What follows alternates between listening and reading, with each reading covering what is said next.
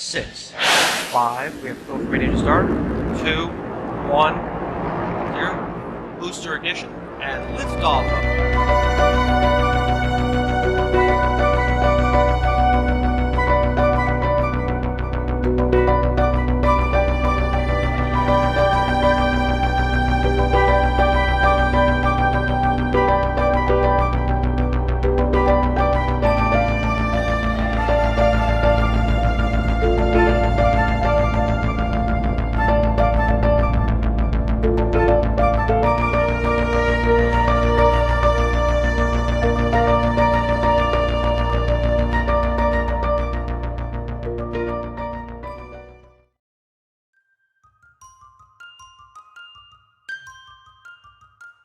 Whether you're looking for programs on near-death experience, angels, spirituality, health, healing, and wellness, metaphysics, extraterrestrials, UFOs, or videos about the soul, we've got you covered. The Conscious Awakening Network is your connection to community, education, and transformation with enlightening programming designed to awaken and expand your consciousness, open and engage your mind, heal and ground your body. Download our apps on Roku, Amazon Fire, Apple TV, and in the iOS and Android app stores.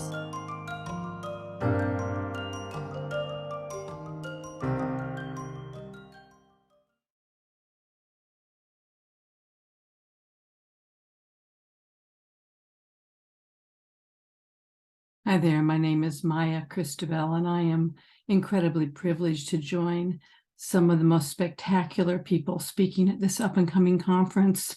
And of course, there's always so much to say, little bits of time to cover. For me, 72 years of being one of the pioneer hybrids that came to this planet to become way showers and carry information for the consciousness of the planet. It has been both an arduous and ecstatic and mind-boggling, what is it going to be, 7 decades? I mean, I have to own it. And I'm here just to say a little bit about who I am, why I'm part of this incredible group, what I would wish for myself at this conference, and also what I would wish for you. So I'll tell you a little bit about my background, which is a book in the making at the moment. All of us have incredible stories to tell, and these stories are how we heal. They're how we connect. They're how we learn. Telling our own story, we can learn more about that story. So I know that we'll be hearing amazing stories during these 3 days, and I'll tell you just a little bit about mine. I was one of the very first pioneers to come onto the planet and know that I was here from somewhere else. And you'll hear many kinds of stories about people who wake up to their own special background, their own galactic connections, their own multidimensional wiring, I guess I would say. I had the privilege, and then became quite burdened by it, to know from the very get-go that I was from somewhere other than here, and that my parents were really sort of assigned to me. A little bit about that background, and I talk about it very little because the person I became becomes a much more important part of my life to talk about. I grew up in a military family, and my father was in the Navy. He was also working for a number of organizations on secret projects. And it wasn't until I was in my 40s that I began to see the pieces come together and then be able to have conversations with my father about the fact that I was part of an experimental program of using human embryos to interface and connect with and gestate a off-planet soul. And there's a lot to be said about off-planet souls, because there's so many names these days about what that means. And the DNA that I have is both human and not human. And I think of that not human part of me as a hybrid.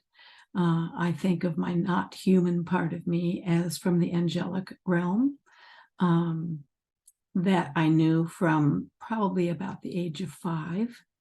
And so as I grew up, I didn't know my origins until later. There's so many people going to be speaking about these programs that created hybrid children, both here on the planet and both off planet. I'll let them do the technical conversation about that, because mine has been primarily a deeply spiritual path, understanding the heart of humans and embodying the heart of a human. And so what I tell a lot of my clients, which I'll talk about in a minute, what I tell a lot of my clients is that I felt that I wasn't here to transcend my humanness. Being human was really part of the entire experiment.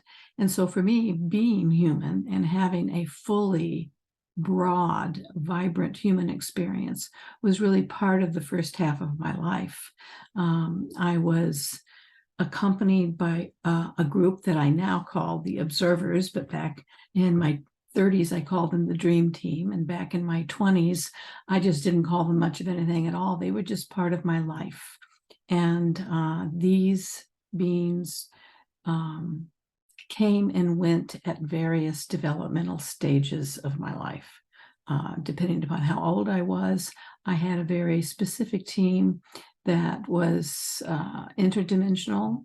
I had individuals who were assigned to me to help guide me in my questions and in my search and in my expression of how I was to live on the planet. And as I developed and changed, so did my team. My team that I have now, that I call the Observers, has been with me since about my 50s. And they are a very different sort of team. My first parts of my life were really about becoming a transmitter to transmit information through the human experience to my research team so that they could understand particularly the emotional bodies of humans, the story of love, what is love, how we treat each other as humans. And so I have had an incredibly adventuresome life exploring all those nooks and crannies of being a human. I have had those voices with me my entire life. And so I've never felt like I've been abandoned on this planet and left alone to sort of fend for myself. I've always felt very clearly accompanied, and information has always been sort of readily available. I am mostly clairaudient. I am a psychic, intuitive. I do not see as many things in the world of humans as a lot of people do. I see most of everything I see is when I'm in nature. And so it's been sort of a life of fine-tuning my identity. And I think that many of the people who will come to this conference will be working on their identity, coming to terms with their identity and their experiences that led them to become the person that they are. And that's really been my entire life, has been coming to terms with who I am. But one of the things that was the hardest for me as a hybrid is that from the very beginning, there was a mandate given to me that I was to not talk about this with anyone. I wasn't to research it. And of course, back then, there was no internet. So I wasn't free to Google interdimensionals or Google conferences for abductees. I basically had my experience. And if I found someone else along the way, clearly our paths were supposed to meet, but I wasn't to get books, and I wasn't to read, and I wasn't to follow anybody. I was to be my own little petri dish of experience. And it was very hard by the time I got to my 40s, because it felt like I kept a secret from everyone, my family, my lovers, my husbands, my children. Lots of people saw me as very different, but I wasn't that I could sit down at dinner and explain exactly why. And so by the time I hit my 50s, I was getting a little impatient. I was getting a little bit like, could I possibly come out of the woodwork? Because now the computer was there, and it was, I had a farther reach into places that I didn't have before. And the answer was no. And of course, I'm always a believer in divine timing, and the timing just seemed to go on and on and on. And I wasn't exactly sure that I was ever going to be able to come into a community of people that I could find common-heartedness with and be able to teach the things that I have been learning for all of these decades.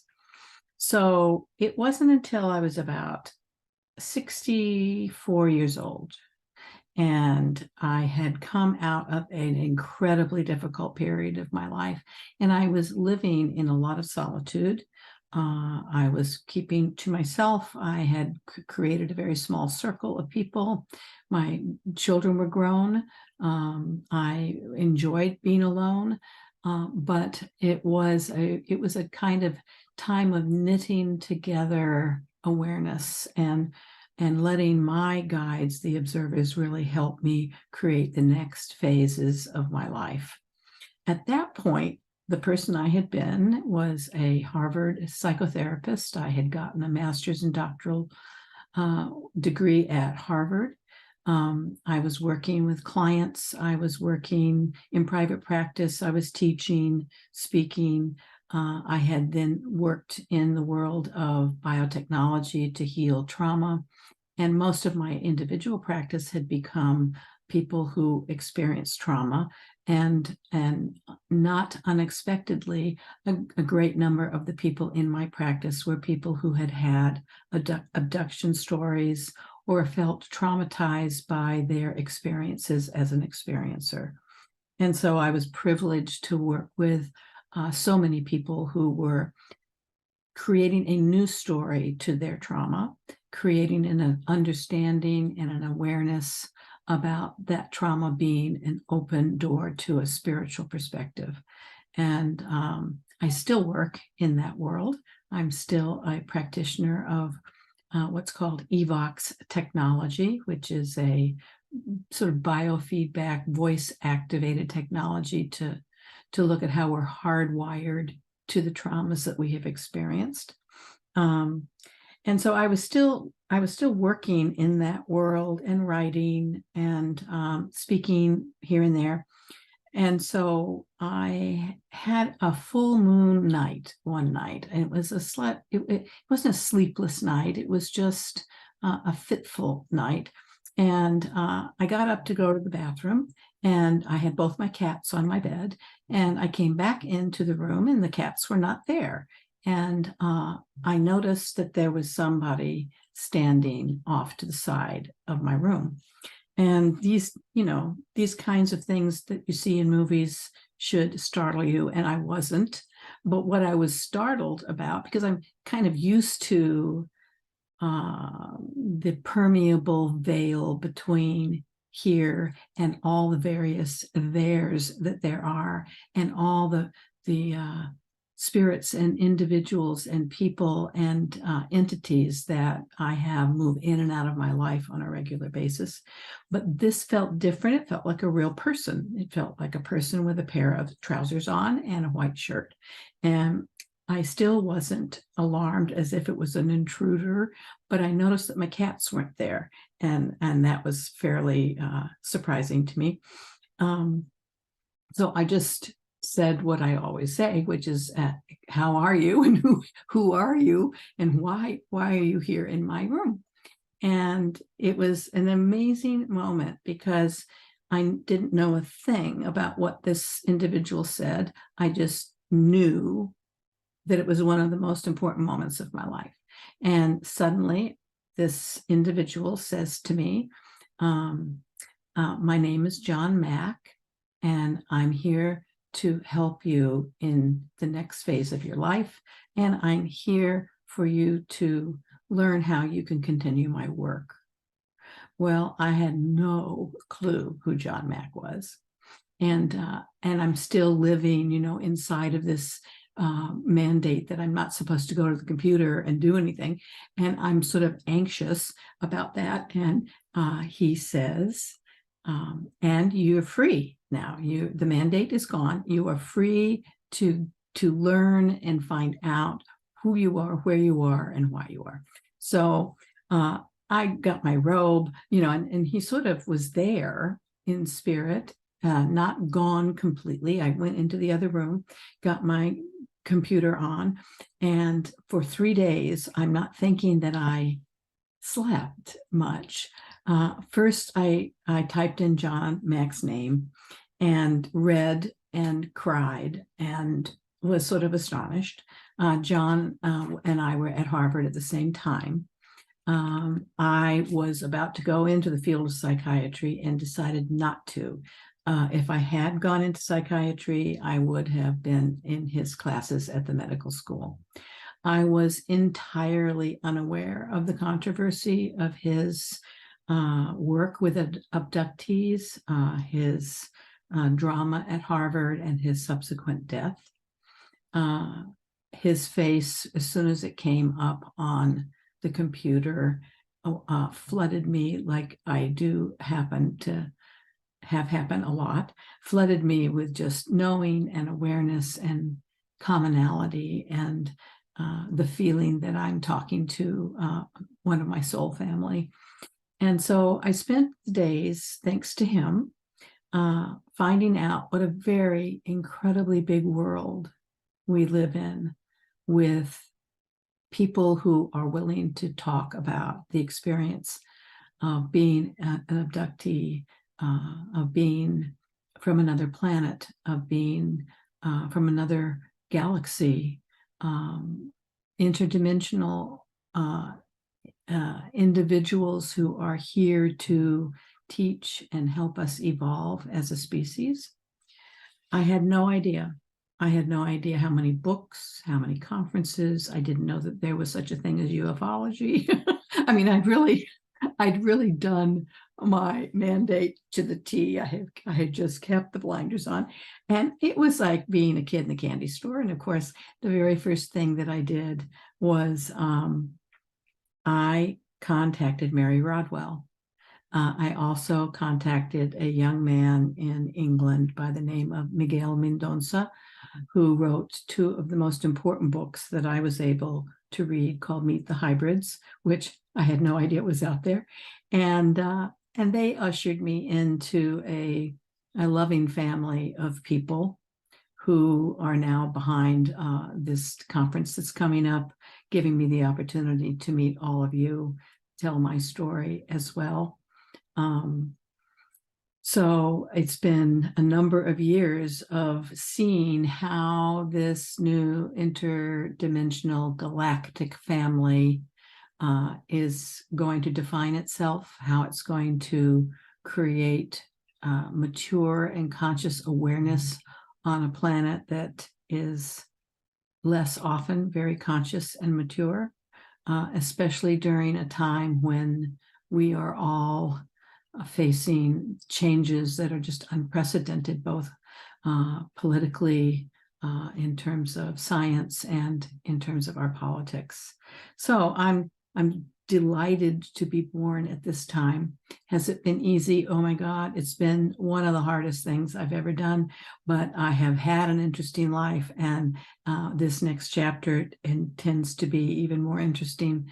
My focus in my work is activating the heart, and that's simply about tuning up a vibrational frequency that is all about healing and all about connection and all about every possibility that we sometimes think is impossible. So my work with people is generally to work at helping them unearth a story, reframe a story, heal their story, share their story. That's my life. That's my work in the world. The story itself that you carry, that I carry, has a signature. It's a vibrational signature that existed long before you were born. Hopefully will exist long after you're not here. That story is medicine, and telling that story is very important for me. It's been medicine in my life to be able to share at the level of my experience. I consider myself an elder in this movement, a pioneer in this movement. It's just nothing but a privilege to be with people like Barbara Lamb and Mary Rodwell and others who have been leading the way for decades to the place we are right now, which is a crossroads. So a lot of what I talk about these days is navigating that crossroad, coming above ground in a bigger and bolder way as the multidimensional individuals that we are, leading an army of love and being able to make change on our planet that hopefully will not only open hearts and change consciousness, but also save our natural world that is in peril and that feels like something very in common with many of the hybrids and the walk-ins that are here on the planet. We feel very acutely the suffering of our oceans and of Mother Earth. And I think that's part of all of the reasons that we've come. I'm going to add another little something because I identify as a hybrid. And that, again, is about having both human and non-human DNA. I don't really talk much about where have I come from, because where I am is where I am. And yet, about 4 years ago, I had moved to the coast of Maine, where I raised my family, had come back here, rented a little winter cottage on the ocean where there was nobody left from summer. It was very quiet. And I had intended to do some writing. And while I was there, I had an accident, and it was an unusual accident. If anybody's familiar with Maine, we have a lot of ice, and we had some black ice. And I was walking through a parking lot on a snowy day. The snow had sort of covered the parking lot, and the black ice was just not visible. And I was going to my car, maybe a little faster than I should have, and my feet went out from under me, but it was a velocity that I remember feeling. It was a very fast velocity. And suddenly I felt this gigantic pressure on my chest, and I felt like I was slammed down onto the concrete and ice. Well, if anybody knows about the coast of Maine in winter, I was in a summer resort community, and everyone had gone home. So there was just no one there. And I was laying there. My phone was far from me. I felt like I had broken my leg. I had hit my head. I had no clue what the damage was. And I'm just sort of laying there very quietly.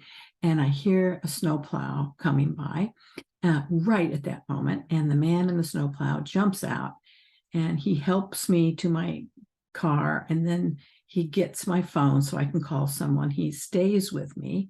A friend came instantly and drove me to emergency room. And most of the time I was laughing. And of course, I just chalked it up to adrenaline, like everybody who thinks they're going to die, is like, here's the adrenaline, just sort of making everything slightly euphoric. And I'm in there and talking to the nurses, and they're thinking, oh my God, I think you've broken your femur. We think you've broken your hip. And of course, at my age, you think that that's really the end of the world. And so I'm laughing. They're taking me for a CAT scan and they look at my head, and then I have to wait, and talking to my friend, and so glad to be alive, and just sitting in the wheelchair.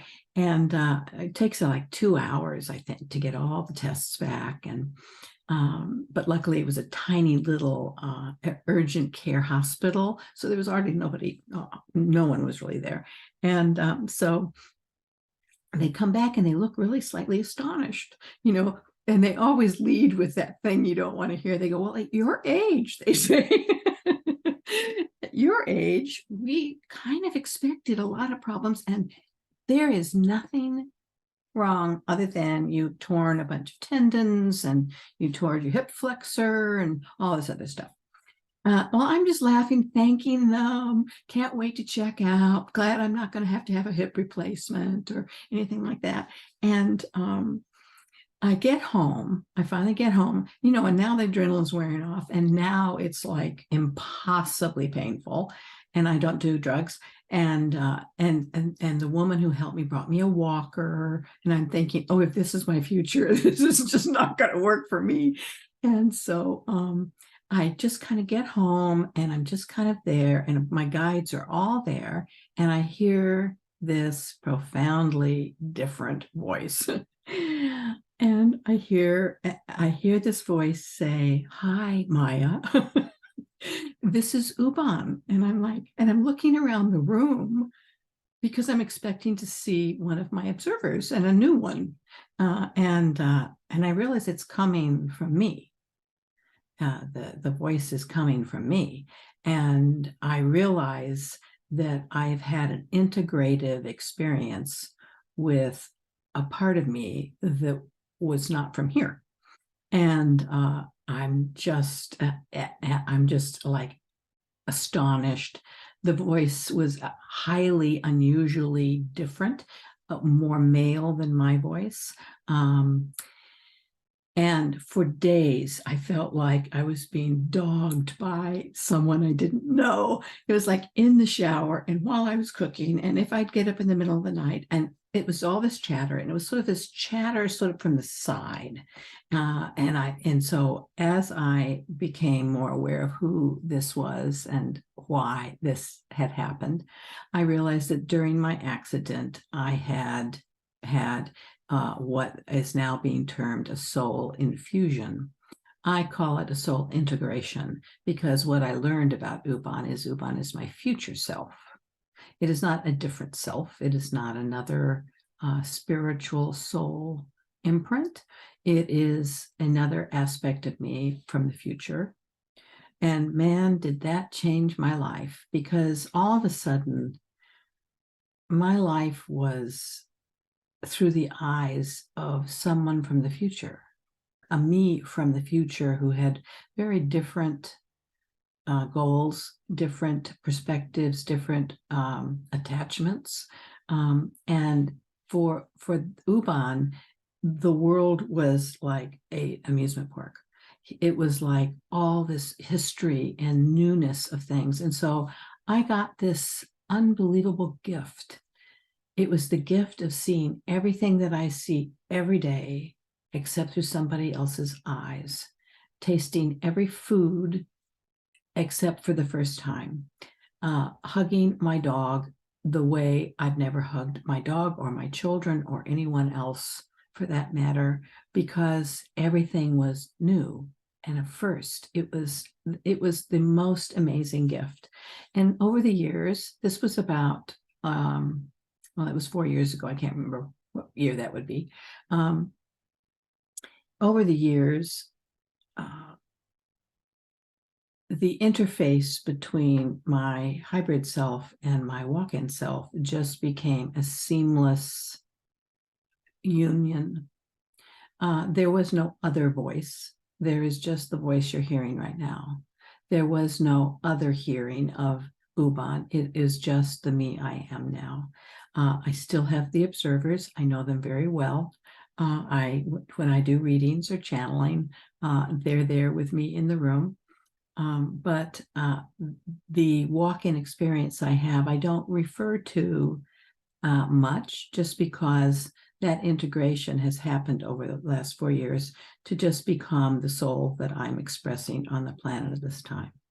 So this is little pieces of me and my life and my travels, and they're just Cliff Notes versions of big moments and astonishing opportunity. And so it is an opportunity for me to be here with you, share a little bit about my life. And if you'd like to get in touch with me, I like the personal route. You can reach me at my email, which is Maya, M-A-Y-A, Christabel, CHRISTOBEL @gmail.com. I happen to be the only one with that name on the planet. And so you will be able to find me. I have a new website that will be up soon, hopefully before the conference. At this time, I should have a site up called interdimensions.com. That's ENTER dimensions.com. My work site, which is all about healing trauma, is mythotherapy.com, mytho-therapy.com. I'd love to hear from you. I hope you will be at the conference and meet some fantastically beautiful people.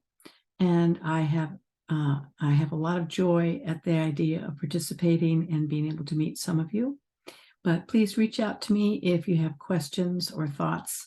I do answer my emails in a timely fashion. So glad to meet you. Thanks for listening to a little bit about my life.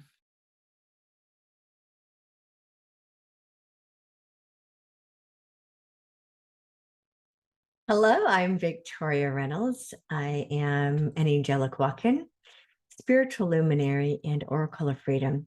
I'm the physical embodiment of Victoria Elohim of freedom, and I am an ambassador for the Elohim. The Elohim are creators of worlds, and I have, and many of the Elohim have returned in human form in order to recreate this earth.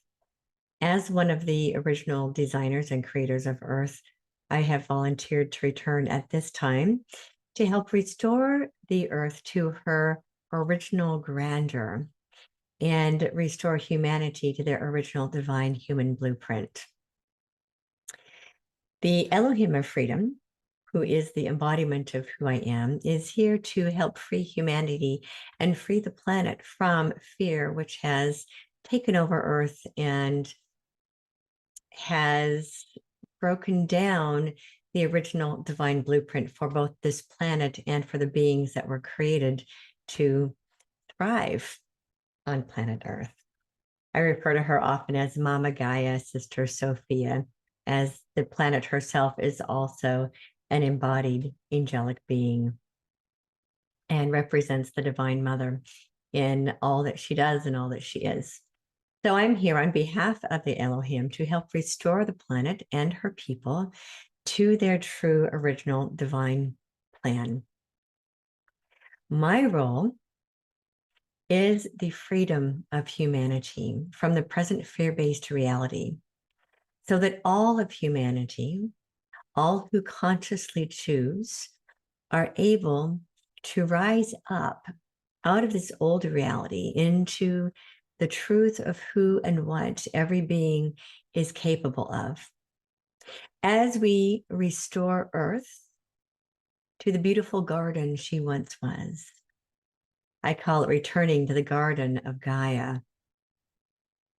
This is the story that was written about in the story of Adam and Eve as a metaphor for what happened on the planet and how humanity fell from love into the state of fear that it has been in for many thousands of years.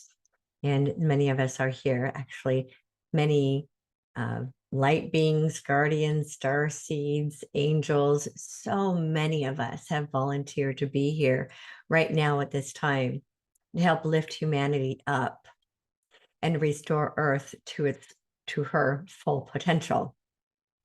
And so as the Elohim of freedom, my role on the planet is to help with spiritual freedom. Ultimately, all freedoms are spiritual freedom. This is all about liberating the spirit from the fear-based constructs that were created to hold humanity in these lower vibrations of existence. The divine human blueprint was created to be sovereign, to be free, to not have constraints on the spiritual enlightenment and connection to the divine. And as fear came to the planet, it encapsulated the human mind and really downgraded the human vessel to what has been seen for many thousands of years. There were dark beings who came to the earth and downgraded the human blueprint. And now this human blueprint is being restored.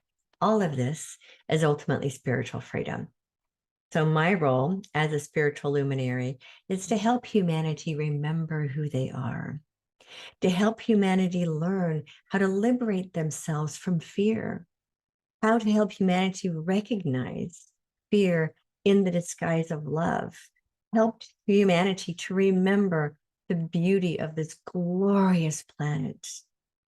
We all get the pleasure to experience and be a part of recreating. In this present time, in the human experience, humanity is in a transition phase. This is a phase much of human beings refer to as the ascension. The ascension is actually a process and not an event. And planet Earth and her people have been in the ascension process since the early 1960s. In this ascension process, love returned to the planet and light started flooding the planet, and the beginning of the end of the older reality.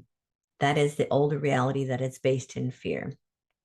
On a soul level, human beings, all those who have incarnated in human form, agreed to experience learning through the contrast. And this learning through the contrast means learning through the contrast of fear and love, dark and light.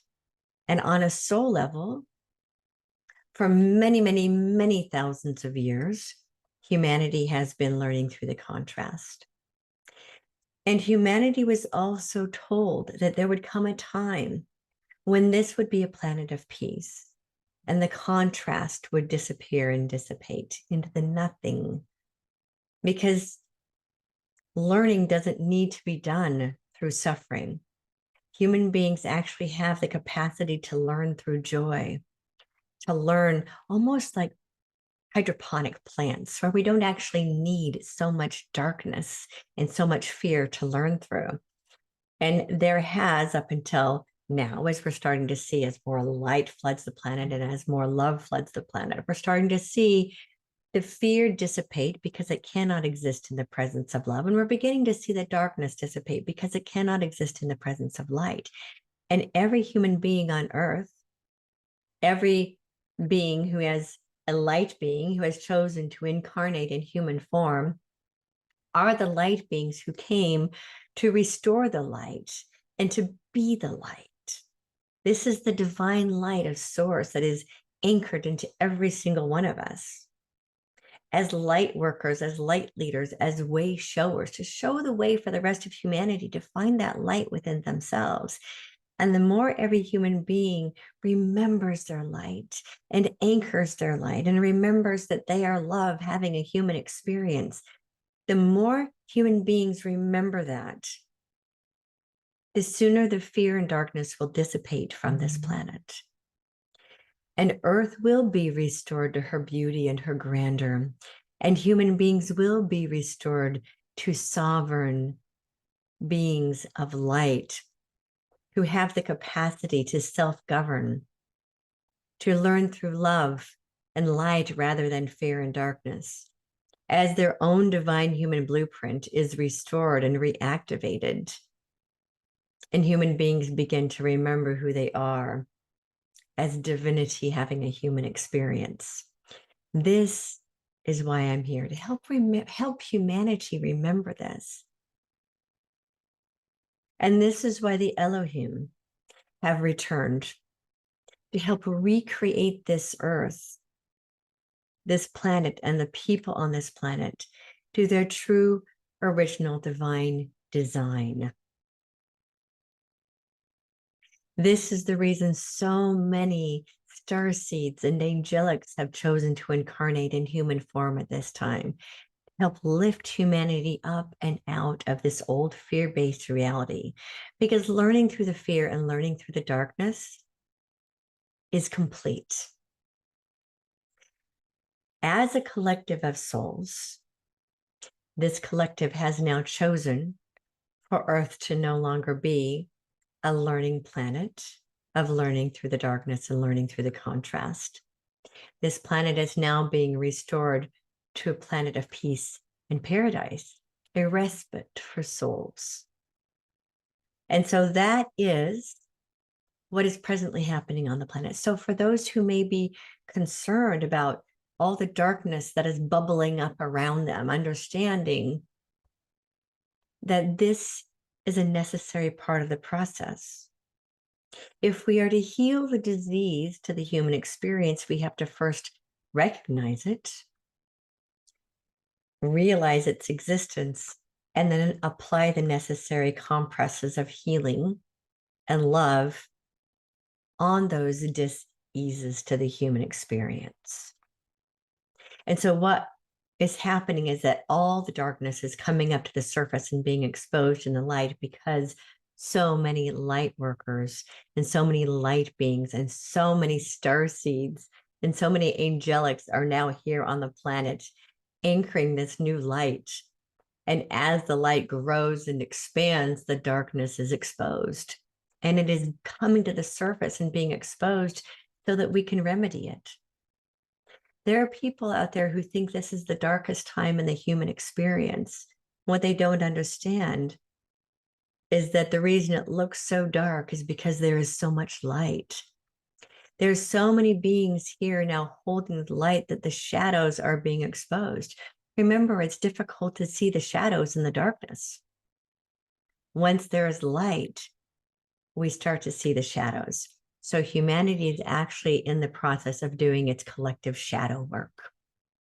Just as individuals need to do their own shadow work in order to grow into higher vibrations of love and light within themselves, this also needs to occur on the collective human experience, planetary experience. So humanity, in this present transition phase, as they're moving out of the old fear-based reality and into this beautiful new reality based entirely on love, is going through the collective shadow processing. And shadow processing is not an easy process. Depending on how deep and dark the traumas and the experiences have been, determines how difficult and how long this shadow processing takes. And so this collective shadow processing is the ascension that so many have talked about, that has been prophesied for thousands of years. We are in that right now.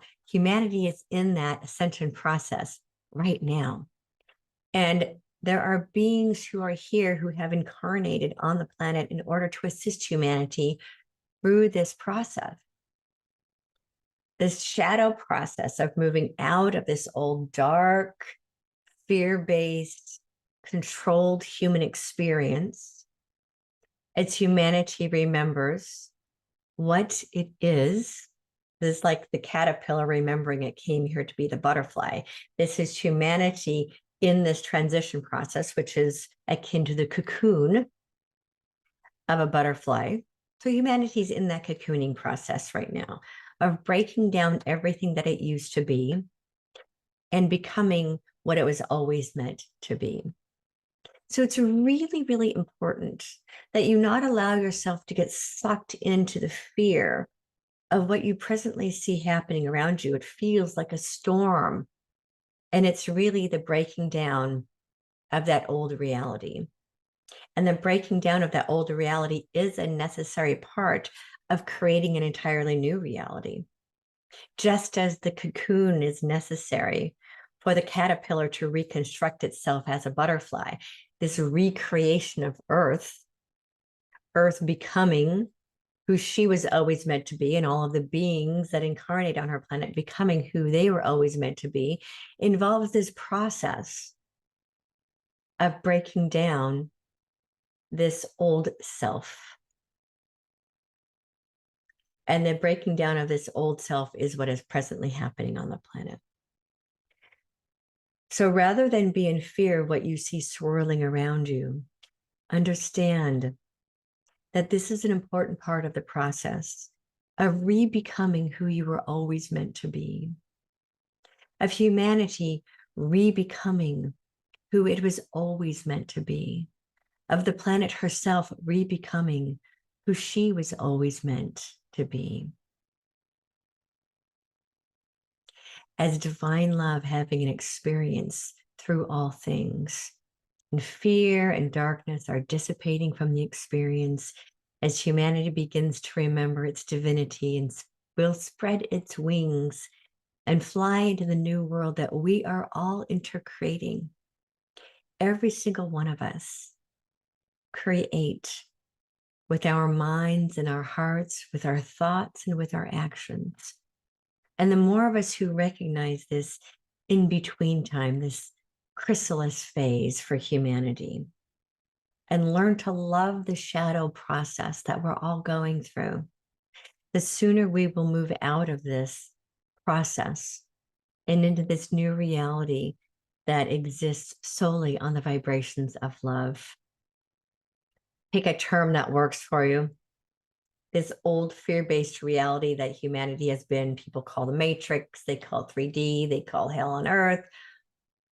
Doesn't matter what the label is that you most align with. There is an old reality that was based in fear, darkness, and control, and fear disguised as love. That's the tricky part. And we're moving into this new reality that is often referred to as a fifth dimension, 5D, heaven on earth, love-based reality.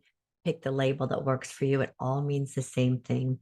This transition phase that humanity is in right now is also often referred to as the shadow processing, the cocoon, the fourth dimension, fourth density, 4D. Again, pick the label that most resonates with you, because the labels don't really matter. Just as there are 1,000 names for God, there are 1,000 names for the dark essence on the planet that people call evil. The labels don't really matter. The important thing is understanding that all of it is created by Source Creator. For all of us, every being across all universes to learn through and experience through the evolution of our own souls, to understand what it is we don't want so that we can have more and more and create more and more of what it is we do want. So a lot of these beings across many lifetimes and many universes and planets and experiences experienced a full range of experiences in the evolution of individual souls. And there are some souls who are much older than other souls. And at this time on planet Earth, the ancient souls have returned to help the younger souls move up this bridge into their own divine human potential. And humanity is beginning to understand. At the beginning, many of the younglings, this isn't necessarily young humans, this is the younger souls, are beginning to understand what they are capable of. And being restored to the divine human blueprint and remember who they are as divine essence experiencing itself in human form. And the way to remember that and to re-become that is to let go of everything that is not that. In this cocooning shadow processing time humanity is in, it is going to require a letting go of all beliefs, all systems, all structures, all concepts, all narratives that are not based in pure, absolute divine love. This letting go of everything that is not pure, absolute divine love can be a very difficult and painful experience for the human being, because so many human beings have attached their identity to what they believe, to what they've always been told by external influences about who they are. And disbelieving can be a very painful process. And yet that is what humanity is being asked to do right now, to disbelieve everything they've ever been told, to come into a new understanding of who they are and what they are truly capable of, as their spirits are set free from the fear that has attempted to hold them captive. And together we create an entirely new reality based solely on love. This is the creation of new earth, restored earth, recreated earth, elevated earth, ascended earth. This planet and her people are both ascending at the same time, and this is a rare and unique event across the universe. And because this is such a rare and unique and special occasion, this is why so many beings have volunteered to be here to assist in the process and to celebrate the success of this. And as the planet and her people are restored to their grandeur, it becomes a celebration across the entire universe for other planets to see what's possible and other beings to see what's possible for themselves. This is why everyone wants to be here right now. This is why the human population has soared now over 8 billion. There aren't too many people on the planet. There are so many people on the planet right now because everybody wants to be here right now, participating in this extraordinary time, not just for planet Earth, but for the entire universe. And we have been called by the divine to be here. We volunteered to be here to help assist humanity through this process. Many are called and few choose, because this is not easy work. And yet it is work that is so beautiful and so spiritually rewarding to watch humanity begin to wake up and remember who they are. To watch humanity begin to set itself free from the fear-based constructs. To watch humanity liberate itself into the sovereignty that comes with being connected directly to the divine. And so that is what we are doing here. So many of us who have volunteered, who have experienced countless life forms across the universe. And I come as a representative of the Elohim to bring this message and this liberation, this freedom of the mind, body, heart, and spirit back to the human experience, so that all of humanity and all life on earth is set free to be all that each of you have the ability and the design and the intention to be.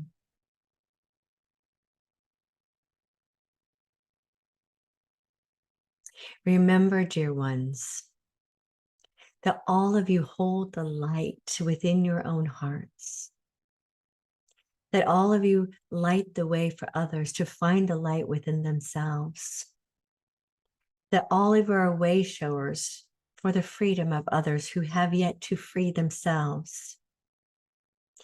This is how we recreate Earth, by becoming all that we have the ability to be, and by restoring the original divine design.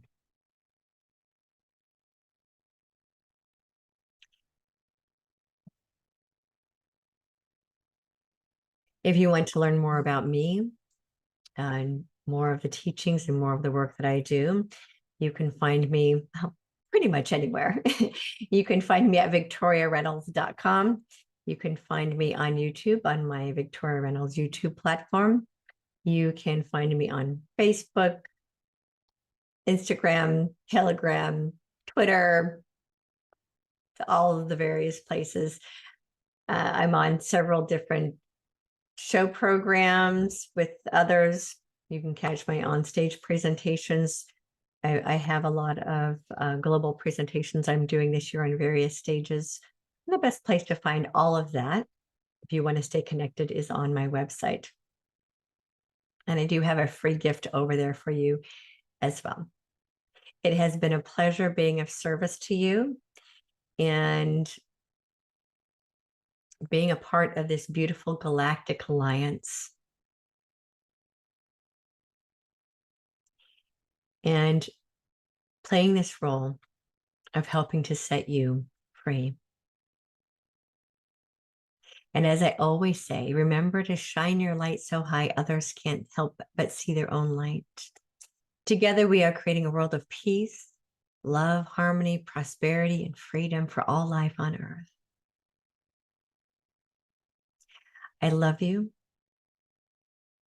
I know who you are. And I know that Earth and all of her beings are becoming who they were always meant to be. After 3 years of having to produce the Portal to Ascension Conference online, we have been waiting for this moment. The Portal to Ascension Conference is returning live and in person. Join us at the Marina Village in San Diego, California, April 21st to 23rd, 2023. As massive shifts are happening on the planet and hidden truths are being uncovered, we are piecing together the fragmented parts of our existence and timeline. At Portal to Ascension, we are dedicated to full circle awareness of the truth of who we are and remembrance of our connection to the cosmos. This is showtime. There is no holding back. Now is the time for us to harmonize the frequencies and create unity and peace on Earth. We are deprogramming from an outdated matrix system, re-educating and remembering an inherent truth that connects us all. As we come together, we activate our truest potentials, individual gifts, and collective resolve. We are ushering a whole new reality that we know is possible and is waiting for us to embrace it. Join founder Neil Gore and the entire Portal to Ascension team with hosts Alan Steinfeld, Michelle Anderson, and Joan of Angels over these 3 days, April 21st to 23rd, 2023. We will experience musical performances by Larissa Stowe and the Shakti Tribe, Vox Angeles, Share the Light, Admiral Apollo, and Torquemji. This conference features incredible luminaries such as JJ and Desiree Hurtak, Adam Apollo, Carolyn Cory, Robert Schock, Linda Moulton Howe, Robert Edward Grant, Barbara Lamb, and many more.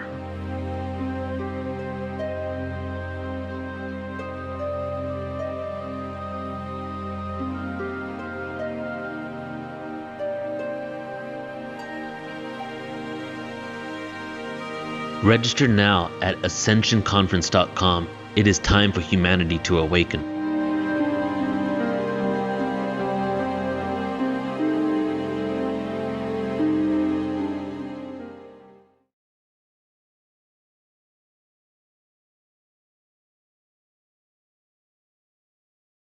Hello, thank you for the opportunity to present for the Galactic Ambassadors Congress. My name is Vicki McGrath. I'm the founder of Vicki McGrath Spiritual Arts. I'm a certified mediumship teacher and certified life purpose medium, and a channel for multidimensional beings, including the angelic and elemental realms. I offer online mediumship classes and readings for people all over the world. I've appeared on podcasts, YouTube, and spoken at conferences across North America. I hope to continue to travel the world to help people realize their spiritual gifts and connect with the spirit world. I want you to know that my spiritual awakening has been very recent. Let me tell you about how it happened. In early 2020, I was feeling extremely low, suffering from anxiety and depression and a negative mindset. It was a cycle for me to experience the lows of anxiety and depression during the winter months.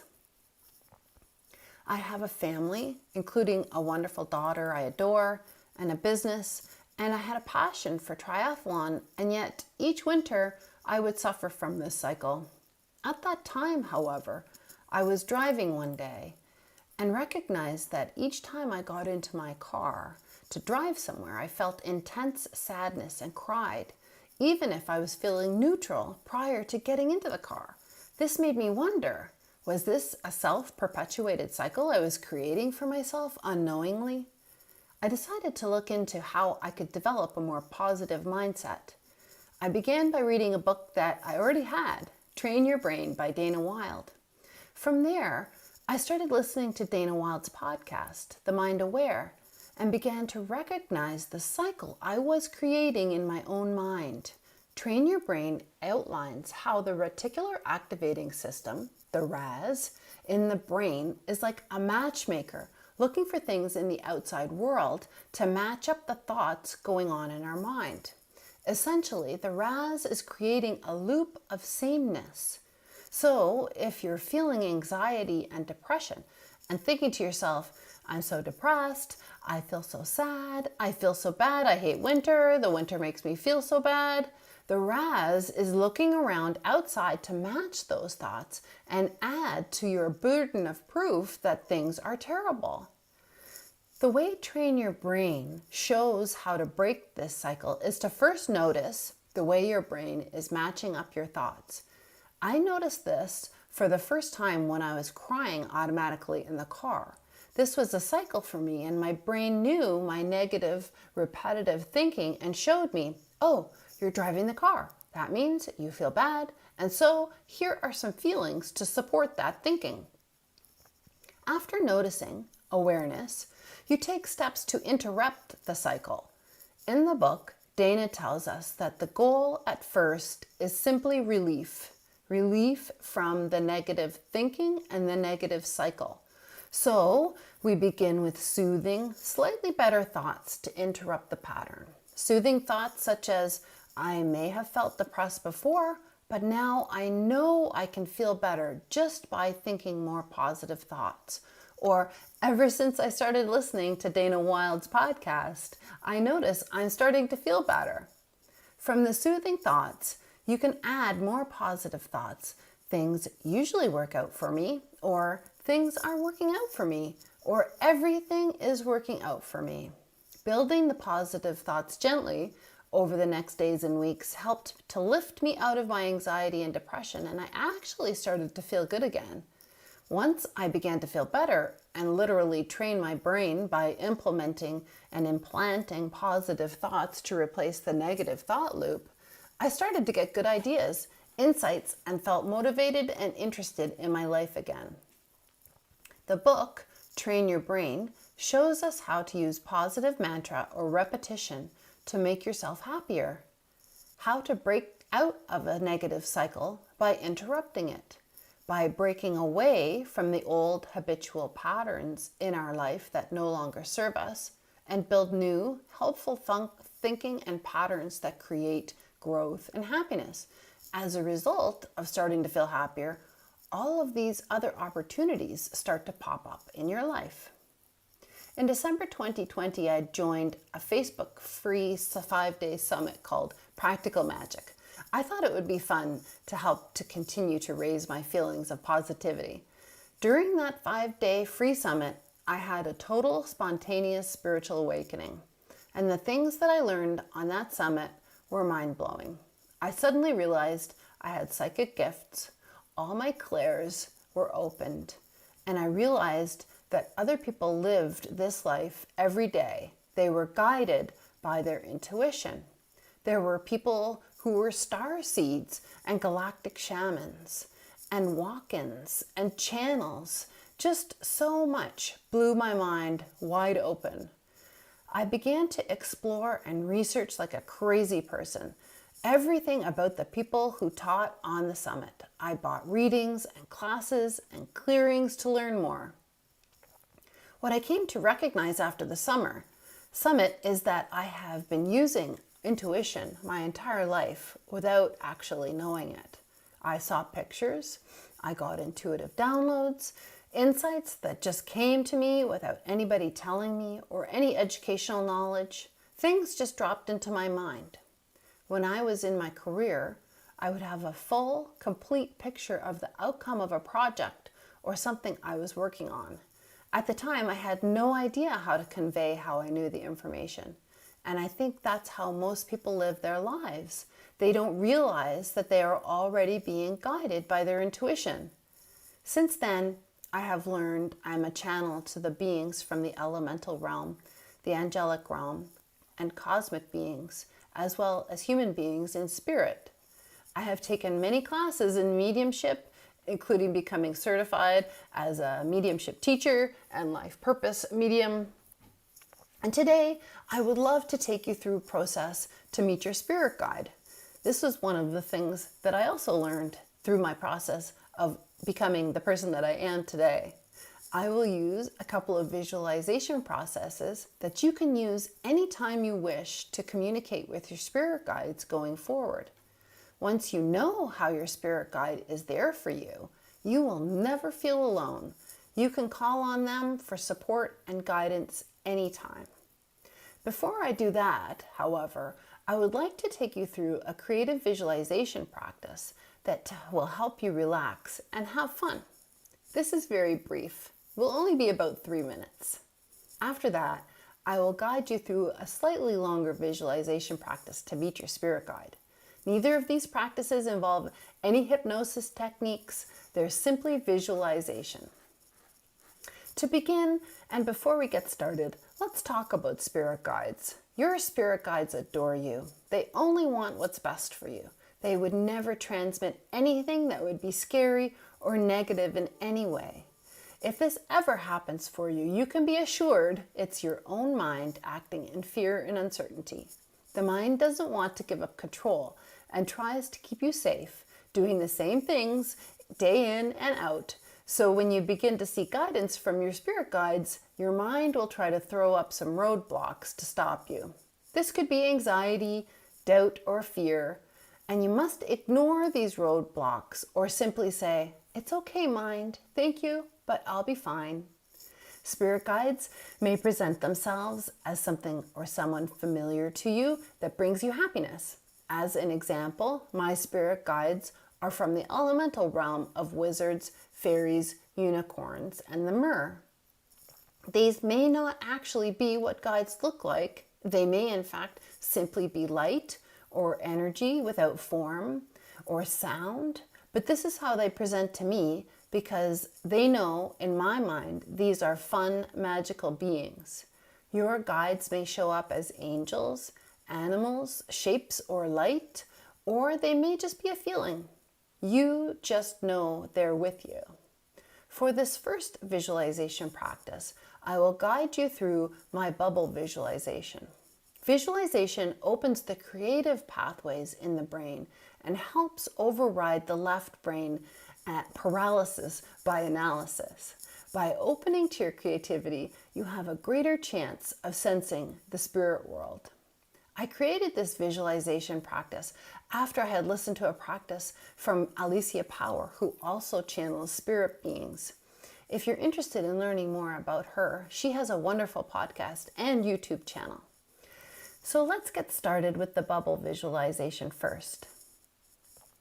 Sit in a comfortable chair, upright, and close your eyes if possible. Take a few deep breaths and settle into your chair, just allowing the chair to hold you up.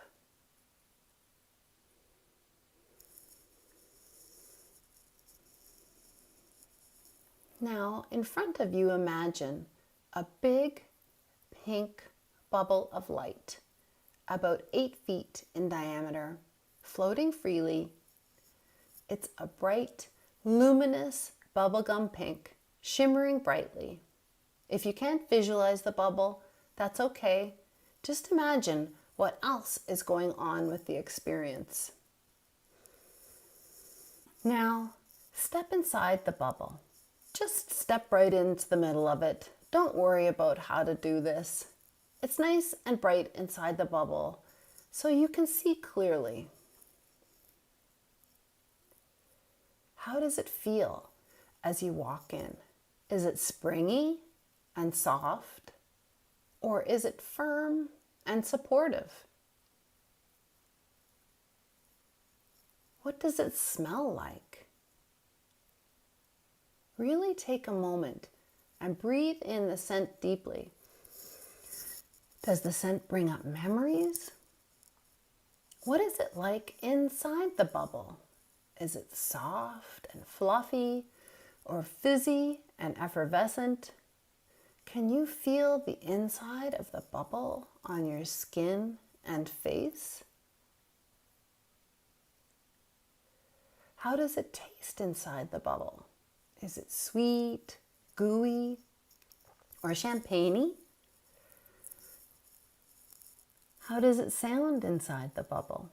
Is it crinkly, swooshy, or does it sound as if a cotton ball were rubbing against your skin?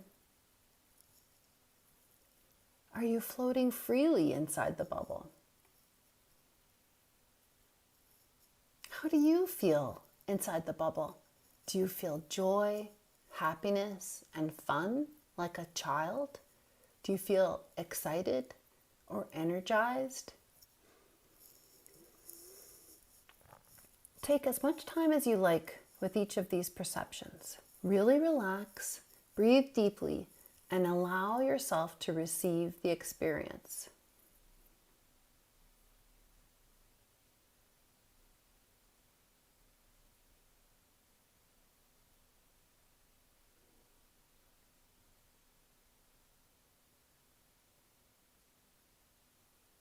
All right, you can step outside the bubble now. Give it a pat or a hug if you like, and thank it for the experience. And now you can open your eyes and take a few deep breaths to complete the experience.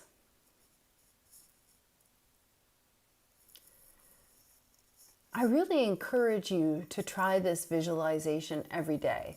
It doesn't matter when you do it. As you get more familiar with the experience, you can do the exercise anywhere to use some of the perceptions to trigger your creativity in a situation where you could use some new ideas or a new perspective. For example, if you're sitting in a meeting or lining up at the grocery store or walking somewhere, imagine you can smell the bubble or feel the bubble on your skin, or imagine you're standing right inside the bubble and feel the joy and happiness and magic anytime you need a boost. This experience is meant to inspire creativity and help you to understand how your perception operates in your imagination. Creativity is how to open to your intuition because it helps us feel good.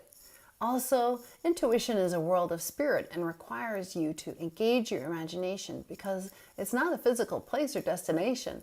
And since we can't point to a singular destination or understanding of the spirit world, it's important to realize that we're all creating our own experience every moment, and that no two people experience the same thing the same way. By understanding this, we can begin to appreciate the importance of our own experience and not be concerned about others' experiences. Further, we can begin to understand that, in fact, we can create our own experience and not rely on the outside world. In addition, this experience begins to unfold how your intuition works. For example, if you could easily see the bubble in your mind, for example, this is how you may experience clairvoyance. If you could easily experience how the bubble felt on your skin, this is how clairsentience may come through. If you could smell the smell of the bubble, this is what clairalience might be like for you. If you could taste the bubble, this is how you might perceive clairgustance. And if you had memories from the past associated with the bubble, or things just dropped into your mind about your past or other experiences, this is how claircognizance might come through. The clairs are really important for receiving information from the spirit world. Your spirit guides will send you downloads or information as an entire block in a way that is entirely unique to you. For example, I receive most of my information as clairvoyance. I see something in advance of knowing what it is, or claircognizance. I know something is going to happen, or I know how something is going to happen, or I know something is going to happen before I know what the circumstances or context is. I still remember one download very clearly, even though it was 25 years ago. I received a clairvoyant download that I was going to be a writer. That's it. There was no context, no further details, just a picture of me standing in front of what I imagined to be a studio and a deep inner knowing of the message. Have you had this happen? I'm sure you have, even if you didn't know it at the time. I sure didn't know what had happened. I told my family about it. I thought it was a vision, but discounted it because I didn't have any knowledge or experience with the clairs. Now, however, I see it for what it was. Very clear direction on my life purpose, which I totally failed to follow. Until now, that is. Now I have a blog, and I have actually 4 draft books. 1 adult book on intuition, and 3 draft children's books that I'm working on. So I'm making up for lost time. So now, if you're still with me, I'd love to go through the Meet Your Spirit Guide visualization. The purpose of this visualization practice is to meet your spirit guide and allow them to provide some information on how you would move forward on your spiritual path. You could think of something now that you would like to ask their guidance on, such as, how can I move forward on my spiritual path? Once you start the visualization, you will begin to sense that you and the spirit world are one. And this is true. We are all energetic beings, and we are all energetic expressions of the divine. And so we are not separate from the spirit world in any way. As we go about our lives growing up as a human, most of us are taught it's not normal to talk about the clairs or spirit guides. So we slowly close off to them so we can fit in with our family and friends. The truth is, we have just closed down our abilities to receive the guidance from our spirit guides, but they are always guiding us. So the value of this visualization is that you will receive guidance on your question and know how to move forward. And also, of course, meet your spirit guide so that you know that they are always with you and you can contact them and ask them questions anytime. Okay, are we ready? This is also a short practice. Start by taking 2 or 3 deep breaths right into your heart center, really focusing attention on the area around your heart.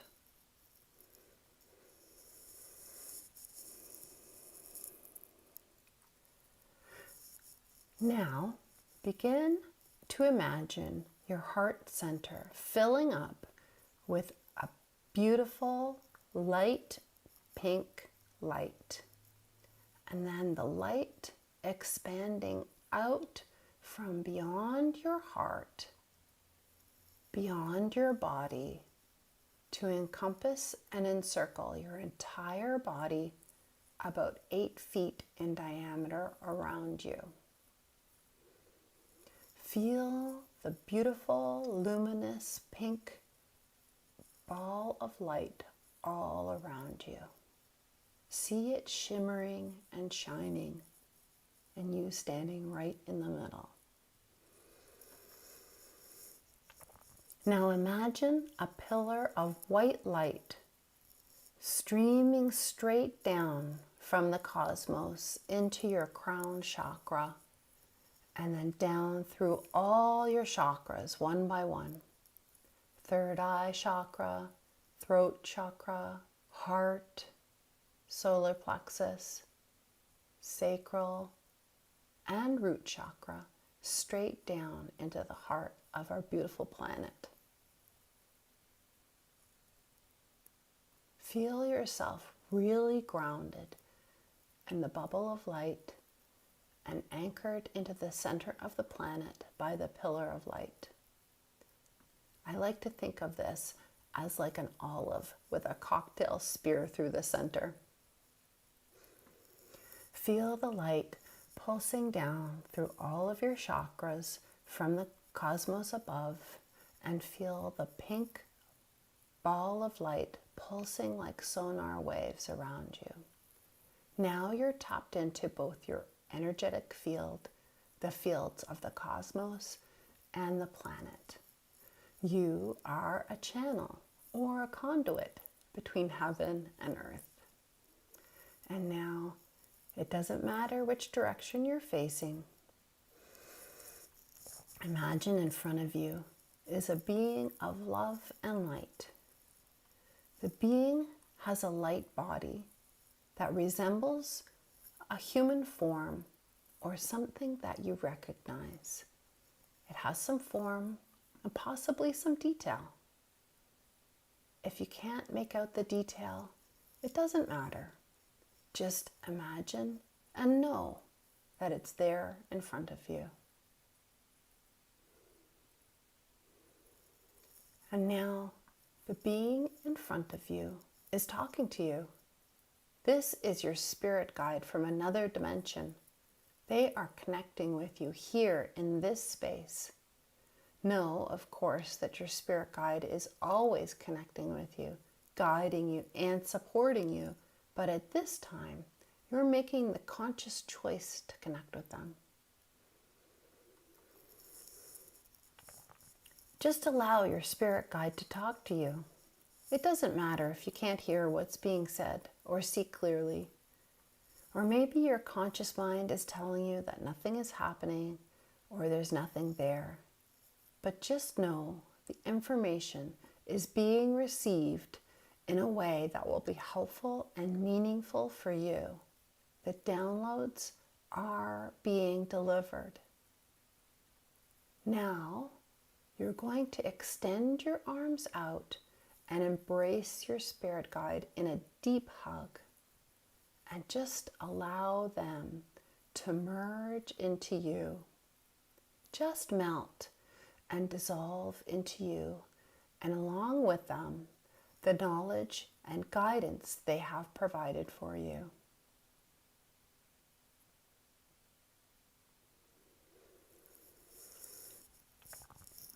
After your spirit guide has merged into you, take a few deep breaths and then allow the pillar of light to return up through your chakras to the galaxy and pull the pink light back into your heart like you're pulling back a bubble from bubble gum.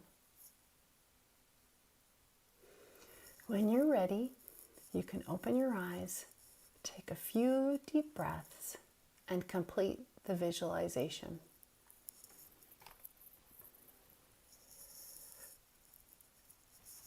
The important thing to realize when you do this practice is that the information you asked for has been provided, even if you don't know what was said or what happened with your guide.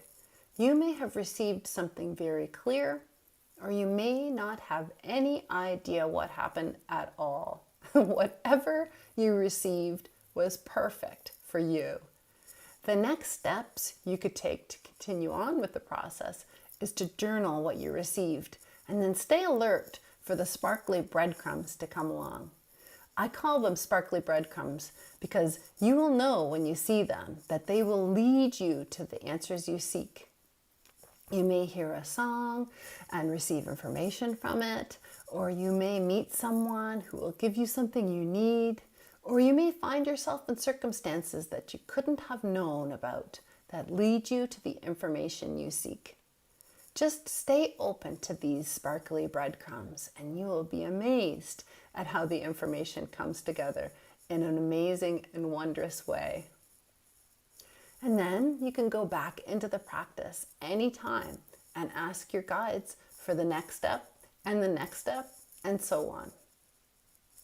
When I do this practice, I often have the same spirit guide visit me, but sometimes I have new guides come through. And sometimes there is a new guide for each practice, but usually it's a consistent guide that comes through. but I only see them and know what they represent. I don't actually hear them talking. You may have heard the message or seen the message, or you may not have felt like anything happened at all. And this is all still perfect. Your mind may try to tell you nothing happened, that what you received was just a fantasy, so expect this might happen. Your mind is starting to realize you are no longer relying on it to make your choices and decisions, and it's confused and out of sorts. It will try all kinds of things, raising fear and doubt to get you back to your normal behaviors and ways of thinking. When you notice this, give yourself a high five, because it truly means you are becoming the conscious creator of your reality in partnership with your spirit guides. As you begin your journey of partnership with your spirit guide, you will begin to recognize when they are communicating with you by the way you feel. Our spirit guides are always trying to uplift us. So if there is a choice to be made in any situation, and one choice feels like fun, expansive, and joyful, this is your spirit guide nudging you to the one that feels better. Spirit guides communicate through feelings and imagination, so follow what feels like it is for the highest good, and you cannot go wrong. To wrap up my time with you today, I'd like to offer you 3 reasons to communicate with your spirit guides often, so you have a strong sense of why you should continue with the practices I shared with you. The first reason you should communicate with your spirit guides often is so that you know you're never alone. Whenever you feel lonely, isolated, and anxious, simply reach out to your spirit guide, and they will reveal to you that they are always here, waiting for you to call on them, trying to uplift you and make you feel good. The second reason to communicate with your spirit guide is for guidance and support when they have a decision to make. Your guides will always support you and offer you the highest and best outcome.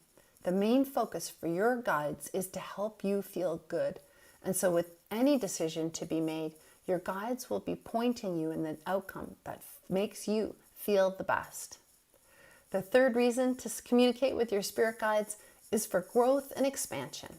When you work with your spirit guides, they will continually unfold your path in the most beneficial ways, and you will notice that suddenly you're aware of things or know things that you've never noticed or known before. As an example of this, when I first had my spiritual awakening in 2020, my first guide was a Pegasus, which is a mythical being that unites heaven and earth and leads the deceased to the heavens. So this was a foreshadowing of the unfolding of my own gifts. The same will happen for you. When you work with your spirit guides, your clairs will unfold and expand. Your desire for more knowledge and understanding will expand, and you will want to know there are other people who are going through the same things that you are.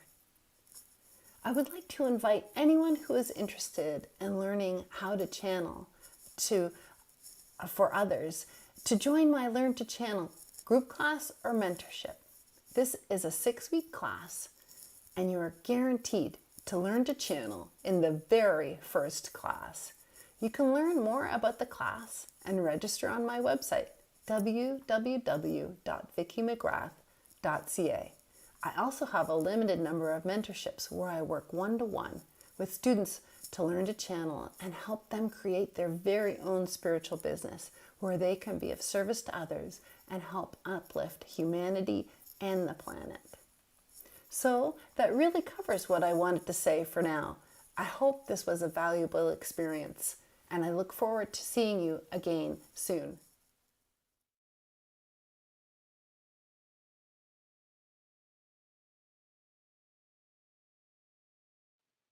Hi everyone, thank you so much for being here and for your presence in the next 30 minutes. And I'm really grateful to be able to present for you and have you listen. So my name is Rachel Raleigh, and what I want to share in the next 30 minutes we have together is a little bit about myself. Who am I? What do I do? And then I really want to share an experience with you. So My intent is to share an energy healing and clearing of your physical and energetic body, and also to then bring forward a transmission. And the intent behind that transmission is for more balance. So more balance in your body, in your emotions, in your life, and also in our world. So, from within, so without.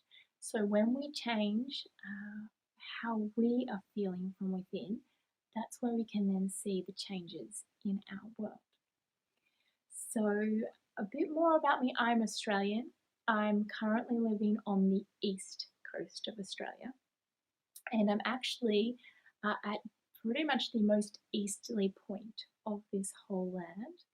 And I just want to start by really recognizing the ancestors who've lived on this land for hundreds of thousands of years or however long. And I'm really grateful to each of them for their presence on this land. And also to your ancestors and to my ancestors as well. And I think it's important to acknowledge that, because when we acknowledge where we've come from, it's helped to create and mold who we are, and we can more clearly see, well, where do I want to be going from here? So what I'm really passionate about is energy healing and our world as an energetic nature, and really the connection to nature and to our spiritual selves, the creator to source energy. And so I actually was a research scientist. I worked in medical research. So I worked in cancer research at a cancer hospital, and also for a biotechnology company for a number of years. And it was actually in 2016 that I left the science field. And one of the reasons I left is I got into science because I really wanted to help people. And I just realized the way the industry works, I wasn't directly doing that. But I absolutely love science. I love knowing how things work and how our world works, and all those that analytical mind of discovery. So I still really love that. But I really came back to who we all are at the core, right? But as a child, I was very connected to our energetic world and our spiritual nature. And it really was as I grew up, we are like probably a lot of you, right? If you're listening to this, you're probably similar in that there's something more than just our 3D world that we get to look at and experience. And so really it was as I grew up, I got disconnected and I forgot that part, and really I looked at only this 3D world we're in. But it was a rediscovery and a re-entering back into that knowledge and that wisdom in my 20s, after I had a lot of health challenges, that I was able to just connect back to that. And so it was through those health challenges that I realized that, our current model of health, it doesn't really work that well. There's so much more deeper that we can heal through. And that is on the physical, the mental, the emotional, and the spiritual side. So, I really love to look at how can we transform the energetics in ourselves. And that's what I bring forward in private appointments and through my healing is looking at the energetics. And so when we change the energetics within us and in our reality, that is when we really have true change, and we can change really rather rapidly and in the least possible, in the best possible way. So with ease and through grace. And So yeah, that is a little bit about me and what I'm passionate about.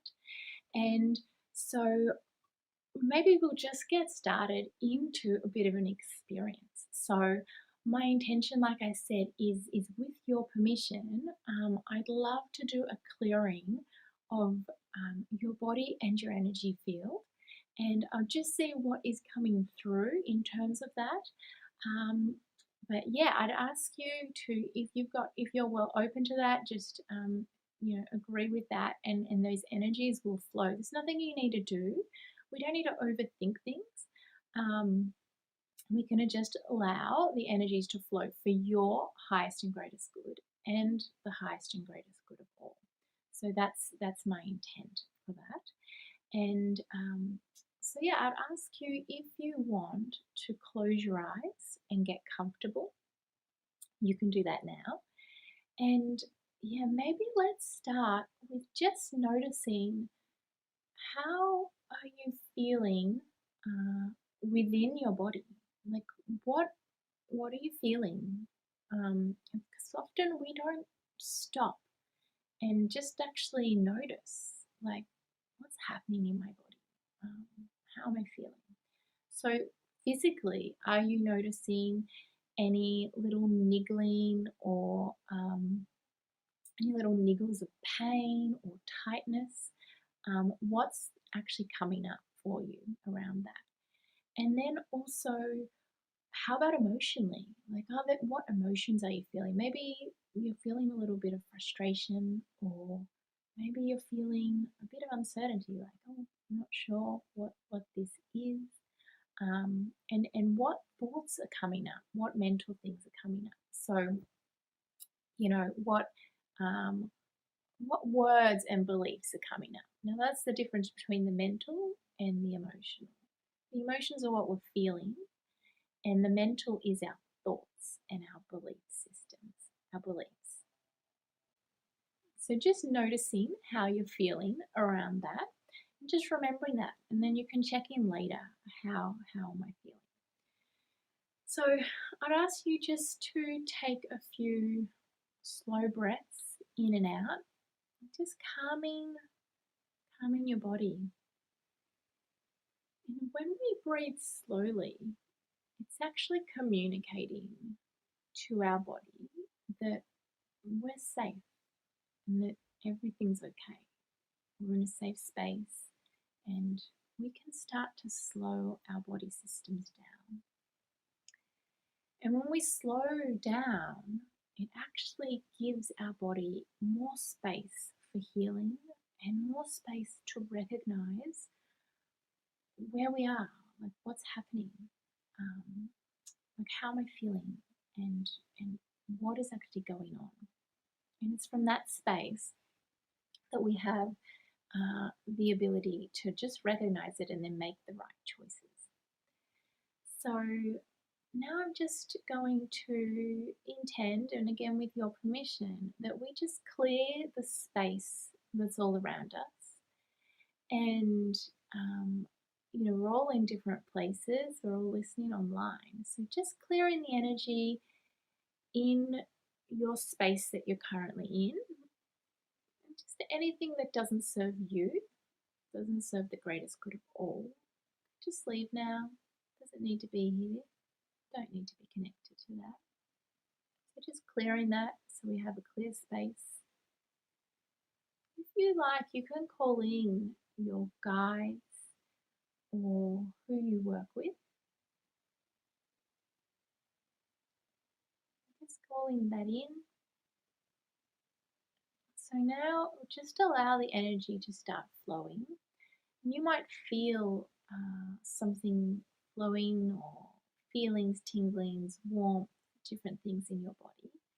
Or you might feel nothing at all. And both of those are perfect.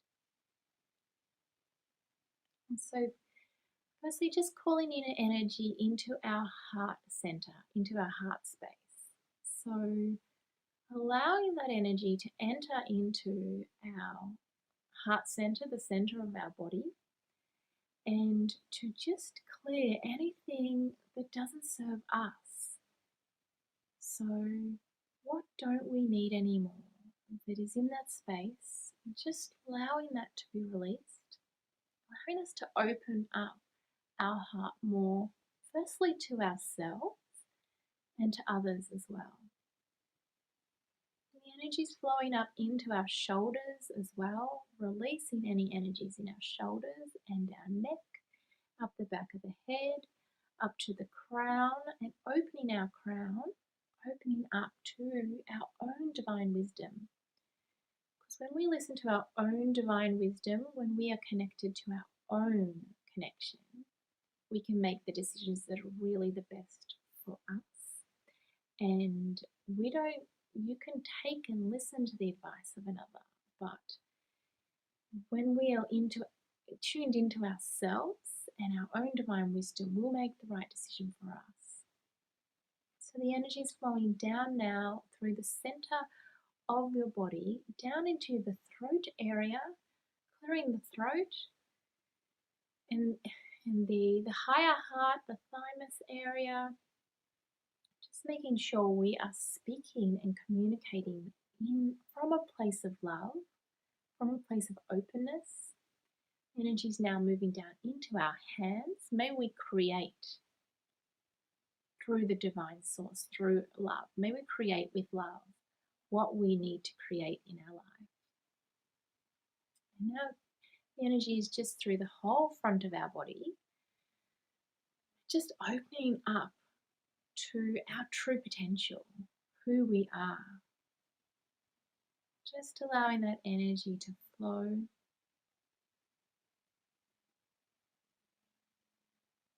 That energy is flowing now down into the bottom of our torso, the bottom of our core body, down into the root chakra and our lower back and our lower hip area. And then I see the energy flowing back up through the spine. And really this is looking at the Kundalini energy, the energy from our root chakra up into our body. May that energy flow freely, clearing the energy channels, the meridians in our physical body.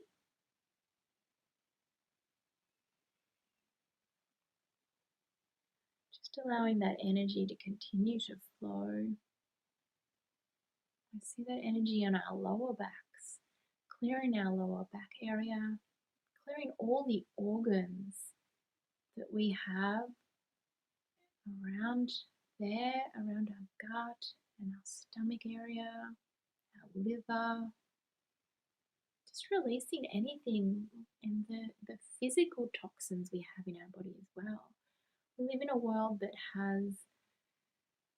is full of chemicals in our food, our air, our water, and sometimes these chemicals might not serve us. So we have an amazing body system that can clear our bodies out. Sometimes we just need a bit of help to help our bodies to keep clearing it.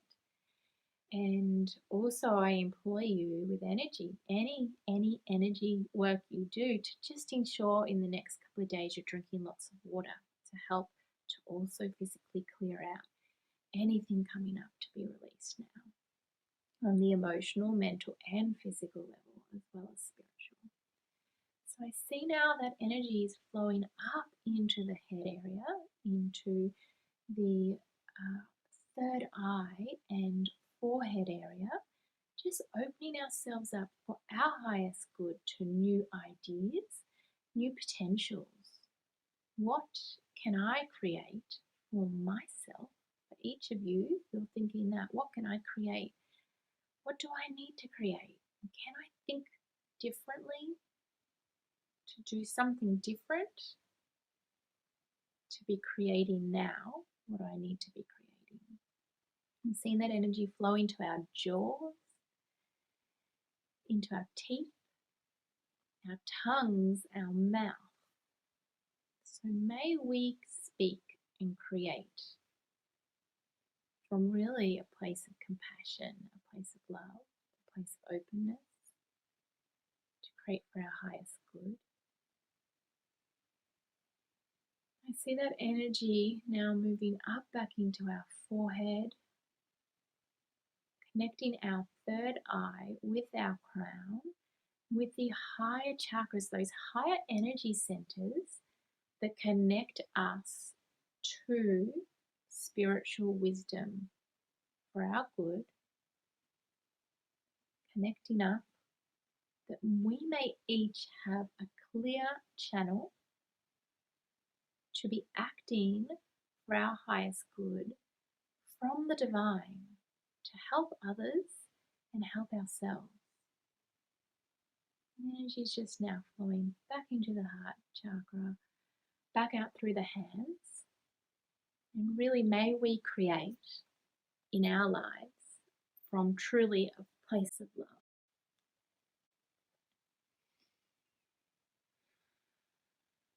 Now just starting to just be conscious of your breath, conscious of your breathing, starting to come back to the awareness of you here in this physical place. Just notice how you're feeling now. How is your body feeling? And before you took a notice of your physical, emotional, mental self, and how are you feeling now? Like, what are you feeling in your physical body? Are you feeling lighter, or maybe you're feeling the same? Maybe you're feeling more open, more peace. I'd love to hear what you're feeling. But also, are you like emotionally and mentally? Maybe a little bit of that mind chatter has slowed down. And just taking another moment just to feel how you're feeling. And then when you're ready, you can open up your eyes and just coming back present, moving your body a little bit maybe. So that was a really short example of how I love to bring energy to transform. Like I said, that energy flowing is transforming our physical body, our emotional body, and our mental and spiritual body. It works upon all those layers. I actually have studied many different types of energy healing. I love it. I love learning. So I think I've studied, over 20 different energy healing modalities now. But really what I work with as my strength is I connect to nature, to Gaia, to the earth, to the elementals, to our beautiful trees and the animals, and also to our galactic family and our spiritual family that is in the non-physical world, right? The world we don't see, and bring forth that innate wisdom from a healing wisdom from my soul, from my ancestry, but also from my soul, what I know. And that's the healing that I really use and bring forward. And so what you experienced just now was a little bit of an example of that. And I love to do private appointments with people that really can focus on exactly what they're looking to shift in their life. So it might be a physical thing, or it might be emotional, mental. I'm also a holistic counselor. While I was still in science, I did go back and study holistic counseling, and I love to look at emotions for the emotions and belief systems we have. What are our beliefs that are creating our world? So everything starts from within. All the experiences we have outside of us start from within.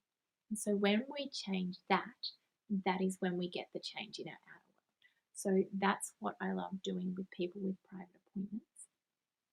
And so now is what I really want to do with the remaining time we have together. I'm just checking the time.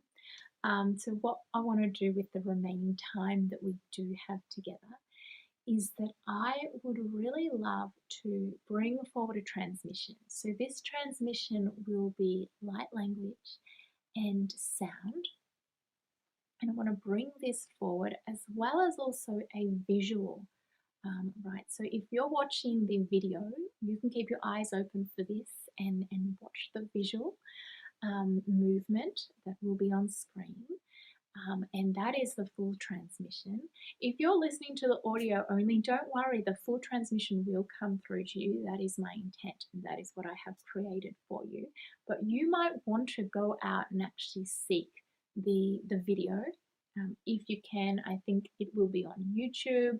It will be, I'll aim to put it up on my website after the screening as well. But you might be able to find that and look at the visual component. But if not, that is perfectly fine too, and you will get the full transmission. So yeah, I just welcome you to relax into this. And with light language and with sound, we don't need to overthink things. We often want to work things out with our mental mind. But what, really to transform in our world, in our life, is to go back to the heart and how do I feel? How is this making me feel? And that is the true guidance. How am I feeling? That's the true guidance as to what is this? Like, is this good for me? Is this the path I want to go down? That internal guidance, how it makes you feel, really will tell you if that's right for you or not. So yeah, I just ask you, I welcome you to relax into this and enjoy this transmission. And like I said, really my intent behind this transmission is really about balance. So the balance within us, the balance of the divine feminine and the divine masculine energies. We each within us, no matter what sex we are, have both the masculine and the feminine in us. And when we can work through the balance of both of these powerful energies, both are so powerful, then when we have that in balance, we can be in our own personal power to be able to call forth the masculine, call forth the feminine when we need it within us in different moments and in different parts of our lives, in different tasks. Also, balance of more peace, right? Balance of more love. If we want to see peace in our external world, we need to have peace within us. And if we want to see love or freedom within our external world, we need to have that within us. So that is part of the transmission that I'll be doing now. And we'll just see what comes through, and you can see what things are coming up for you as this transmission takes place. So I hope you enjoy it.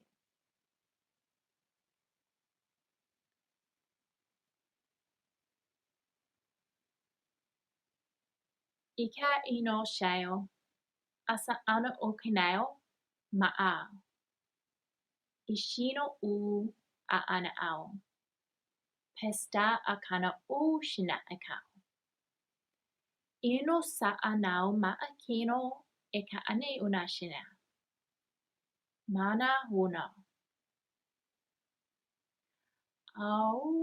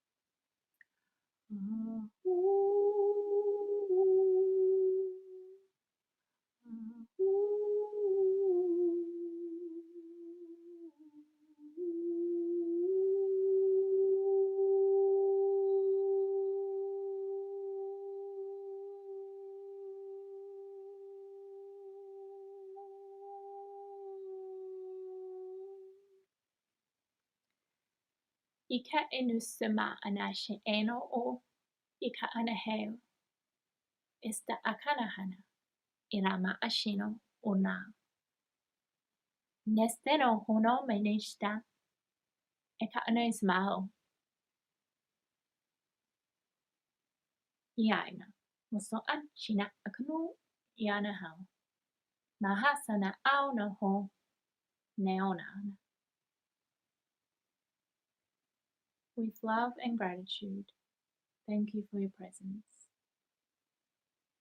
We are so grateful you're here.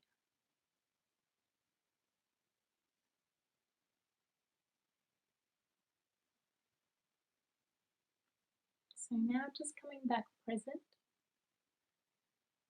And yeah, I just want to thank you so much for listening to my presentation and for being here with me. I really am so grateful.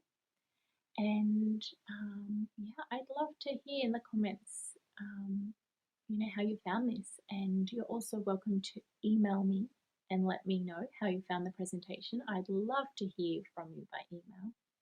And so I'm going to put up on the screen my information. So my website is rachelrally.com.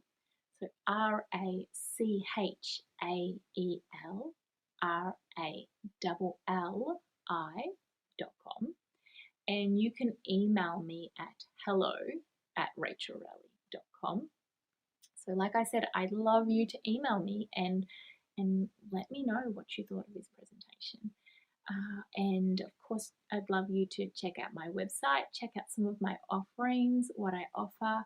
If you feel inspired, I do offer private appointments. I have some free offerings on my website as well, so I welcome you to go check those out. And I have some other offerings on my website as well. So I welcome you to check that out if you felt it resonated with you. And either way, I'm just so grateful for your presence and grateful for you as a being that is here on this planet at this time. It's such a powerful time, and it certainly occasionally feels really challenging. We are being asked to step up into something greater, and with that can bring challenges in our life and in our external world. So I'm just so grateful to you, and I hope you just enjoy the rest of this conference, the rest of these discussions. It's so powerful, and there's so many amazing people offering such really incredible things. So enjoy the rest of this conference, and I'm just, eternally grateful, and I hope you go forward and really allow yourself to come into your own personal power and find that inner peace for your life moving forward. So thank you so much.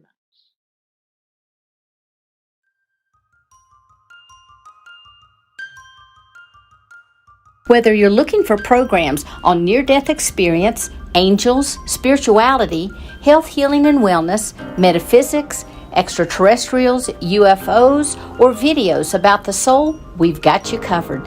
The Conscious Awakening Network is your connection to community, education, and transformation with enlightening programming designed to awaken and expand your consciousness, open and engage your mind, heal and ground your body. Download our apps on Roku, Amazon Fire, Apple TV, and in the iOS and Android app stores.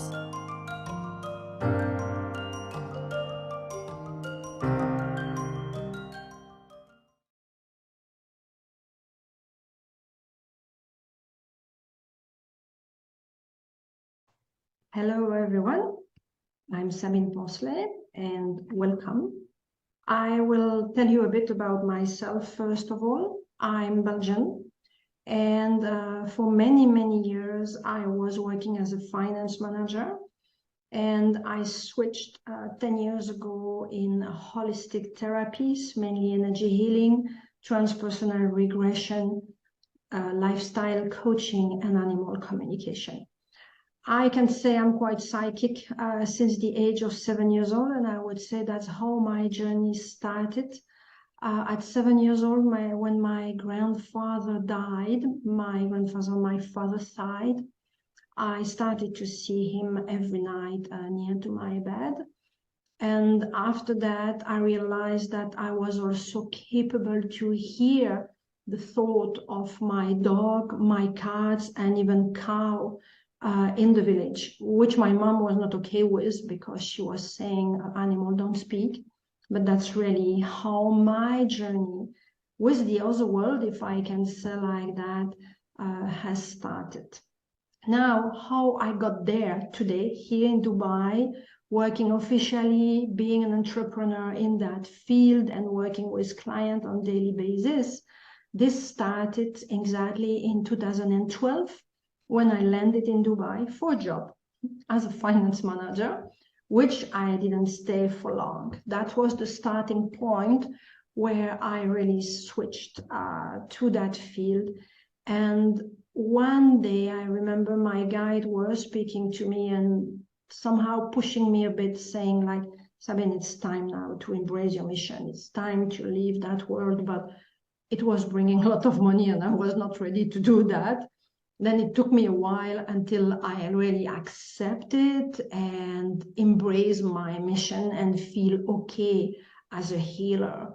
And the first things I've done is placing an ad, I remember, here in Dubai in a small newspaper at that time.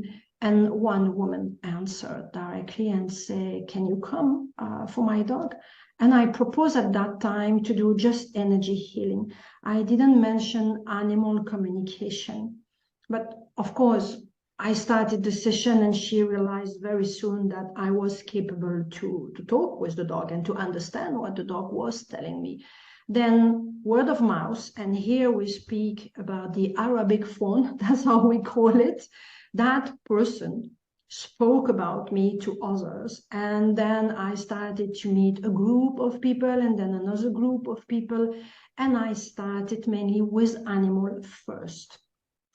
After that, with time, I also realized that, yes, animal is good to work with them, but that was not the solution because most of the time animals were taking the energy of their owner.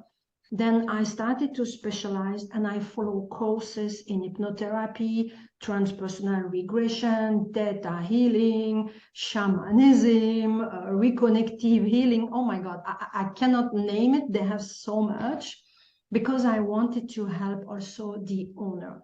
And that's how I started my journey on the second part with the people, mainly the owner of the animal, making them also understand that they need to fix themselves if they want to fix the animal, because the animal has the tendency to absorb our energy. If we are only light and love, they will absorb light and love. But if we are full of crap, sorry to say that way, that's what they will absorb, because mainly also they are healer. And because they are being of unconditional love, they're also ready to sacrifice themselves to help us. Let's say I have a headache on constant, I would say constant time. I have a headache or I have a huge migraine. I have a dog or a cat. My animal will absorb that energy and mainly will start to absorb the energy that I'm not able to cope with. Then that's how they can become sick. And I had to explain slowly to the people how it works. And that's how I started to work with human being and animal. Later on, I think it was in 2014, something like that, I started to write my first manual in animal communication, and I started to teach my first level, the beginner animal communication, which attracted 7 people at that time. I was so glad, so happy, so excited, because in the United Arab Emirates, especially here in Dubai, 10 years ago, doing a workshop about animal communication, people would be like, what the heck is going on here? What is that BS? But yes, 7 people, and then people started to speak more about this. I started to get more clients, and then on and on. Few years later, because it took me 4 years to write 4 levels of animal communication, I finally finished that stage and started to attract more people to help them to understand the animal. Some became animal communicator on the professional level, and today I would say they are practicing. Mainly, that's how I got there, and that's how I started to practice here in Dubai. And today, I would say I also work with many horses and teach the owner how to sense the horse, because it's working on the opposite way very well. But for the owner, it's always difficult to understand the animal. And this, I think, is something new for many, many human beings. Being able to feel the animal inside their skin, inside their body, being able to sense them. This is very new. And I hope in 10 years, and I say I hope, that's not really true, because somehow inside me I know in 10 years the world will be different, and people will be able to reach that stage where they can really communicate with the animal on a different level, and they can sense them. Yeah. That's my story, mainly, how I got there. What I would like to focus on today is the relationship between people and animal, especially in the terms of animal communication. Animal communication, for those of you who don't know what we speak about, it's not about behavior. It's not about training, because very often I have people confusing that or telling me, I'm talking already to my dog and my dog is talking to me. Here we speak mainly about intuitive communication, and even more deeper, because that's what I do, is pure telepathic communication. And of course, everyone can learn that. I want to specify, you are born with this. It's not a gift. Many people still believe that you are like a sort of a witch or magician or whatever when you do that stuff.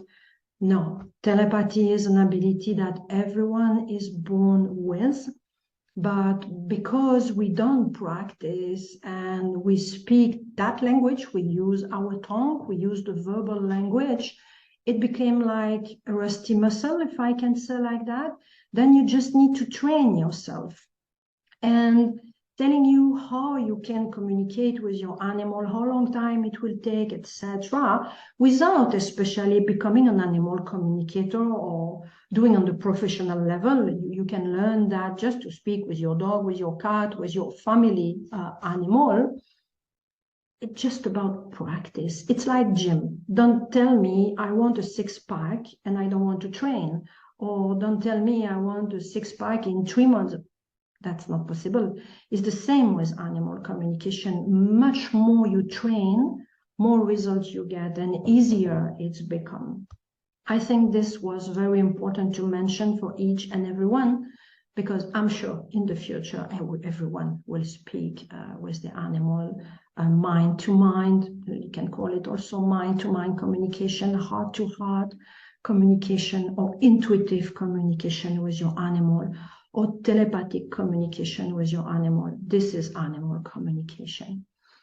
And I would like to enter into a subject. When I spoke about the relationship between people and animal, I had cases recently with competition horses, especially horse jumping, a very high level. As you know, I'm into UAE, and here horses are like gods on some level, and I will not enter in detail. They still have people who are doing competition and love the animal.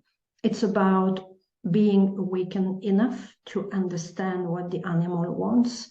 And it's also about being sensitive enough. And we are getting there slowly. And I think that field needs a lot of education, and it's coming. When I say education, is because people don't know yet how animals are sensitive. They know, yes, they are sensitive, but on a certain level. When I say sensitive, it's that they are able to feel you. But most of the time, because they absorb your energy, they become your mirror. They become you.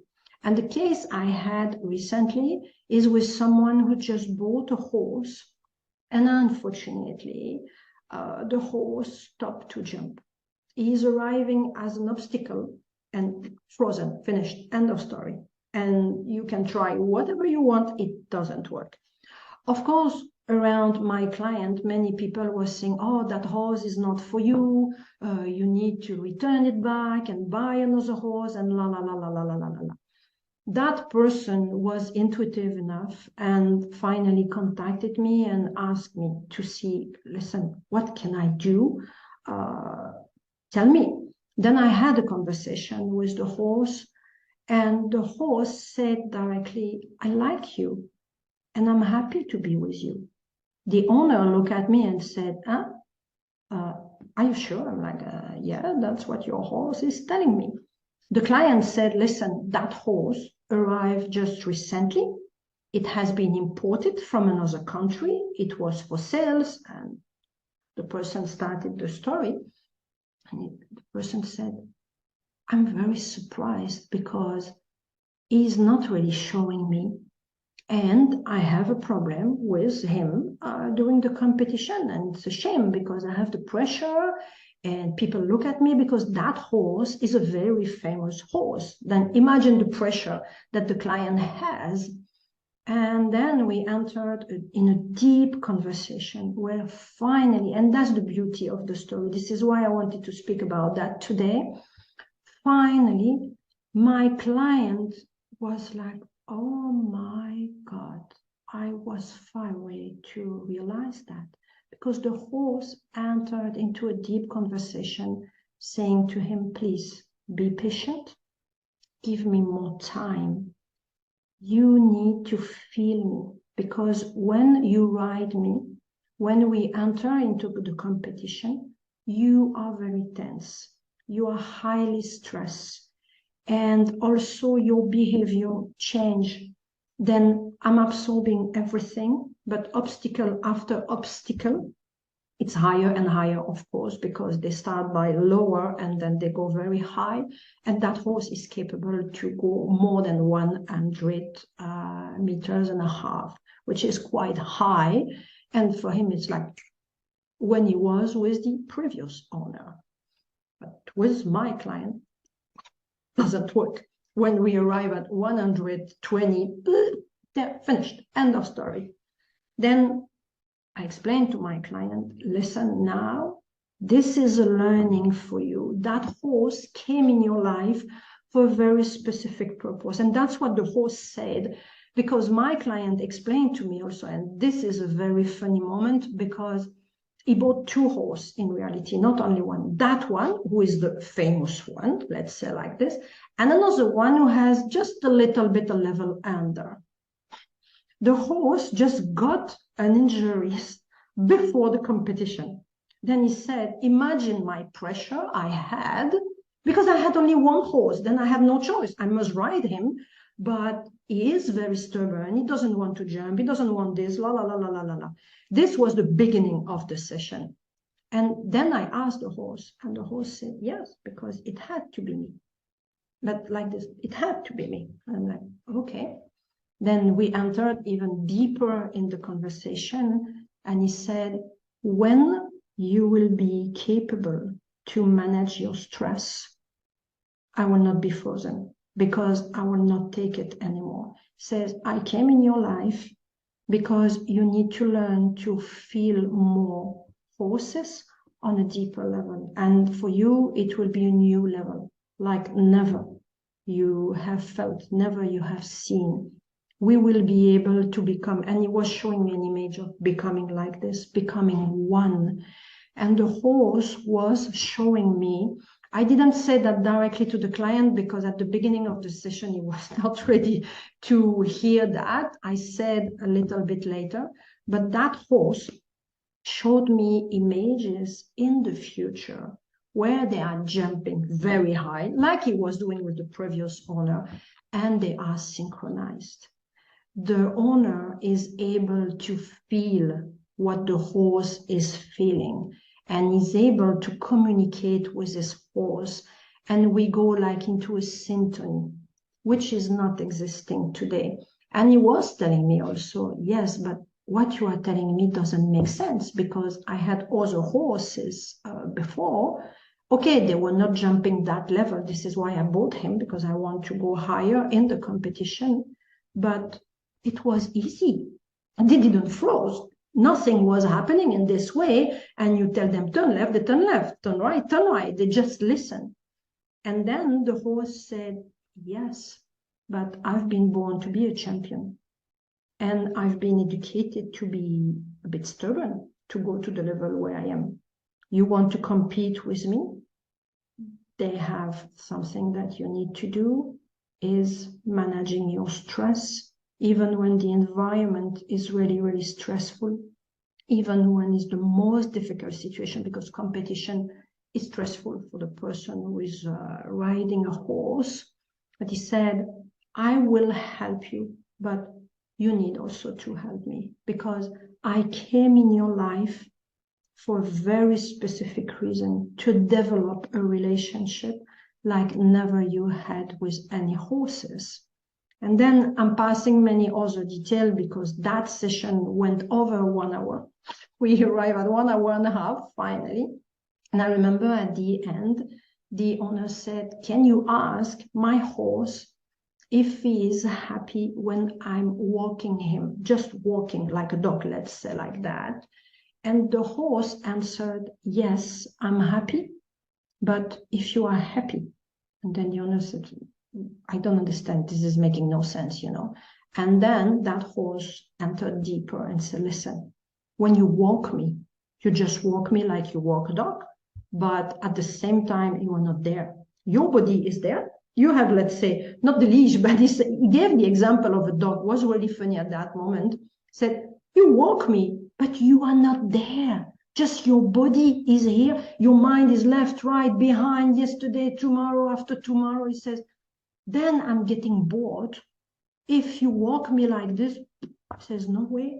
You ask me if I'm happy to be walked with you. Yes, I'm happy, but only if you have a discussion with me. Then the owner asked, he said, how can I speak with him? Say, for the moment, you speak with him like I'm speaking with you, because he can read your mind, but you really have to learn how to be present and to enter in him to get a real symphony. That session was quite amazing in a way that the big learning was you have to change the way how you think. You have to change the belief you have about animals since many years, because that client is riding horses.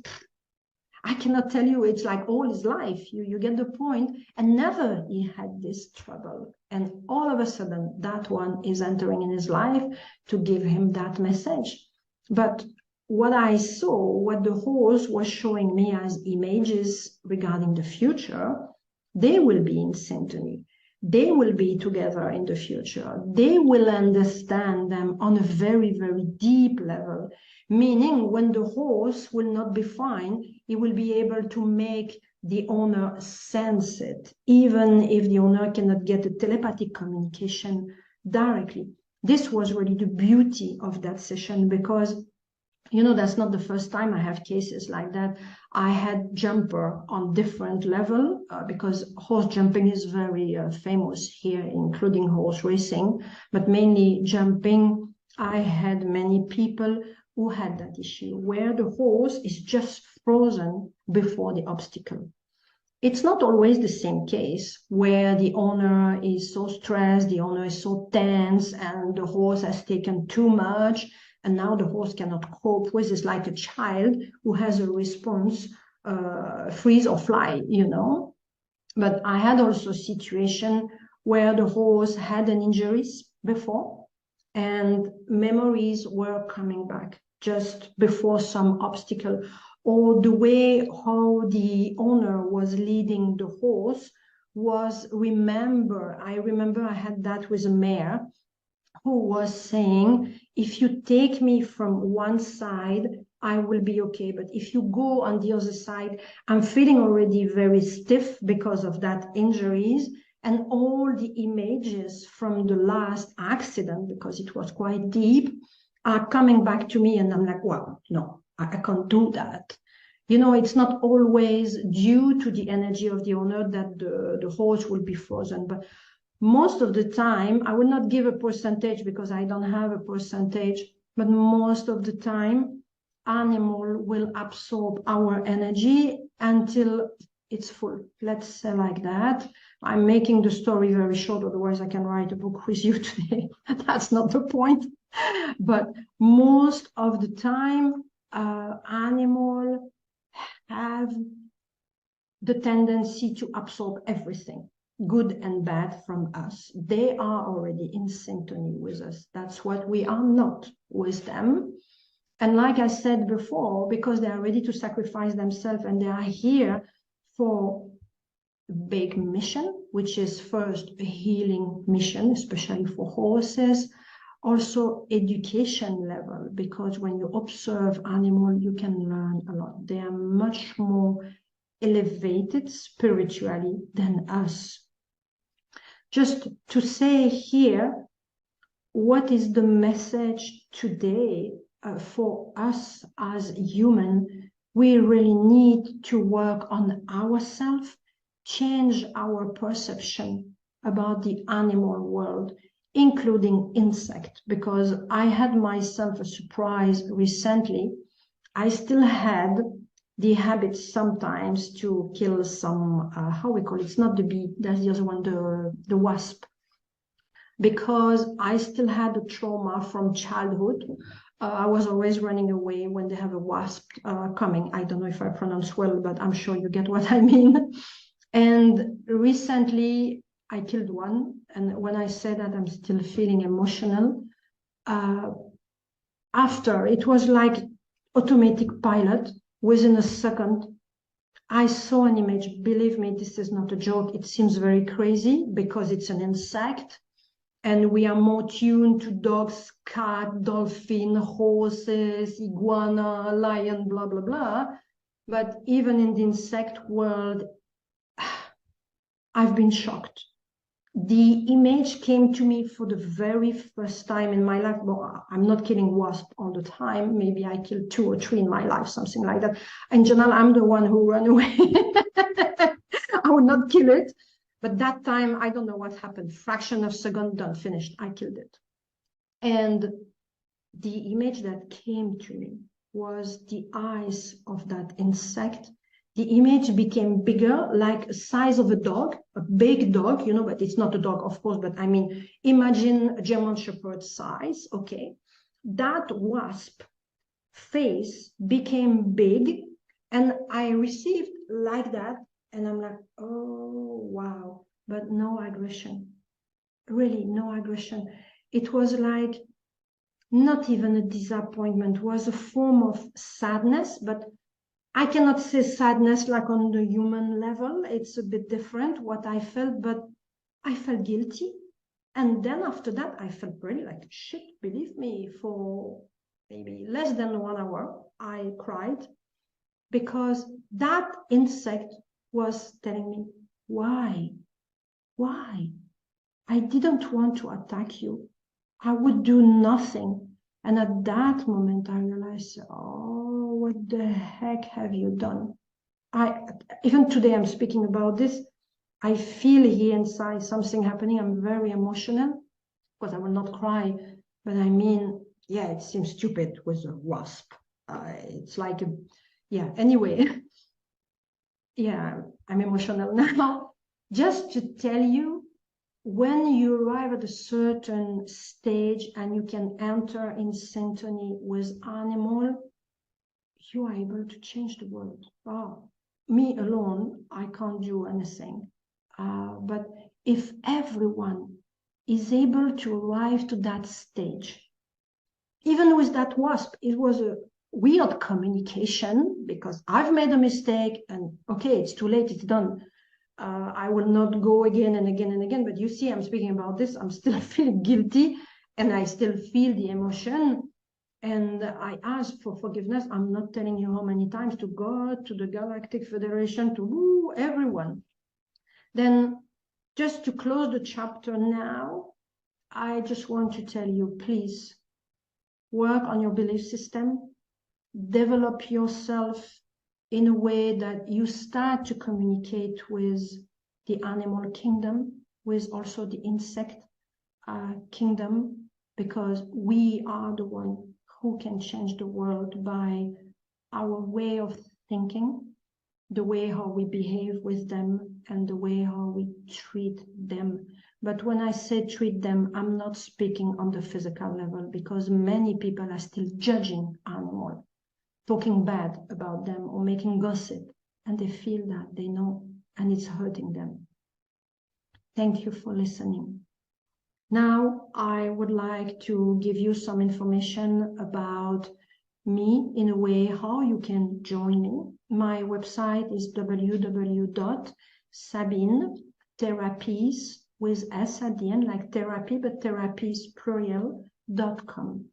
I have also a Facebook page and Instagram account. You will find them by going on my homepage on my website. Thank you for listening, and bye-bye.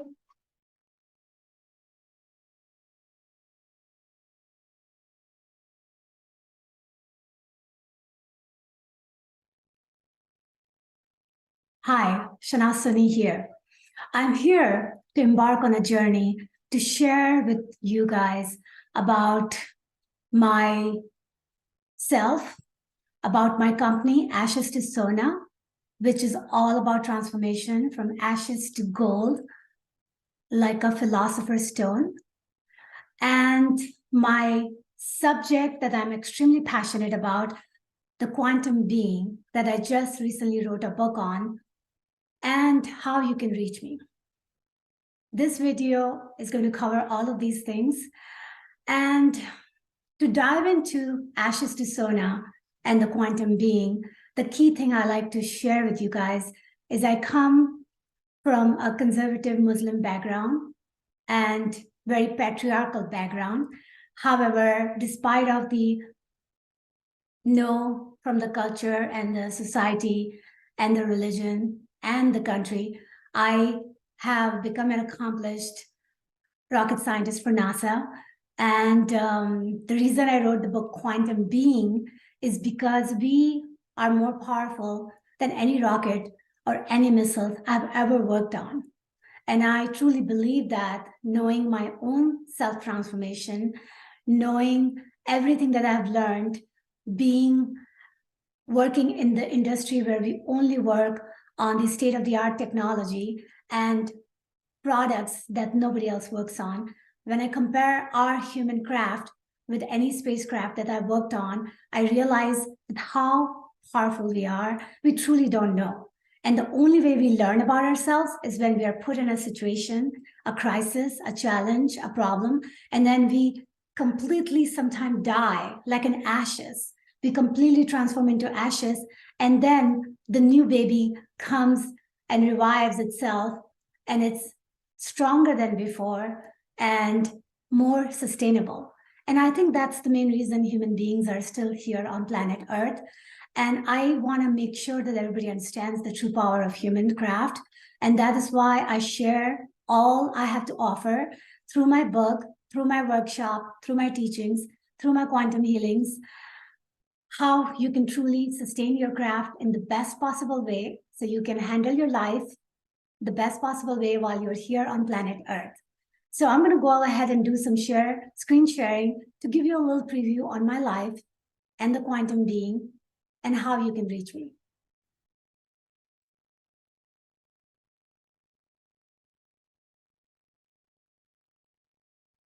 You should be able to see the screen now. Ashes to Sona is the name of the company because we are all here to transform ourselves. We are continuously transforming ourselves, consciously or unconsciously. I am wanting us to be more aware of this transformation so we can leverage it, and we can make the most of it.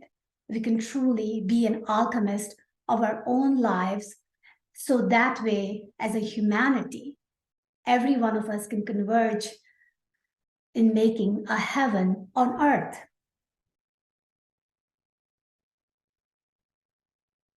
I have come a long way from where I was. I was in a Karachi, Pakistan, in a patriarchal culture, not supposed to go to school. And I broke many barriers to become an accomplished aerospace engineer working for NASA right now, being the author of the Quantum Being book that's written in English. And I did not speak English when I migrated to America at the age of 21. And I became a health and transformational coach because I went through many health challenges. And coming from a third world country, I had all the diseases that you get to warn about. I had those diseases and I had some challenges with it, and I learned to overcome it. And because of that, I want to share the wisdom. And energy healing, we are an energy being. We are an electrical being. And when you truly understand that spirit is where you can make most of your work happen, so your physical self can leverage from that, then that is the key thing about all in existence. That's why Nikola Tesla heavily highlighted the fact that when we started understanding the non-physical phenomena, then we are going to be able to move leaps and bounds. And I am a proud mother of 4 boys as well. So the goal here is to say that we are a multidimensional being, which means there is no limit to your potential. There is no limit to what you can accomplish.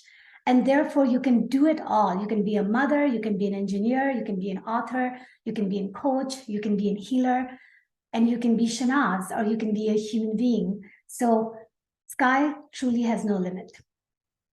I was born in Karachi in a very coastal area.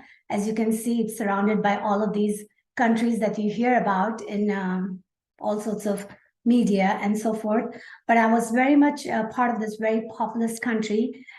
And it's a 98% Muslim population there. I was raised in a 3rd floor apartment, and it looks very post-apocalyptic if you truly go visit it, and you will notice that it's very run down, but the people are just a treasure.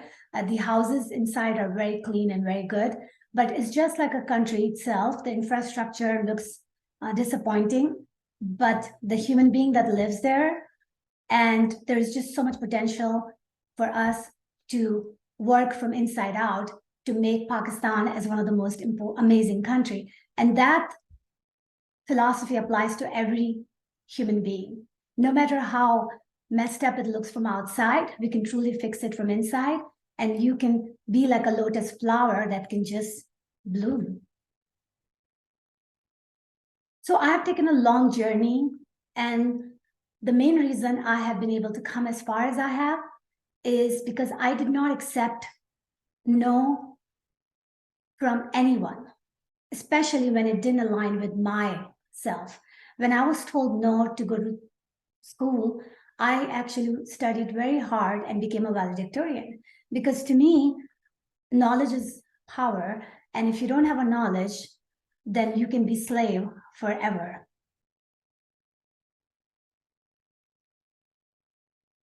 Not only the fact that I became a valedictorian, I had to truly get my engineering in the United States by talking to the counselor, Laurel Walkning, who recently died.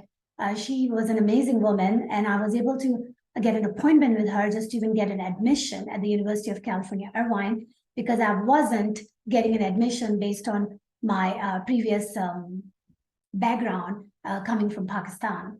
And I was admitted on a conditional basis.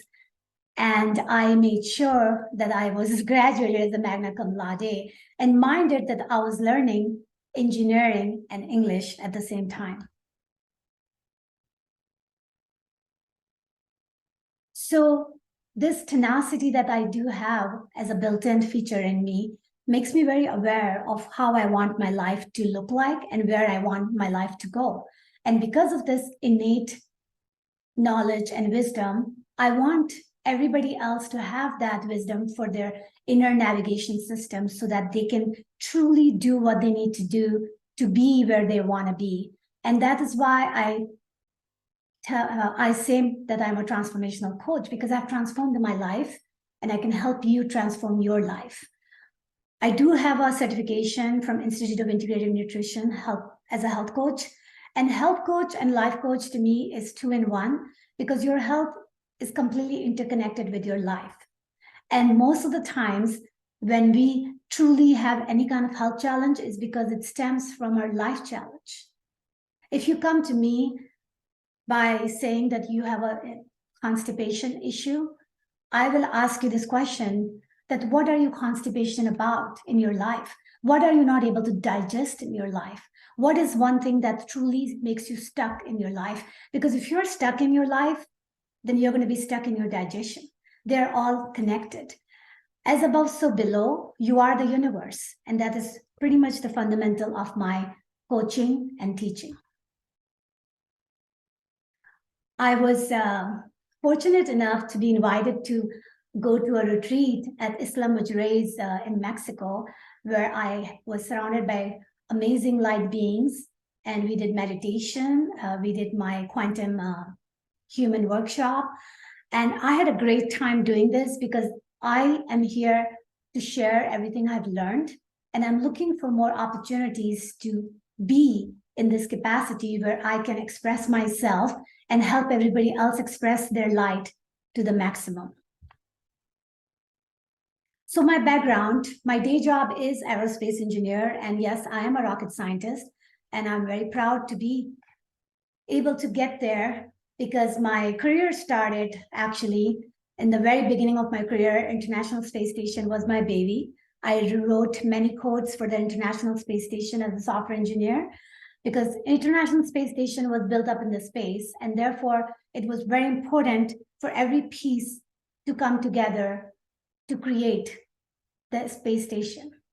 If we can use the exact same analogy to create a heaven on earth, we can truly do that, because International Space Station is a very good example of how different countries came together, how the European Space Agency, Russia was part of it, Europe was part of it, Italy, Japan, there was just all these countries were working together to make something that nobody had ever done before. And teamwork is a dream work. And I really say that that's the only way we're going to make a heaven on earth here.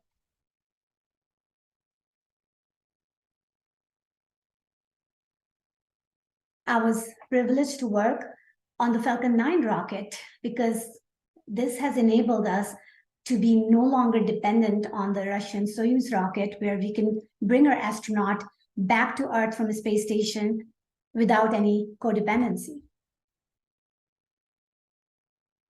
It's an interesting thing when you really go and see what Elon Musk is doing. If you visit the facility where he's building rockets, the name of the road is #1 Rocket Road.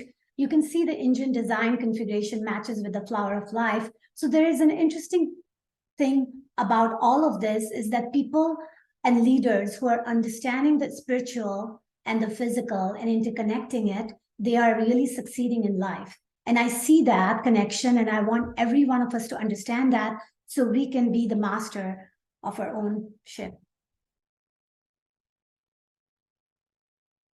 I have been also fortunate enough to work for NASA and get awards for every project that I work on. And it just gives you the satisfaction and validation in a way that you are doing something that serves humanity. And at least with my intention is that we do really good on Earth. And if we can create a backup plan on Moon and Mars, then that's good for us and for our next generation to come. I was also very privileged to be selected for a very low percentage at Boeing, get selected to be part of the Emerging Leadership Program, where you go through very extensive leadership training. And I was able to do that. And I got an award there as a cultural changer. And it was interesting for me because I never thought myself as a cultural changer. But, you know, wherever you go, there you are. I have learned that about myself, that I came to America so that I can shake up the world and shake up my world. And now I feel like I have become a pattern buster because I've learned to recognize patterns and learn to bust the patterns that are not serving. And pretty much as a cultural changer, that's how we have to navigate our lives so that we can truly create the harmony among us and live in harmony and live in a way so that we can help each other and share the love. I also was privileged to work on Space Launch System as a liaison between NASA and Boeing. And that rocket is one of the most heaviest rockets we have ever built. And we were fortunate enough to finally launch it on November 16, 2022. And I was very proud that it happened because that is one of the key pieces for us to create sustenance on Moon and Mars.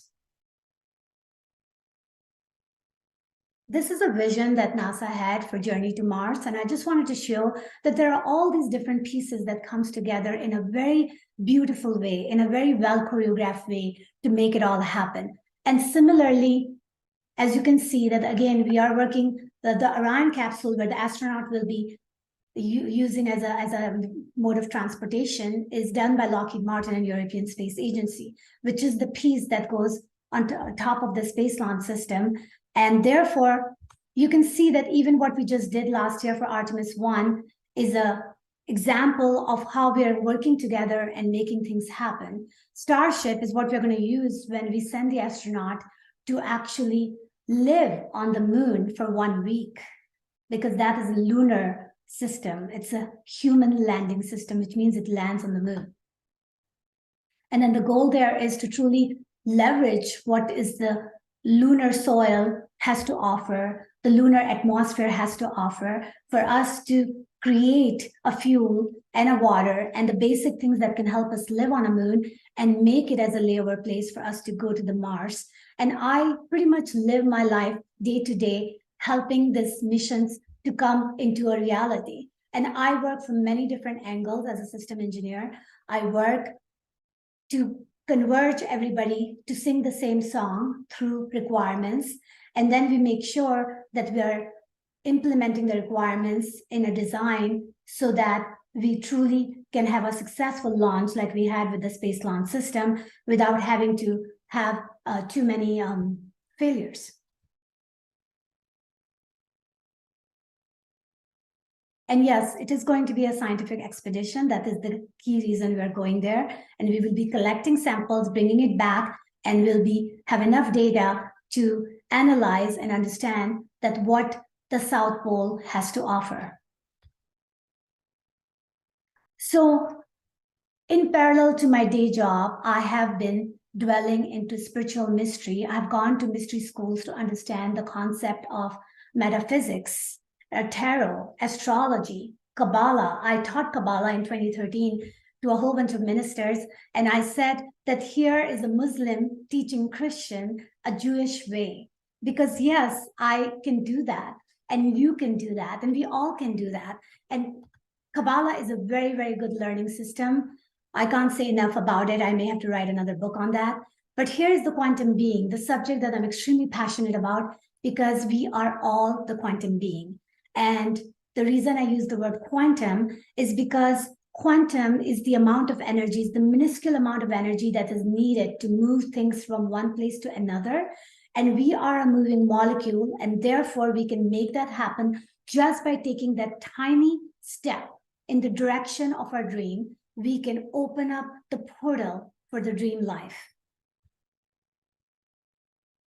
And there are 7 principles that are already in play at all times. We can leverage them by understanding them, and it will truly fuel us towards our dream life. And that is one of the key that I have sprinkled throughout the book for you to understand what those are, and it helps you to truly be in your power as the quantum being.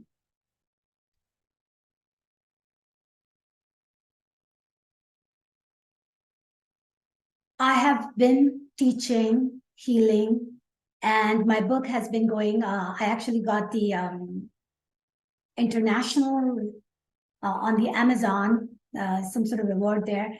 And so I'm very happy that the book is doing what it needs to do, because it's my way of sending light in the universe.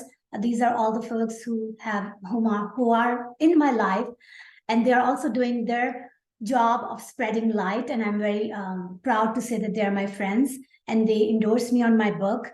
And Sasha Stone came in my life almost 2 years ago, and I'm very happy to get to know him. He is quite an earth shaker, humanitarian man who came here to spread the light at the mega level. And getting his endorsement for me is a privilege, and I appreciate that. Similarly, I have been meeting people through Sasha, David, Santos. All of these folks are just amazing, who have been doing the work of shining their light very bright, which is the reason a lot of you know them. And I'm grateful to be in the company of people who are all doing their best while they are here in the human form.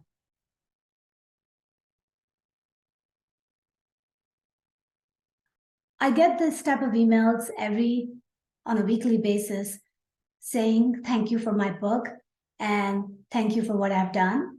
And I appreciate that, because it keeps me going in the direction of continually following my calling. This was my first testimonial right after the day I released my book, and I was just taken by the paragraph here which says, if the vastness of the ocean had a song, it would be this book. The depth of subjects, both on personal experience level and educational insight, is profound. You were able to weave the spirit, soul, and body with words and bring forth the human experience that million can identify with. And I just was like, I was in tears when I saw that, because this was my first testimonial from my book. And I was like, wow, I really felt good about releasing the book in 1 year. And I'm hoping that my book and my teaching can help someone make their life more brighter. Another testimonial. Another one. And here I really like the fact that Laura is highlighting that I sometimes feel a strange energy around me that expands and retracts at the same time. After so many years, I now finally understand it is the tube torus. So cool. And yes, tube torus is the electromagnetic field. It's an aura. It has so many names, but at the end of the day, it is how you are, because we are a conglomeration of electrons and protons and neutrons. And once we understand what we are made of, what we are vibrating as, then it really helps us connect all the dots and everything that you understand as you are a spirit in the human body.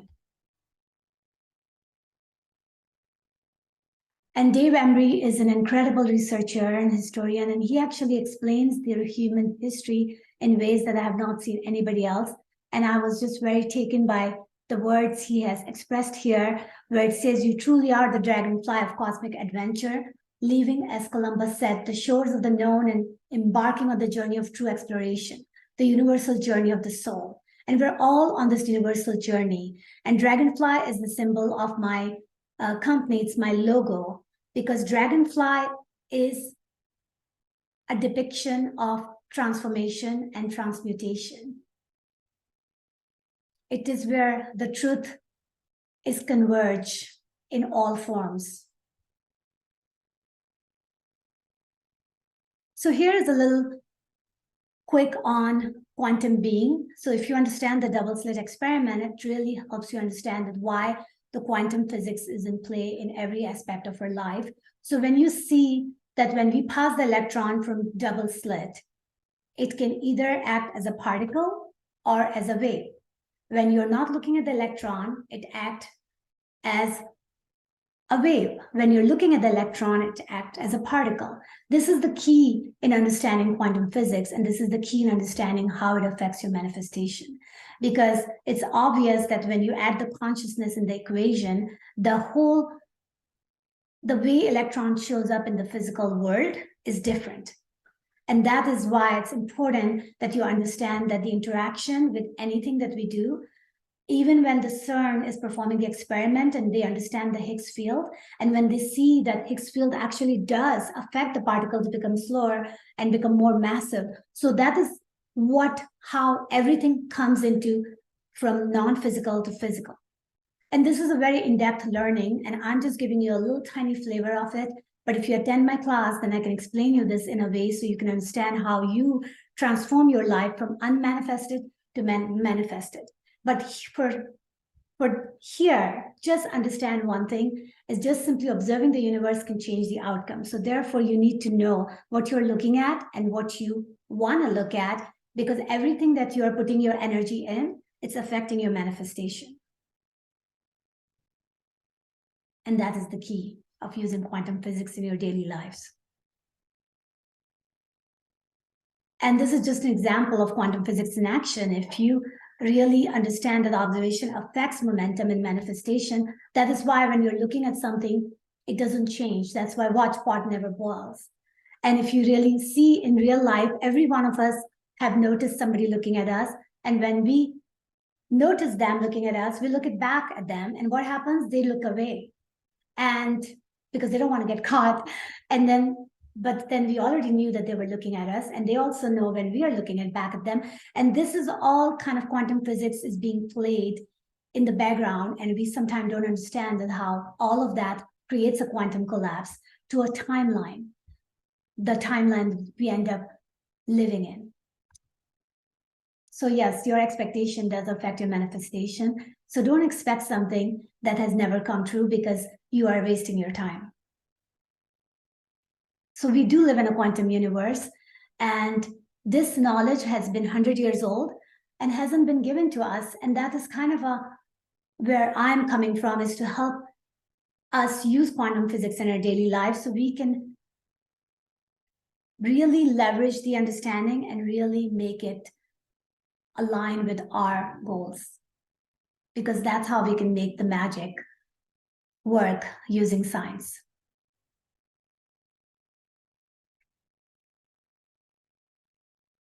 Yes, so we are moving electrons, and this is a picture that I have even in my book. If you buy my book, you're going to get all these pictures, but it just gives you a very good rundown on how everything that we learn in school, the biology, the chemistry, the math, everything is basically giving us an understanding of ourselves, what we truly are made of, and how we can represent ourselves as a cell, as a molecule, as an atom, as an electron, as math.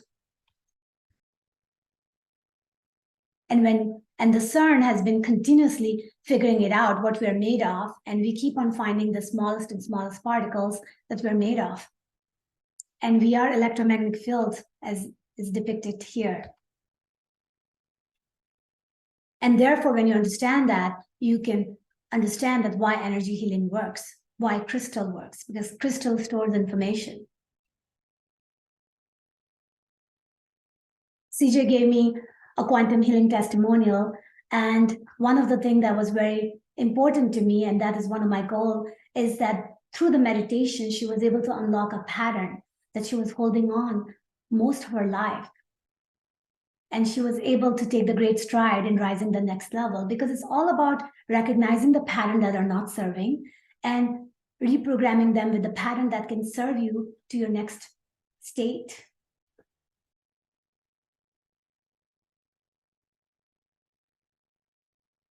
So these are the workshops that I teach, and you can find it all on my website.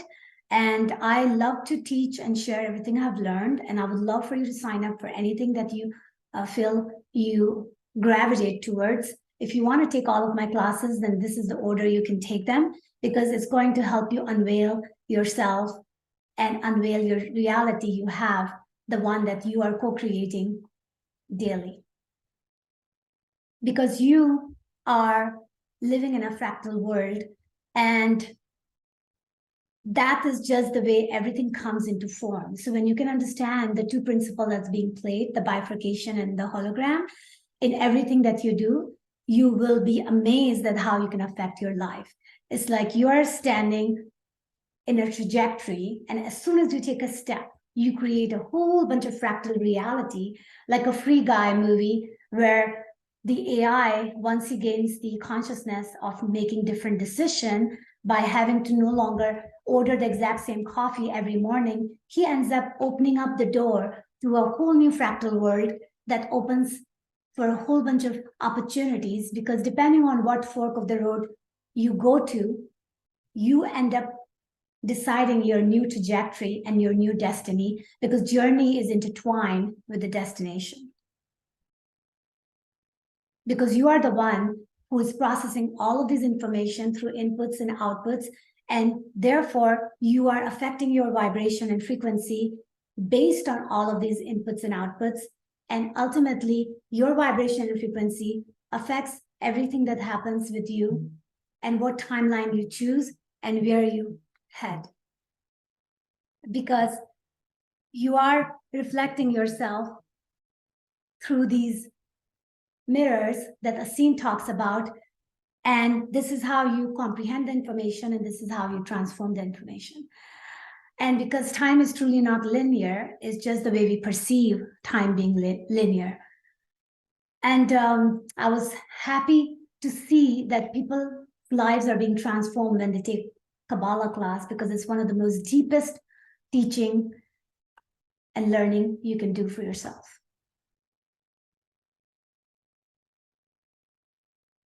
Yes, we don't need technology since we are the technology.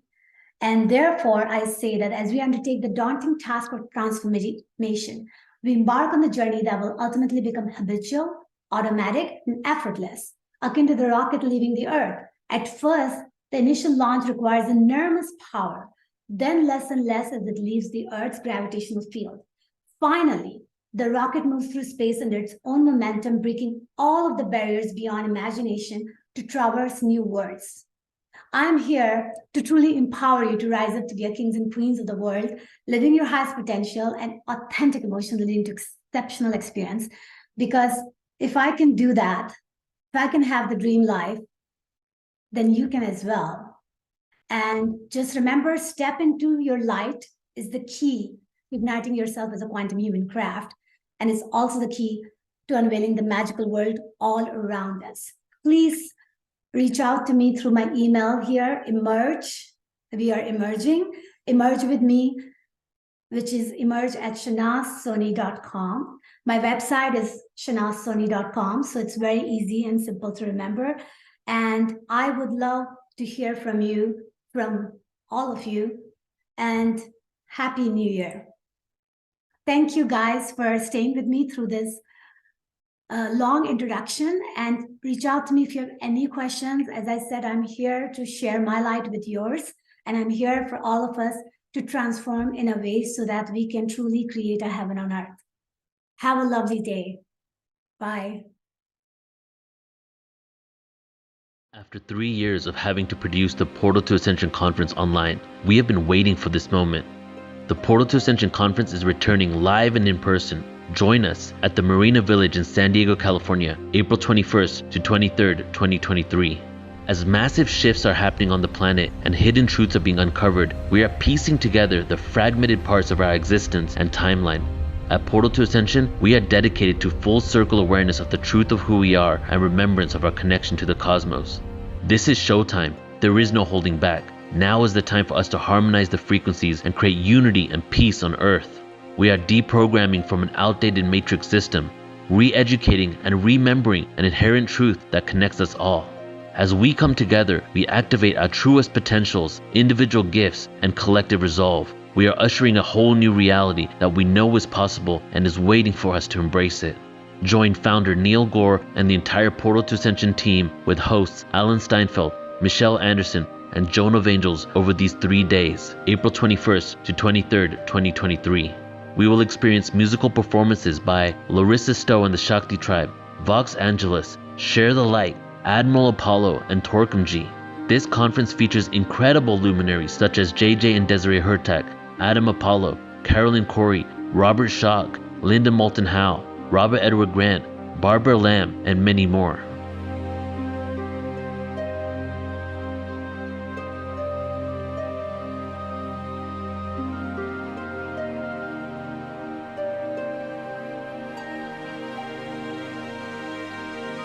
Register now at ascensionconference.com. It is time for humanity to awaken.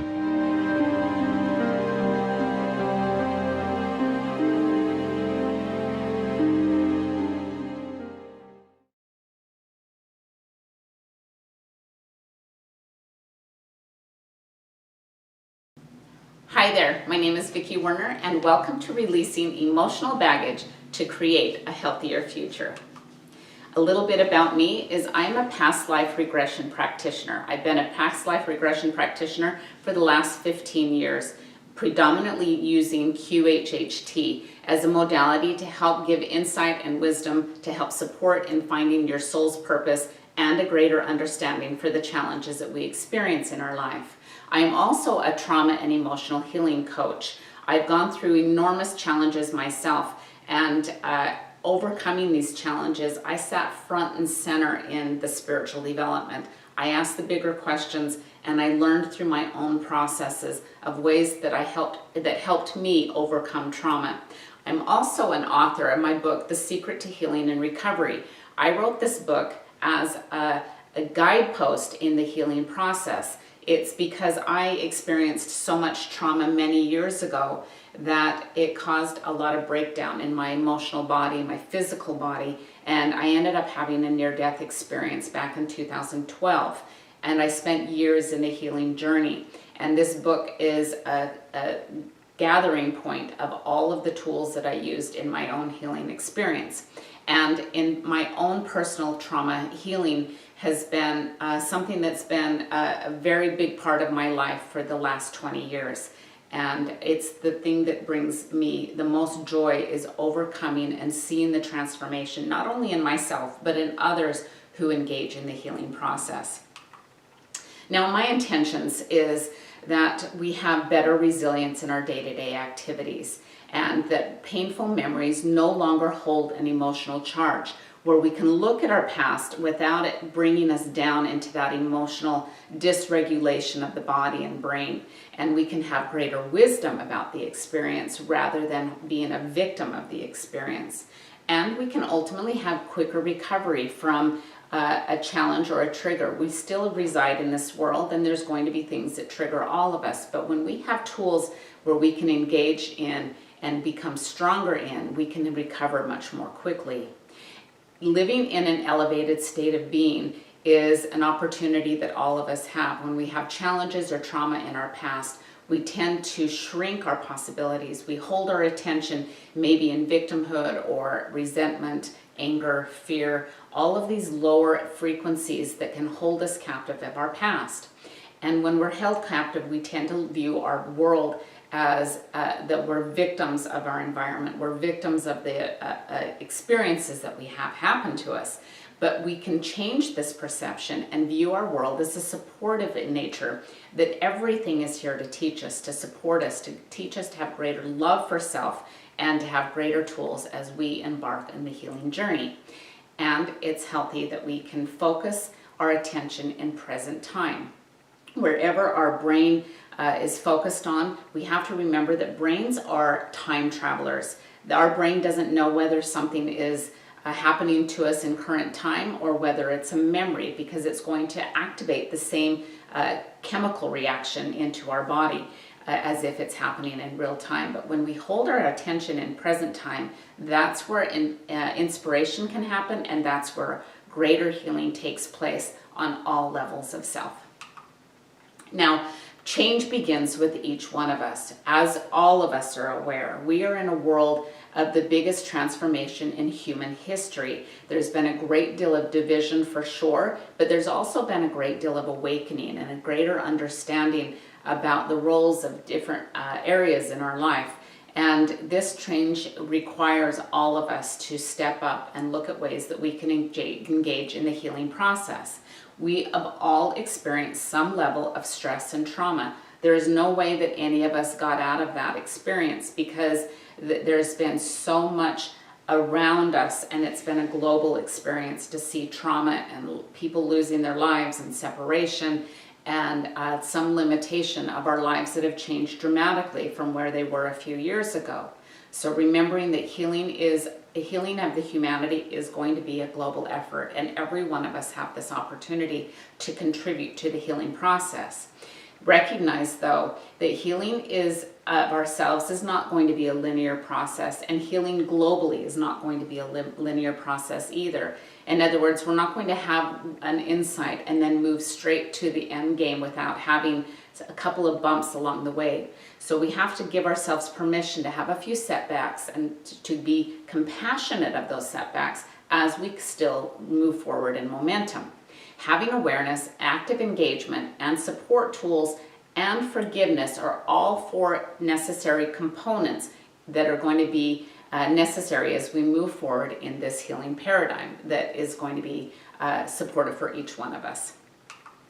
Now, what are emotions anyway? We all know that we have emotions, and emotions are a key player, but I'm going to break this down so that we're all on the same field about what emotions are. So emotions are an endpoint to our thoughts, our experiences, and our beliefs.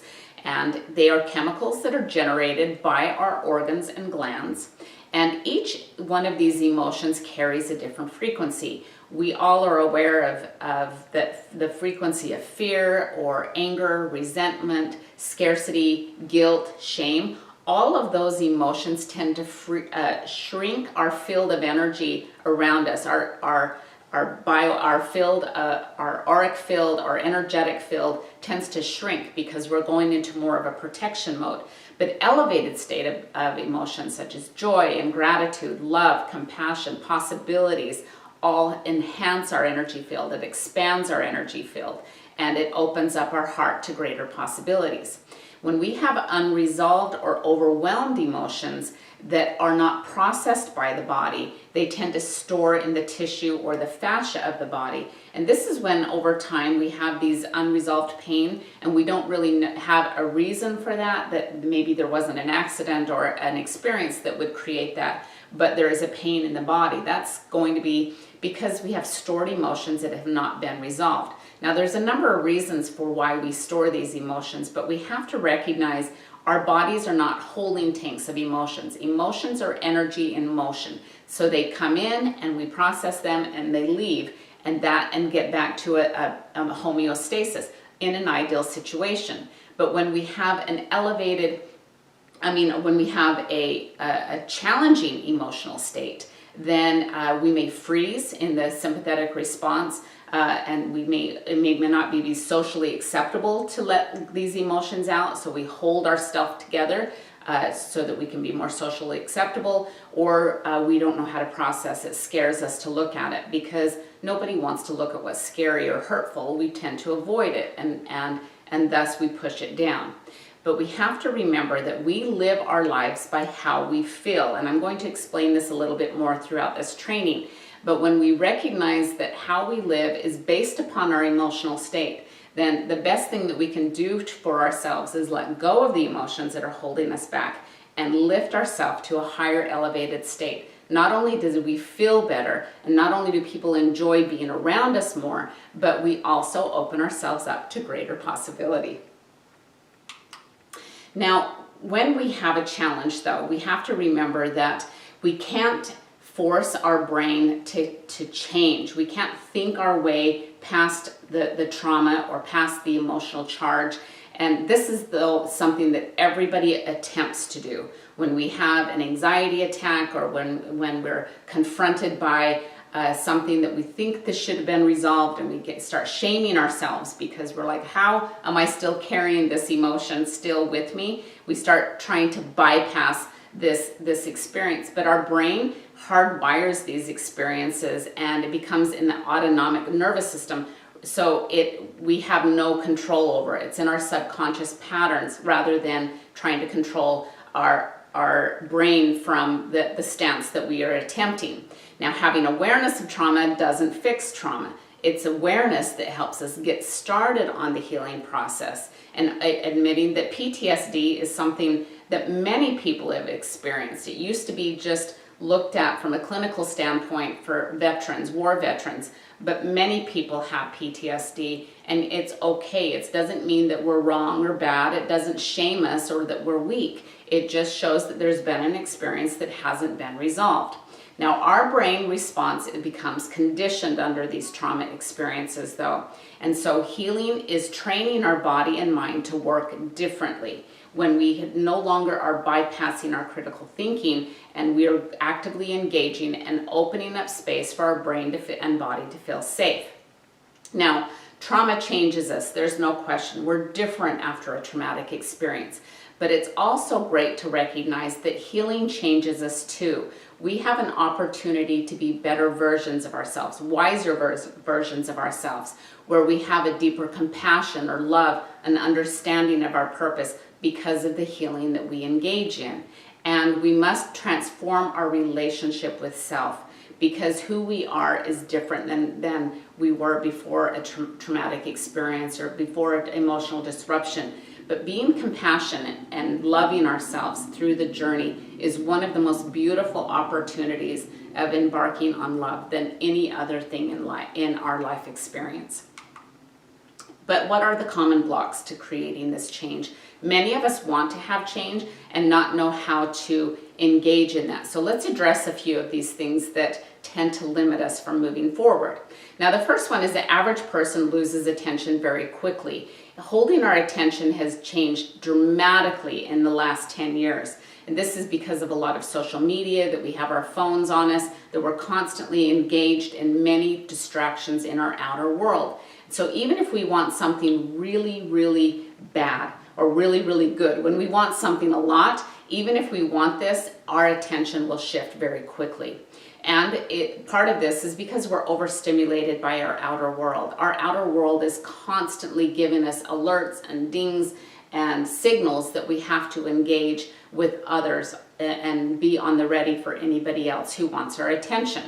Emotions dictate our state of being. We've talked about this. Now, because our emotions dictate our state of being, if we are feeling depressed or guilty or shame or unworthy or unlovable, feel a victim, then there's not going to be a motivation to want to change. We have to recognize that we have to shift our emotions first in order to raise that frequency up to open up possibilities for this healing experience.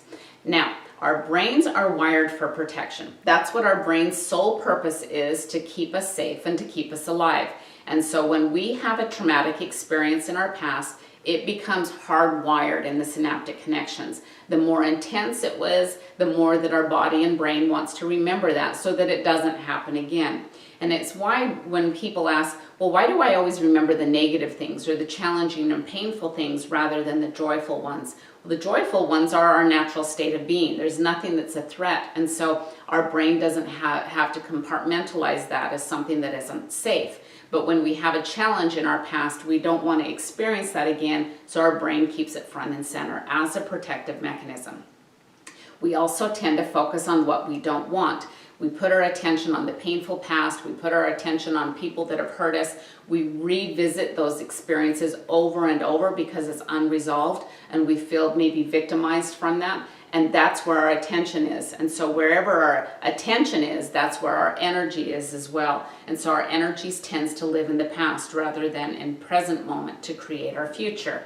And we also have to recognize that change is unfamiliar. If we're engaging in the healing process, if it's unfamiliar, our bodies tend to want to be safe. And so even when we've had painful past, it's still more safe than something that's in the unfamiliar world. So that's just something to look at of why we behave the way that we do.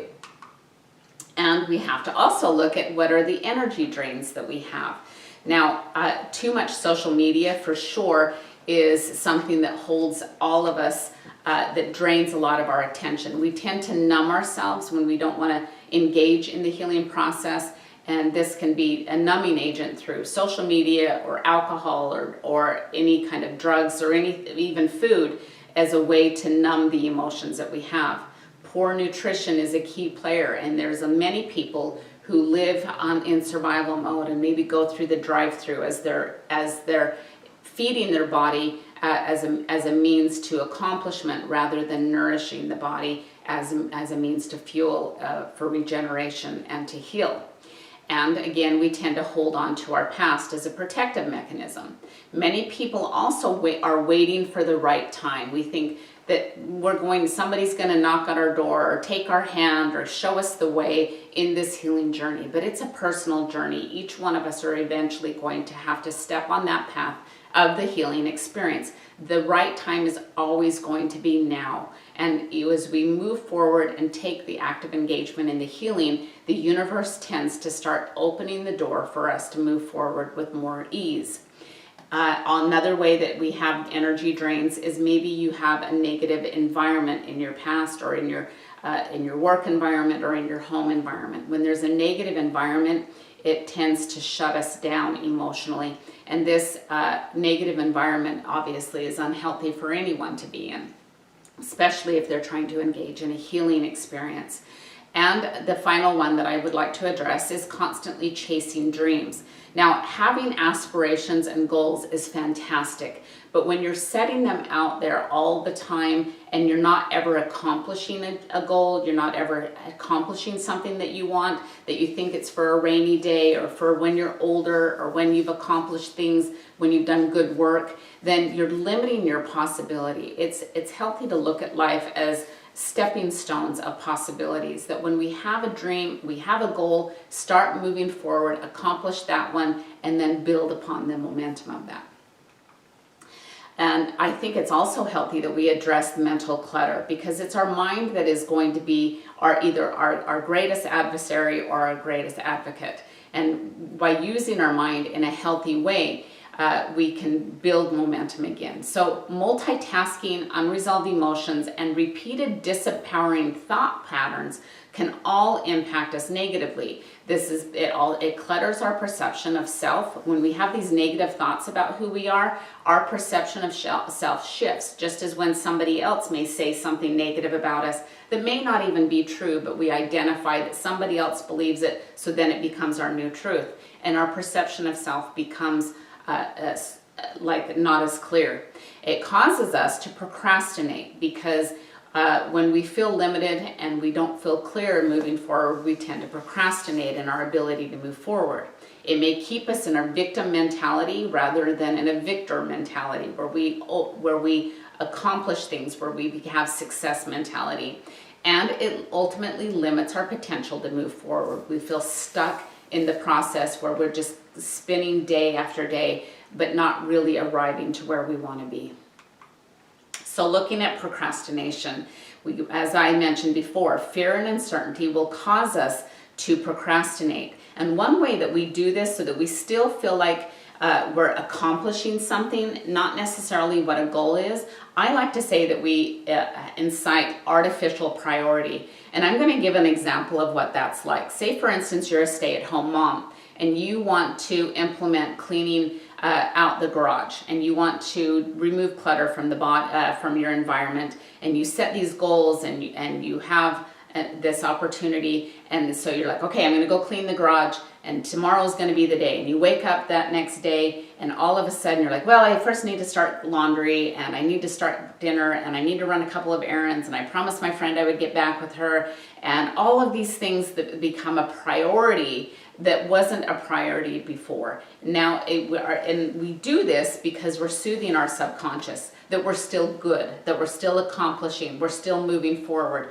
However, this artificial priority actually limits us in moving forward and accomplishing what we want to do. So using release tools to clear emotions, I'm going to go over a couple of those. Get more clarity of what you desire. When we're not clear, it's hard to step forward. So spend some time in meditation and engage in more clarity. Focus on why you want something. And when we have a reason why beyond ourselves, it helps build that momentum. And then be deliberate in creating a discipline in your path. When you have discipline in moving forward and be deliberate about that, you're actually strengthening tools for yourself. Now, in releasing the old, a few of these things that I'd like to identify is what is it that you want to change? When we identify what it is we want to change in our lives and we put this down in writing, then we get more clarity and we can help build upon that clarity. Then clarify why you want something. When you have the reason why, again, this is going to build the momentum. Use tools for release. We want to release negative emotions that may be limiting to ourselves. And these negative emotions we can use by the release tools that I'm going to be sharing with you. And then congratulate yourself on the small wins. When you have small wins that you step forward in and accomplish anything, give yourself congratulations, because it gives your brain permission to think that it's safe and it opens up possibility. And then be gentle with yourself when you have setbacks. We're all human. We're going to have days where we don't feel our optimal self. We're going to have things that are going to trigger us, or we may not feel amazing. But when we are gentle with ourselves in these setbacks, we give ourselves to move forward, permission to move forward. So these release tools that I personally like to use, these are just a few of them. There's many release tools that are options. My favorite one that I use almost every day is talk to nature. Go for a walk and just talk about what needs to be getting out of your body. Talk it out with yourself, talk it about with your higher power, with God, with energy around you, whatever is helpful for you. One of my favorite is just to stand by a tree, lean against a tree and talk to the tree. Trees hold great wisdom. They're rooted down in the earth and they're reaching up to the sky. It's a great symbolic message of how we should be as individuals as well. But you can sit by a stream, go for a hike up in a mountain, and just talk in nature. That's a great way to release emotions. Another one that I love is writing in a journal. And when we identify the emotions that we have, it's a great thing to start with. I feel, and then identify what is the emotion that you're feeling. Frustration, anger, resentment, unworthiness. Identify what those words are, write it out, and then and start writing all of the reasons why you feel the way that you feel. This helps get it out of the body, and you'll get little hits intuitively, or images will get into your mind, or you'll start feeling a little bit more intensity because you're releasing each one of these things.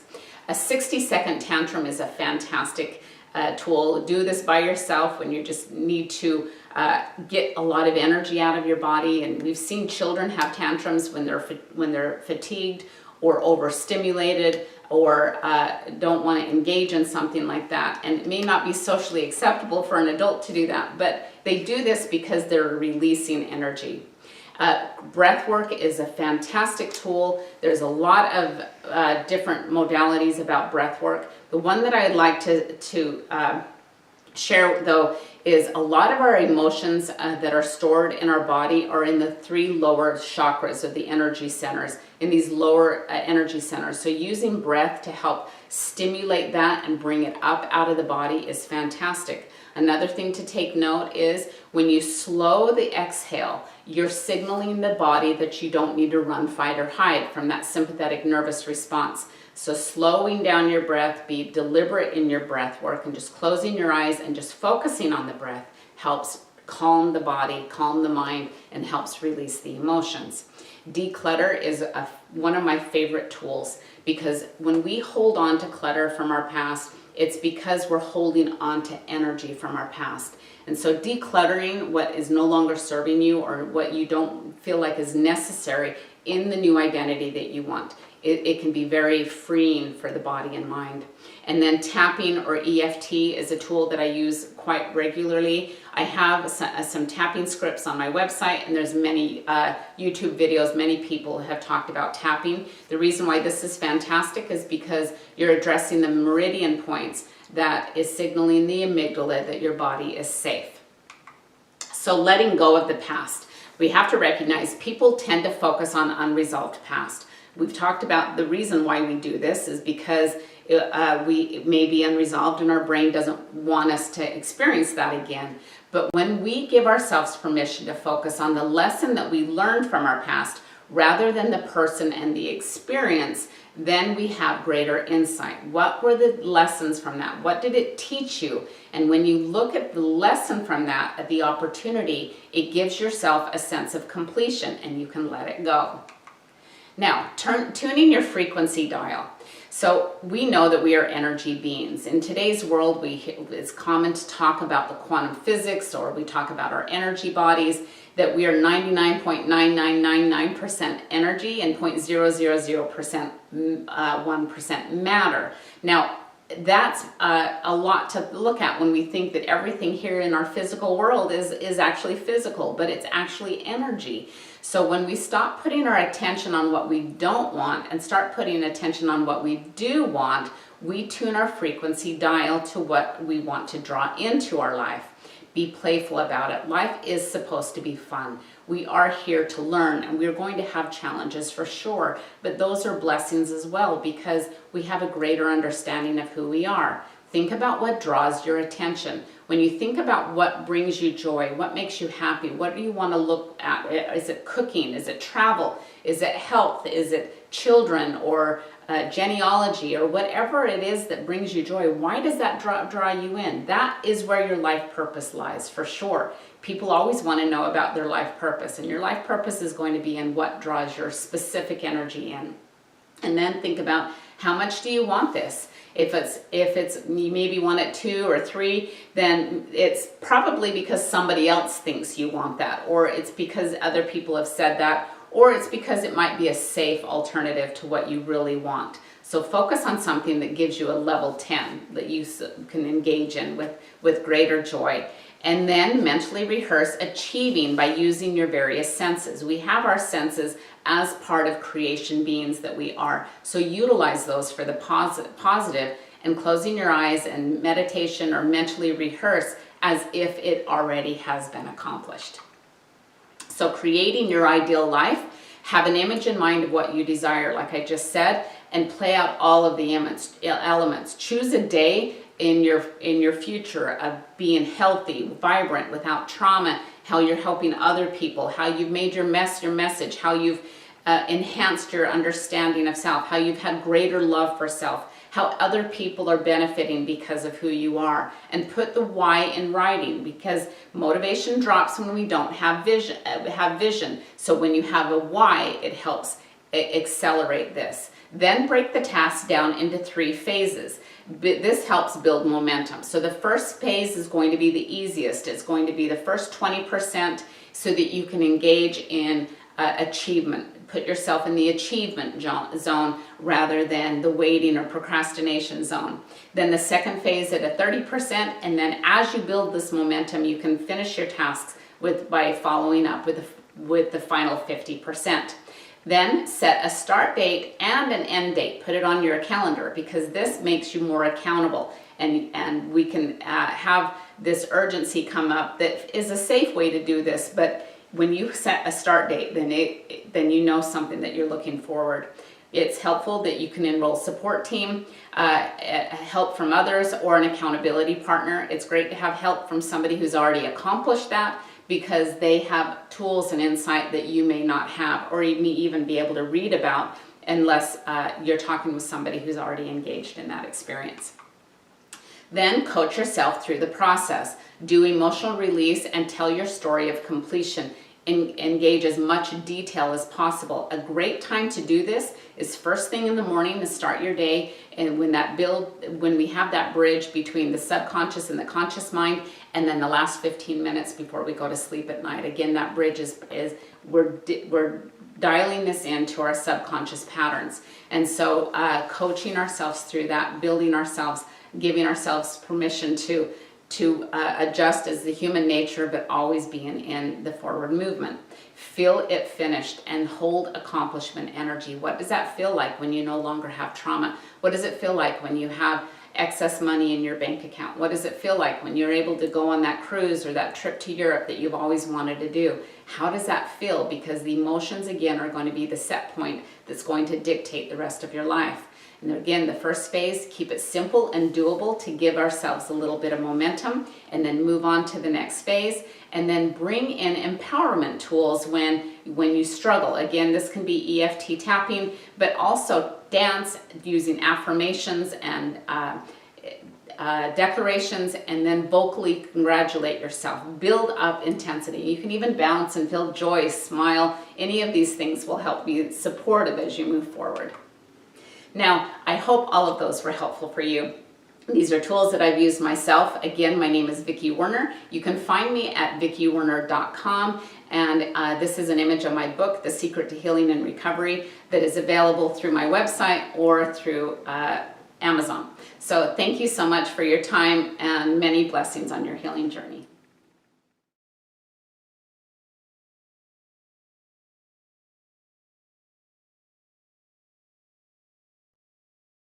Hello, everyone, and welcome to our time together. And I'm glad you were called to be with me. So we have some time together today. I'm not quite sure how long it'll be, the video, but there's a number of things I'd like to touch on. And first, let me introduce myself. My name is Joanne Palladino, and blessed to be here and extend my gifts to you. So the intention today will primarily be to help evoke and embody complete and unconditional love and self-acceptance. Imagine if we lived in that state all the time, we would have and be in a different world. And also to enliven your soul, to allow you to really be more connected with and also live through the view of the true self, who we really are, the divine essence, that you can engage in the world truly by not being separate from anything or anyone. That's, the essence of living in the world, but not of the world. So what I'll share with you today is everything will point to expand your awareness, to expand your consciousness,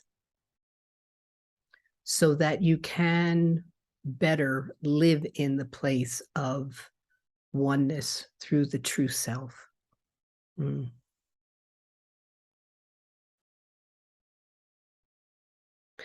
I'll do this through wisdom teachings, practices, a guided meditation. And, I'm saying this is what we'll do. And I'm referring to notes, and, it's so linear, and who knows what we will, what will come through today, or as I'm with you. And also, what will be intricate in this is Shemaya. I am a channel for the language of light, and it's Shemaya, the beings of light. It's light language, and it will be present. And I just want to touch on what Shemaya is, what that word even means. When the channeling started coming through years ago, I'm not quite sure, 2011, something like that. One of the words I kept saying was Shemaya, and I didn't know what that was. I didn't know what that meant. And what I found out is it's an ancient Aramaic word, Shemaiah. And the Shem means God, light, vibration. God, light, vibration. That's the Shem.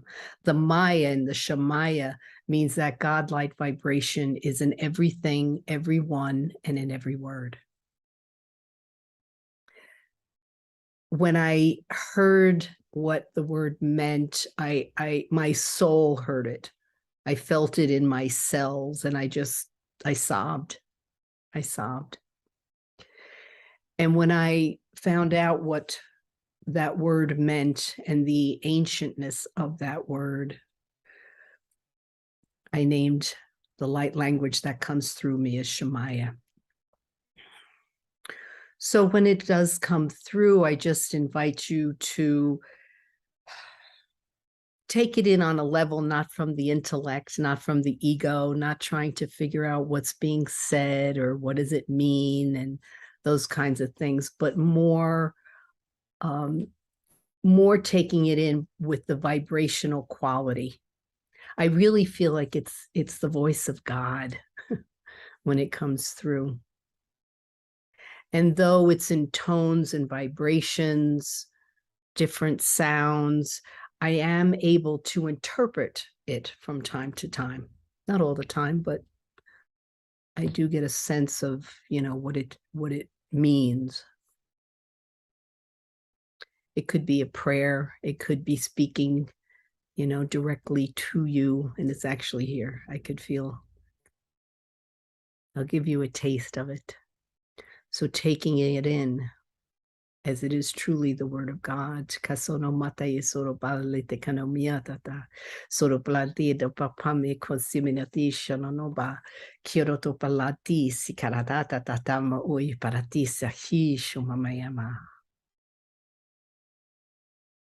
That's a welcoming, a greeting.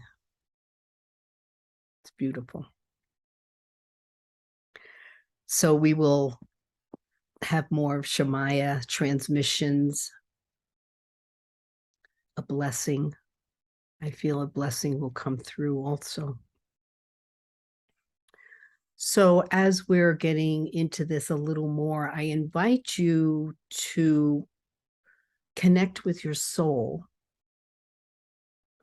Because I'd like you to hear this and take it in and embody it, that it truly can make a difference in how you engage in life.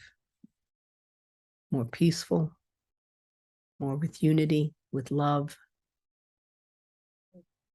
knowing we're more than our conduit, our bodies. So calling in the soul, however you do that or allow that.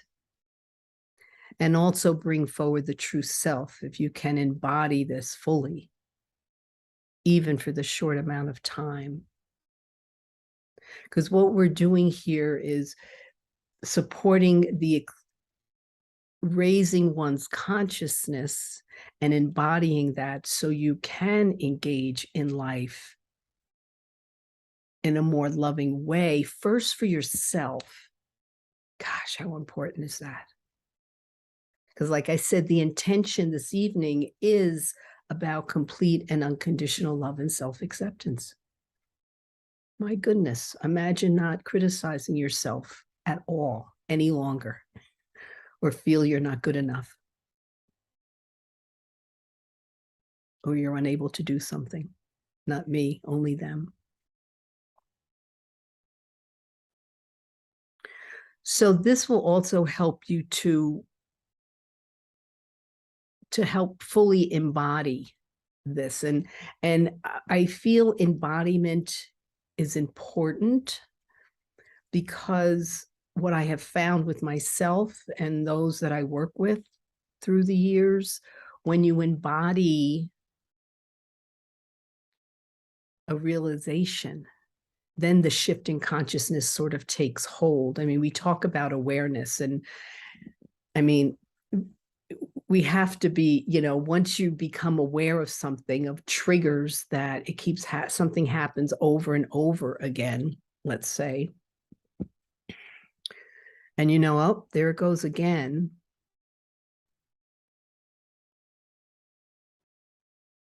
But what I'm inviting here is more than just awareness. Like, it's what do you do with that awareness? How do you make changes when something continues to trigger, be uncomfortable, makes you angry, makes you sad, and I'm not saying emotions are bad, by no means. Not at all. They're sacred for the human being. Being in touch with the emotions and allowing an expression of them.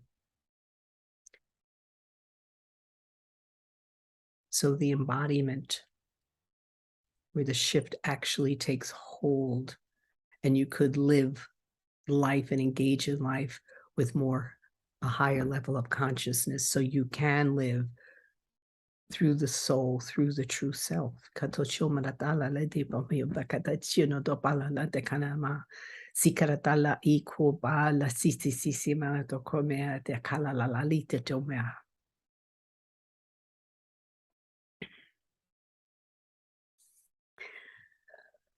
So there'll be a few things that I'll touch on. And the wisdom teachings there's this one teaching that I was introduced to through the channeled book named The Way of Mastery. And it's Jeshua's teachings. It's a book of, I think it's 32 lessons. And this particular axiom was right in the beginning of the book. I believe it was lesson 2. And I got it intellectually. It's like, oh yeah, that's a good one. It's a good one. So let me share it with you. Nothing I experience is caused by anything outside of me. Let me say that again. Nothing I experience is caused by anything outside of me. Just take that in for a moment. And the second part of this is I experience only the effects of my own choice. I experience only the effects of my own choice. That's another good one. So when I read that, when I was introduced to this book, gosh, it could be, I don't know, close to 12 or more years. I read it, I agreed with it, I understood it. But then one day, I actually embodied the truth of this axiom.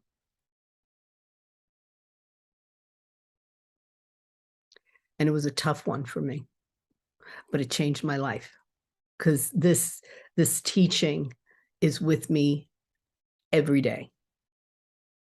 My personal life and the souls that I work with. So 2 things really hit me with this one personally when I embodied it again many years ago.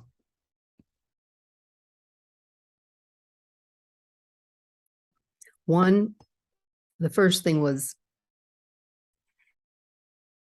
I got really pissed off. I was not happy with this at all,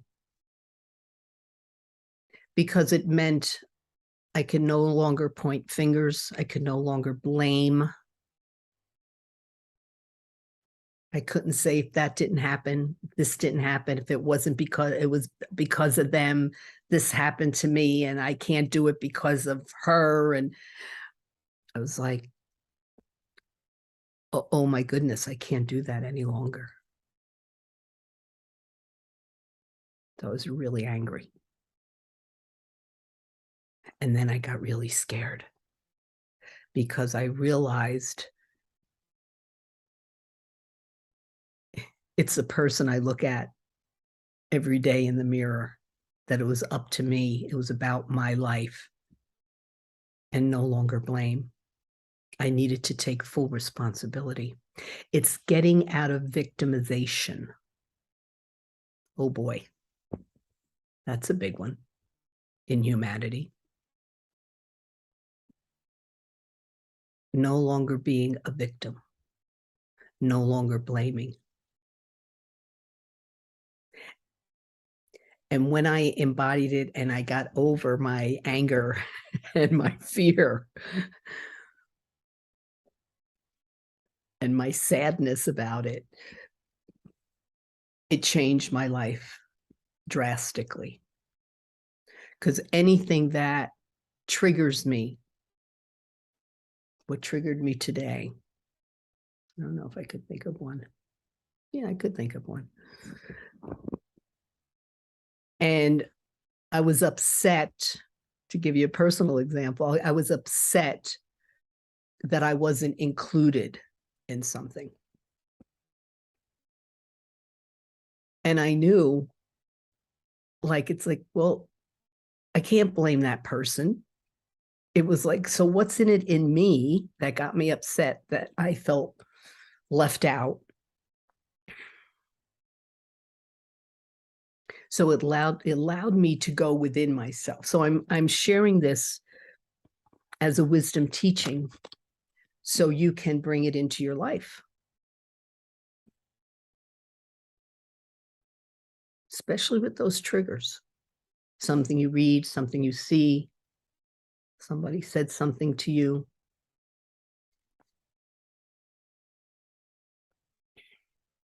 So it allows you to explore your inner world.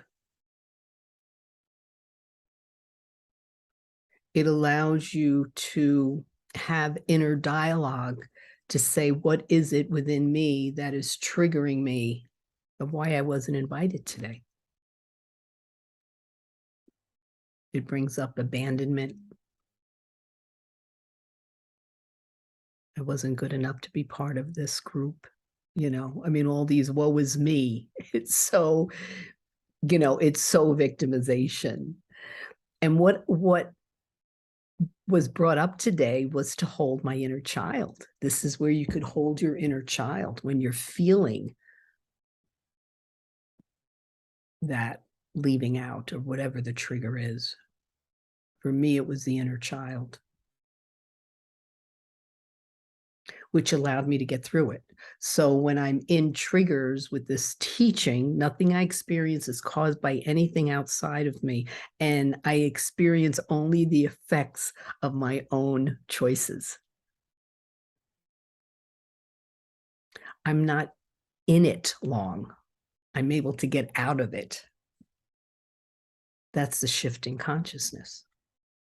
Or where things used to bother me,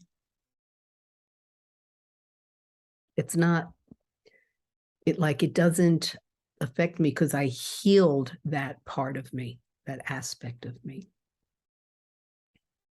Now, one of the things that helps with this is another wisdom teaching and a practice is a sacred pause.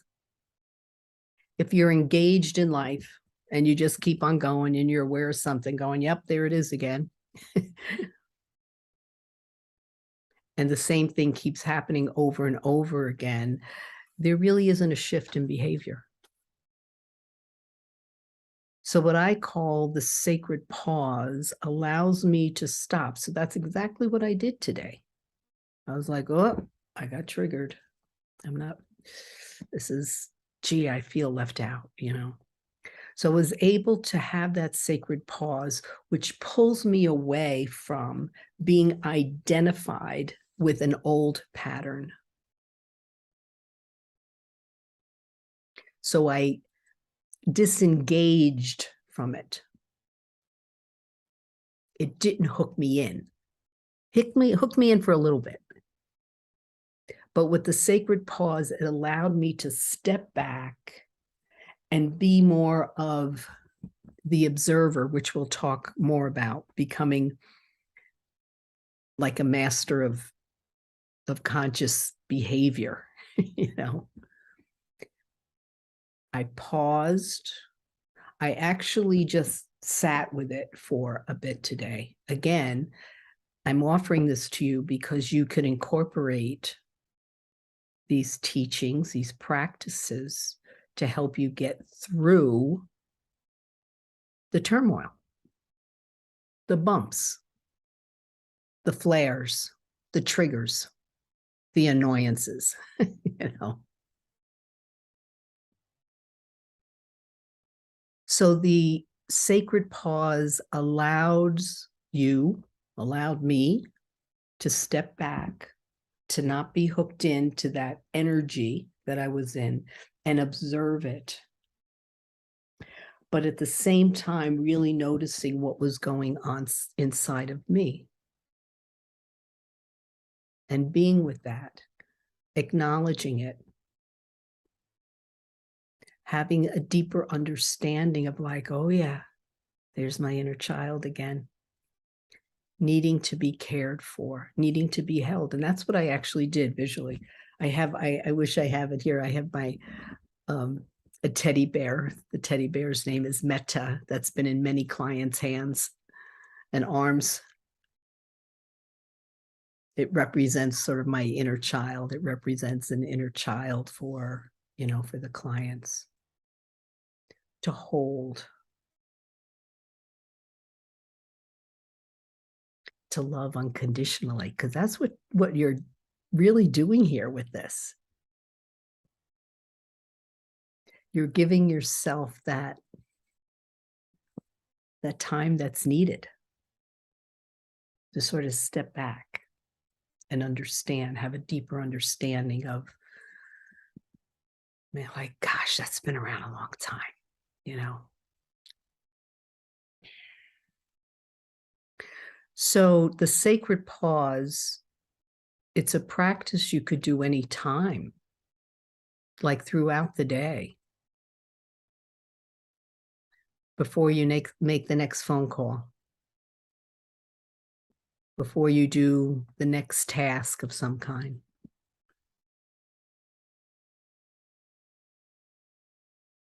Before you see the next client, before you prepare a meal, after you have a meal. You step back from the turmoil, from the chaotic of whatever's going on that's triggering you and distracting you. It helps you get out of the distraction.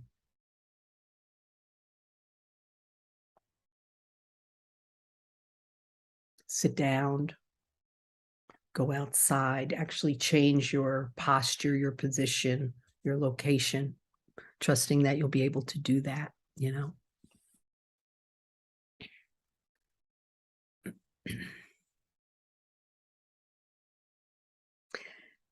And if you're sitting down, just take a moment and breathe, just taking a breath, allowing you to get back into your body.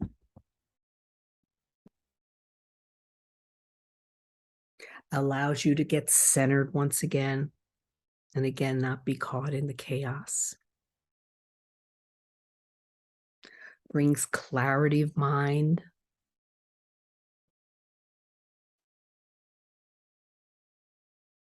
It actually gives you space. It opens up your view. That's what I like about this too, the sacred pause. When you're in it and you're triggered, your view is very tight. This allows you to open it up and breathe, giving it space, being with it with different perspectives, to change. Oh, there's the awareness, it triggered me. But again, it helps you shift that awareness that you don't get triggered again. Or if you do, it doesn't last, it's quick.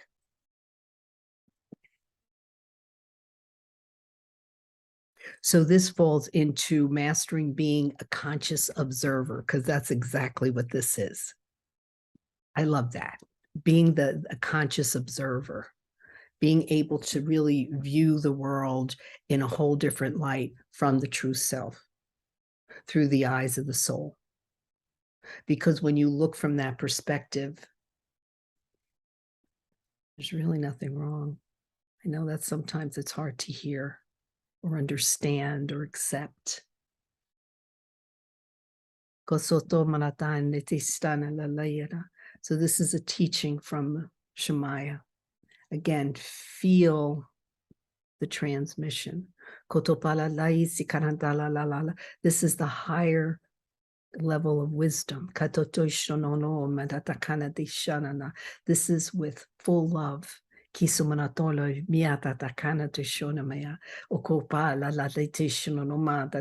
Bringing you joy to shift your life,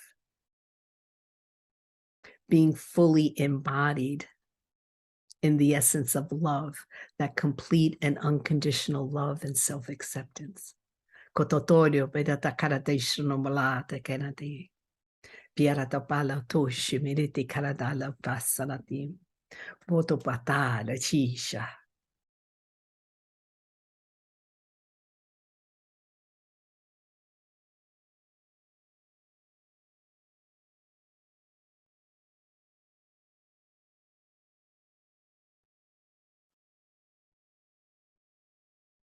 Allowing the transmission to settle in, to feel the vibration of the cells. No longer feeling the density of the 3D on planet Earth, but living from a higher level of consciousness. Sokotoloi baratakaisamanatuko mayavia piana tokolodo pisiriti sikaratala oma shifu shuyu bereteka papa para to joy meretata. This is full of joy. Kotoyo maradala tekineto. Take it in. You could close your eyes and take it in and put a smile on your face. Ikoro papala tishono noi paratala miasoroto kiki kikaratala alla alla alla alla.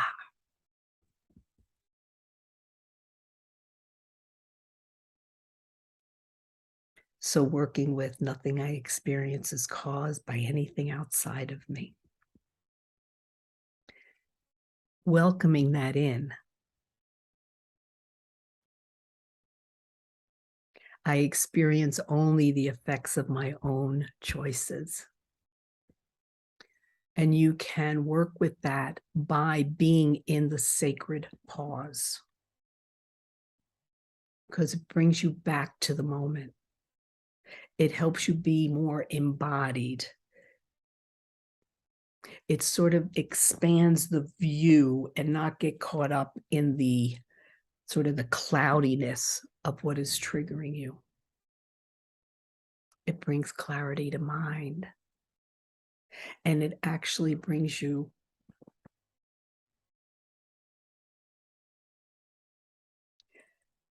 down to the heart, to rest in the sacred heart.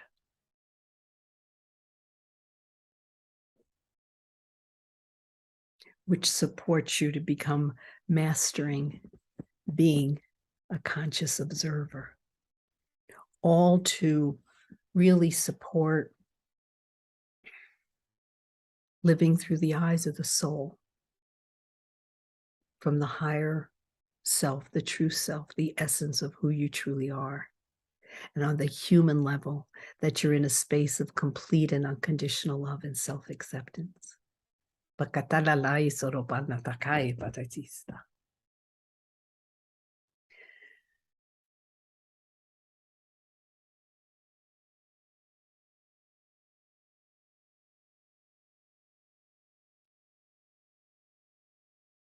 It's beautiful to be with you, and thank you for joining me.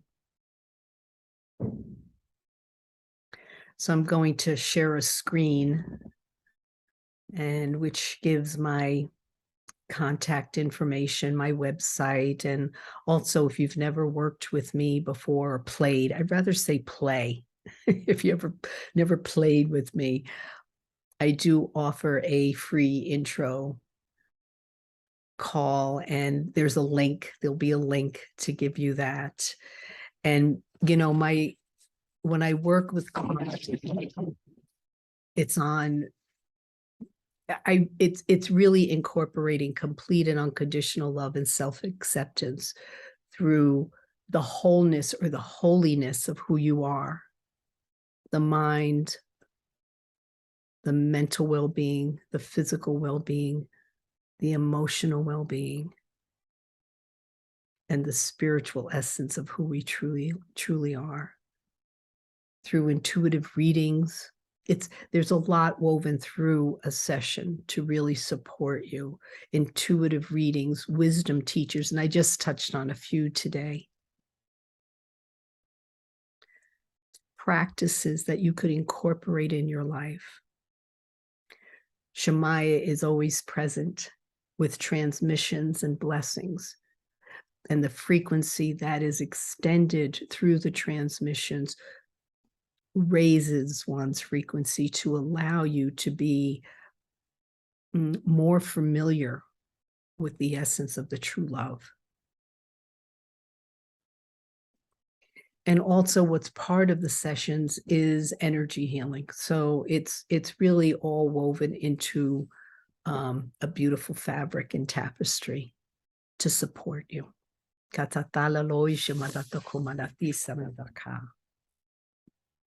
So let me share the screen with you. So namaste, and trust we will play together. And here's information on how you could reach me. Blessings, blessings to you.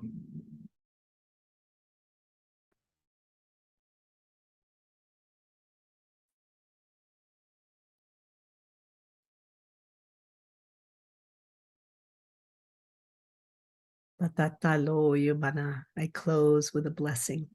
Allah ikonome seratama koisi biara tolo yemeki. Mi siriti la li kanadolo o bata. Isarata alala di Canada. Ikaradla. This is going to the wholeness of who you are. Isinimi tilala pita. Polotolo uka mi. Isaratala uoya aki. Ano oloi shamanatala lala papapane te koyo banatale si. Allah. Allah.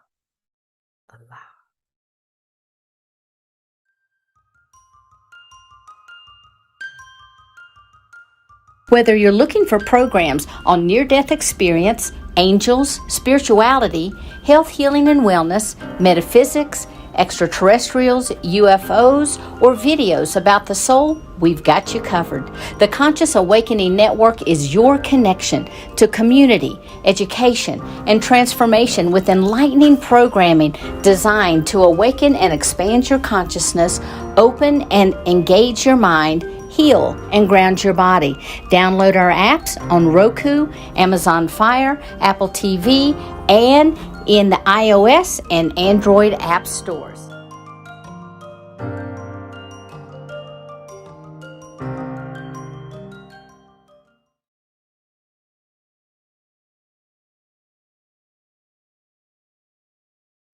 Hello, I am Scott Werner. I'm a previous medical doctor now doing better things, and I have been involved in the health industry for at least 35 years, and currently I am in St. George, Utah, and we have a business called Health and Longevity where we sell herbs, homeopathics, and other different modalities to help with our health. And it's been my divine privilege and gift to be able to associate with the Ascended Masters, and I have a relationship with them, and they are always directing me in my life. Now, back in October of 2000, I was teaching some lectures down in Las Vegas, Nevada at a health seminar, and I gave 2 lectures first, and I was told to not formulate the 3rd lecture, but that it would be given to me. And so I woke up on the morning of the 3rd lecture with nothing in mind, and so I woke up and started praying, asking for guidance, what I should talk about.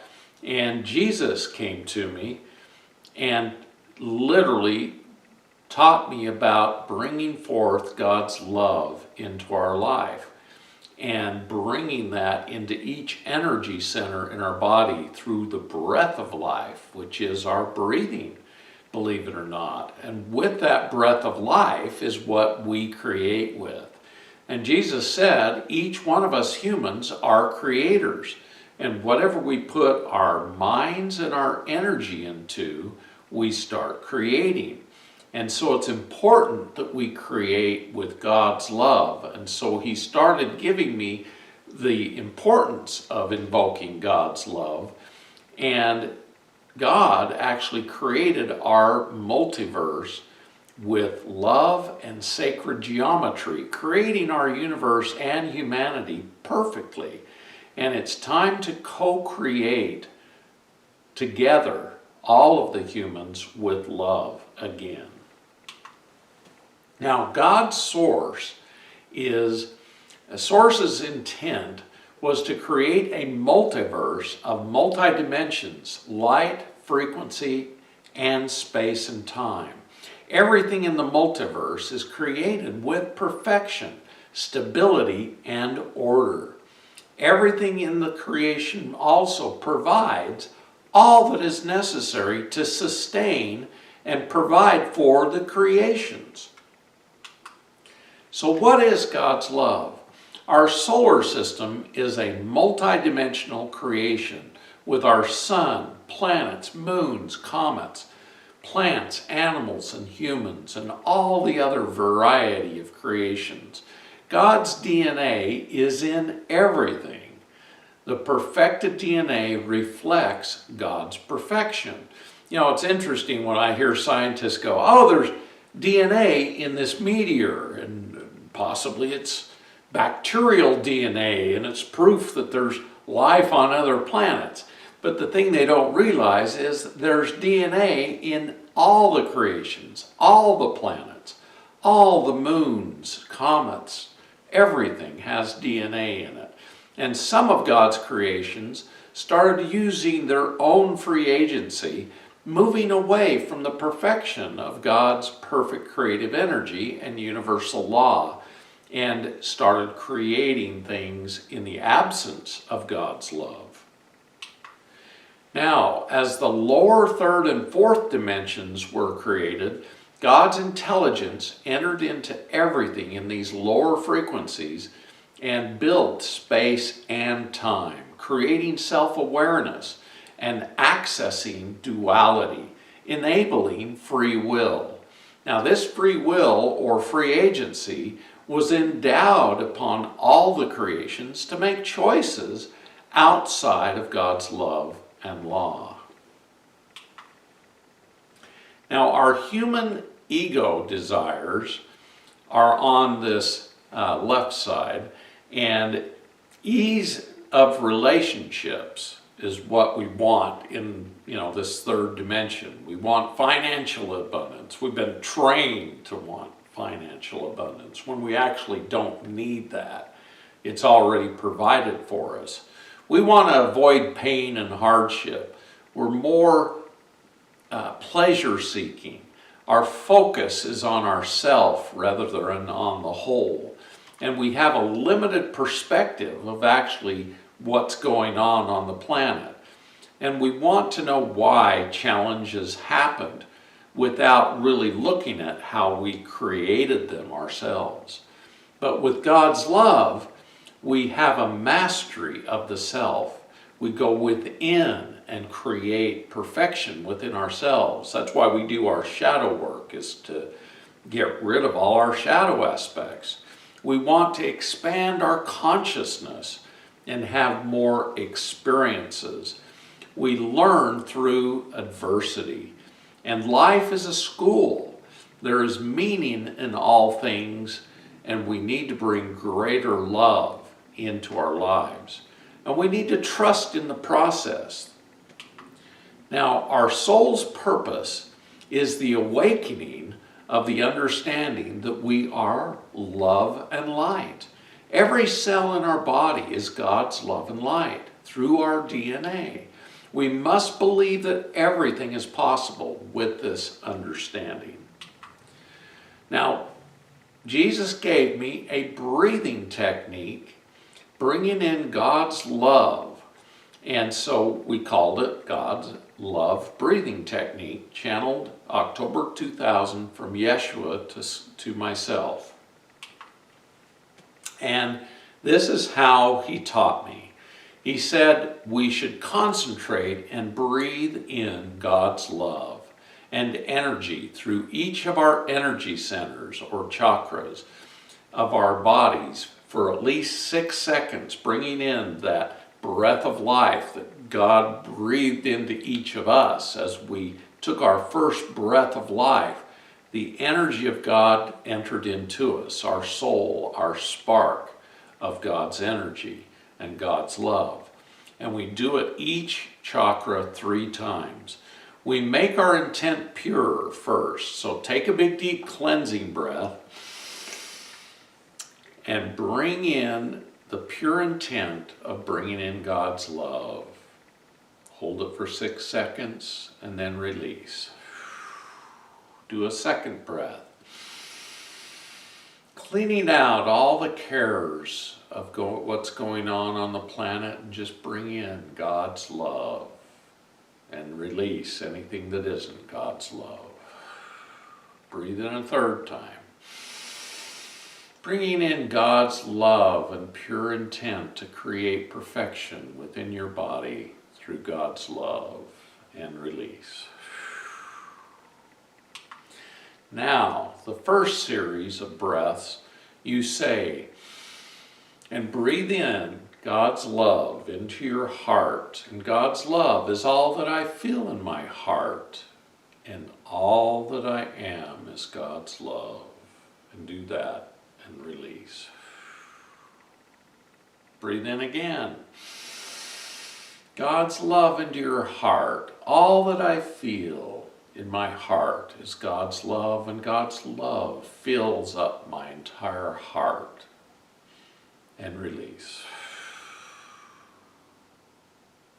Breathe in a third time. I breathe God's love into my heart, and God's love is all that I feel in my heart. And release. Now the second series, you say, I breathe God's love into my heart, and then bring the love up into the throat chakra, and God's love is all I say and hear in my throat chakra, and I am only speak with God's love, and I only hear with God's love, and then release. Breathe in again. The second time, I breathe God's love into my heart and bring it up into my throat chakra, and God's love is all I say and hear from my throat chakra, and I only speak with God's love, and I only hear with God's love, and release. Breathe in again. A third time, I breathe God's love into my heart, bring it up into my throat chakra, and with God's love, I create everything that I say and everything that I hear. And there's nothing I say or hear that isn't with God's love, and release. And then we move on. I breathe in God's love into my heart, and then up into my third eye and my physical eyes. And God's love is all I see with my third eye and my physical eyes. And I only see things with God's love, and release. A second time, take a big deep breath. Bringing God's love into your heart and then up into your third eye. Everything that I see with my spiritual eyes and with my physical eyes is with God's love. And there's nothing that I see that isn't with God's love, and release. And a third time, I breathe in God's love into my heart and then into my third eye and my physical eyes. And everything that I see spiritually and physically is with God's love. And there's nothing that I see that isn't with God's love, and release. Next, I breathe God's love into my heart and bring it up into my mind. God's love is all I think about in my mind, and all my thoughts are filled with God's love, and release. Take a second breath. I breathe God's love into my heart and bring it into my mind. God's love is all I think about in my mind, and all my thoughts are filled with God's love, and release. And a third time. Breathe in God's love into your heart and bring it up into your mind. Everything I think about is with God's love, and God's love is all that I think about, and I express my thoughts as with God's love, and release. Now we breathe in again. I breathe God's love into my heart and then up into my mighty I am presence. And God's love is all I bring into my mighty I am presence. And my mighty I am presence is filled with God's love, connecting me to the divine, and release. Second breath.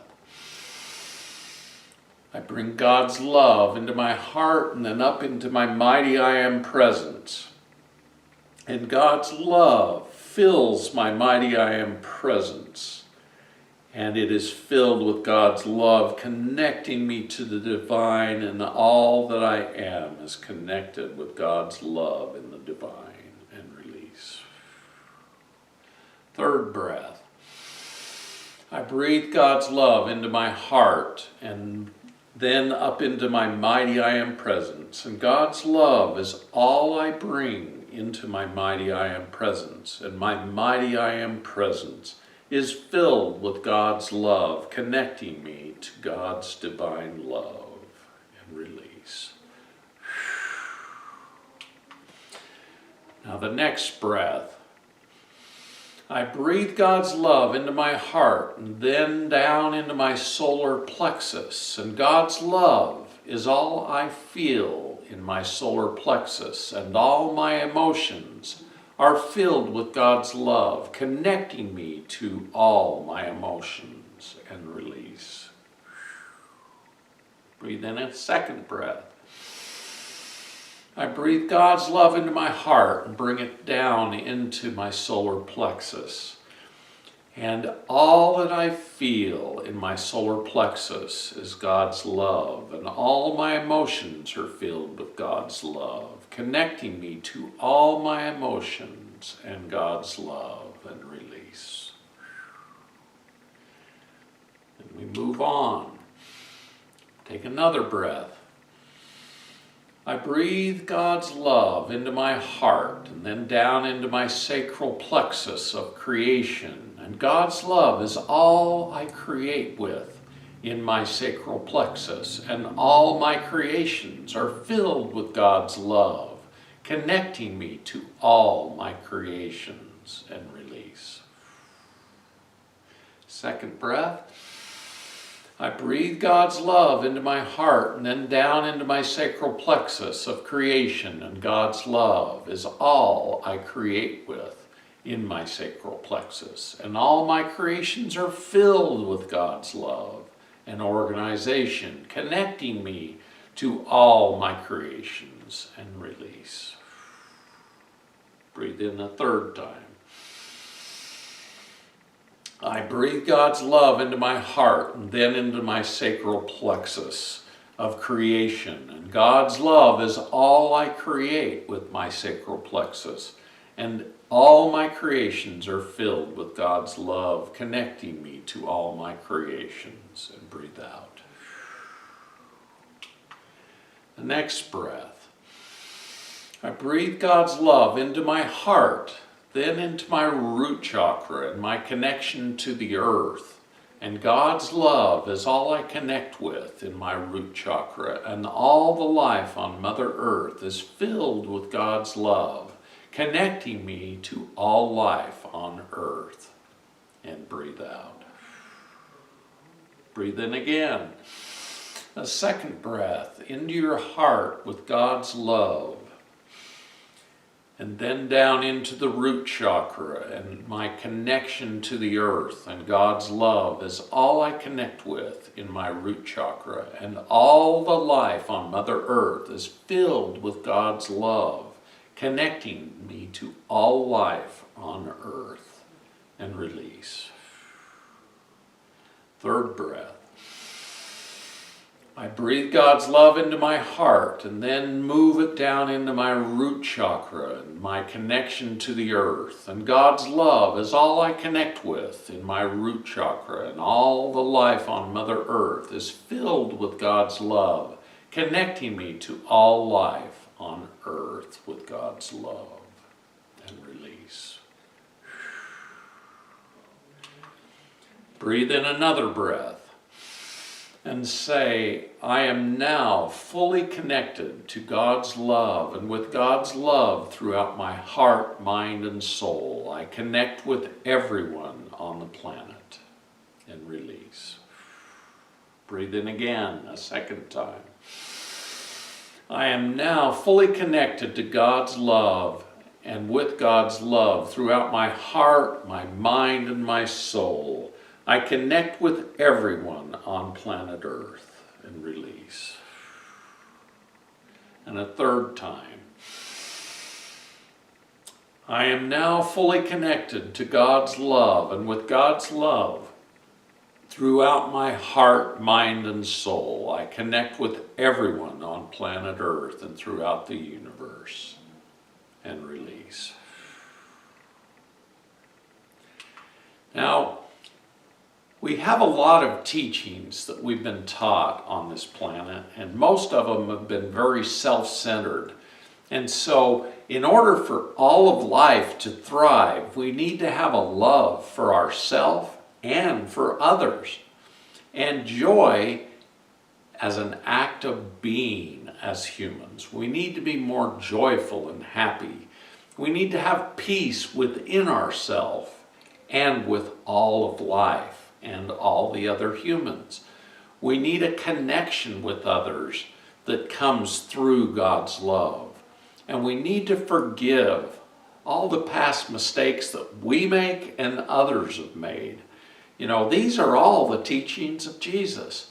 And we need to have a willingness to evolve and to change for better, not doing whatever we want, but doing what God wants us to do with God's love.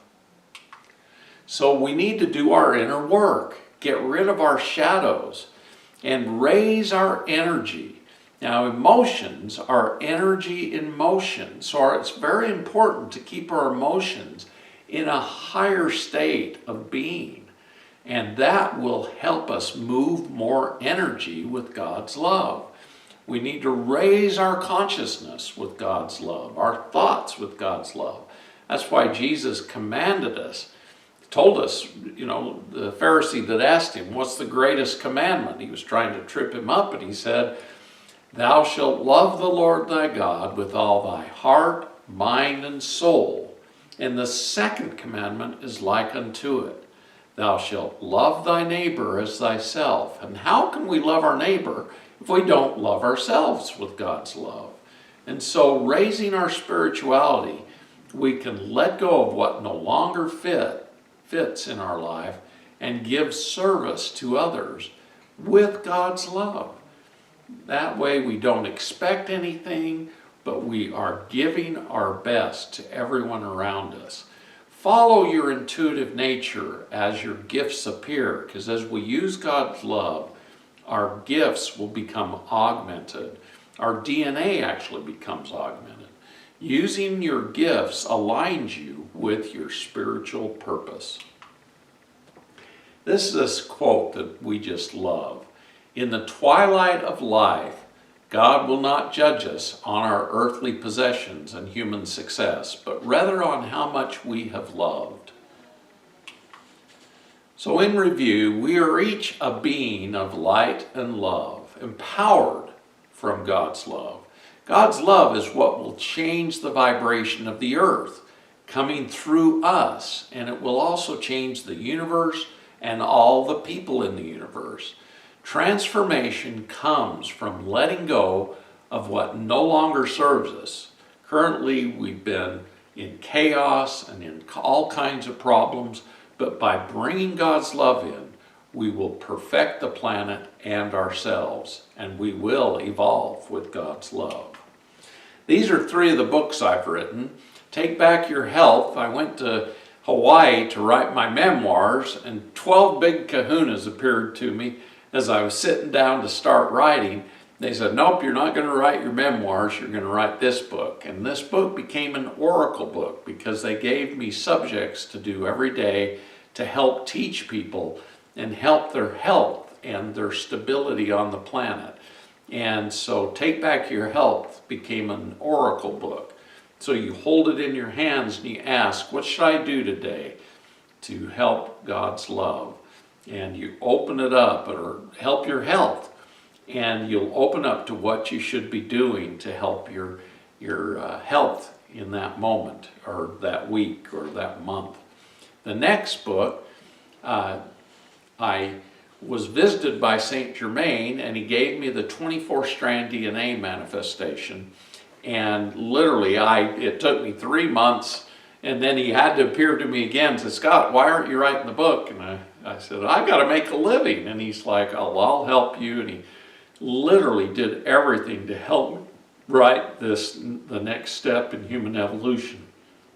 In fact, he dictated the book to me, and it was a very good book. And it's the next step in human evolution. And then he sent me down to Colombia, South America, to heal Father Gabriel and to learn what Father Gabriel was doing to help the children who had been orphaned in our cocaine wars that were started by our CIA. And this book is all about the healing methods he used to bring these children into adulthood, living in the love of God. And a marvelous teaching it was. Now, if you'd like to find out more about me, my website is scottwerner.org, and my Instagram is Scott_Werner1. And I'd like to thank you for listening to this, and thank you very much. And we'd like to give you a blessing. So we'll do that right now. In the name of the Almighty, I am that I am. And by virtue of the great divine director, the Holy Spirit of God, who commanded me to give blessings to all the humans on and off planet Earth, we give you all a blessing of God's love, that you bring God's love into your heart, your mind, and your soul, and all your other energy centers, perfecting your body, perfecting your DNA, perfecting your organs, your glands, your systems, and making your lives filled with vitality and love. We bless you that you will bless yourself with this, and it will bring blessings not only to yourself but all of humanity. And we seal this blessing upon you in the name of the Almighty. I am that I am, and in the name of Jesus the Christ and all the other ascended beings of light and love. So be it, so it is. Thank you for listening, and we hope to see you soon.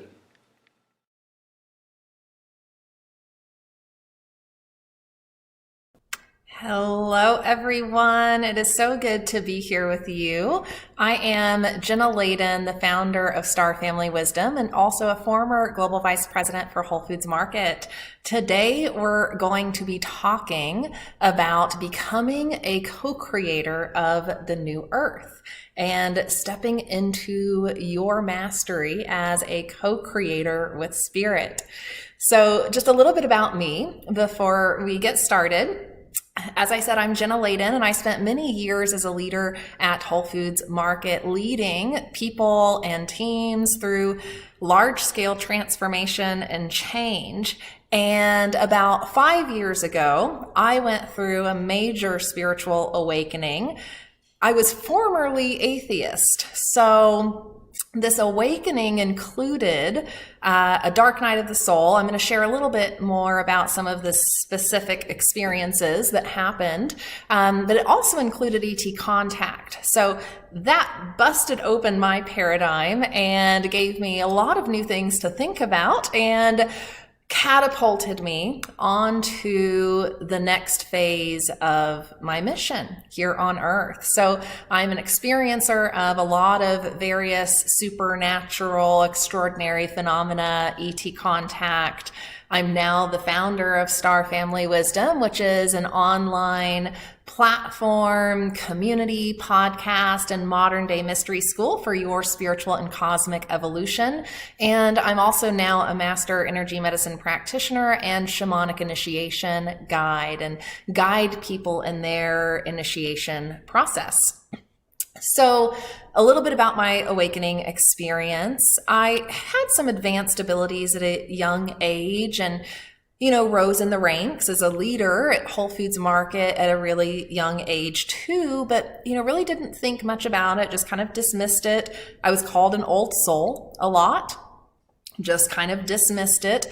I would know things that I didn't know how I knew them or where they came from specifically, but I would just know things, and that was useful in my journey at Whole Foods Market and in, reading the room, reading energy, understanding what needed to happen, being able to perceive the future, again, all in this really subtle way without me really understanding what was going on. Well, fast forward to my spiritual awakening, I start having much more prominent experiences, very much psychically activated experiences. I started having spontaneous past life visions as I started, asking more questions about my life experience, about some of the dark night of the soul things I was experiencing. I went through a major, relationship breakup, and it was so intense and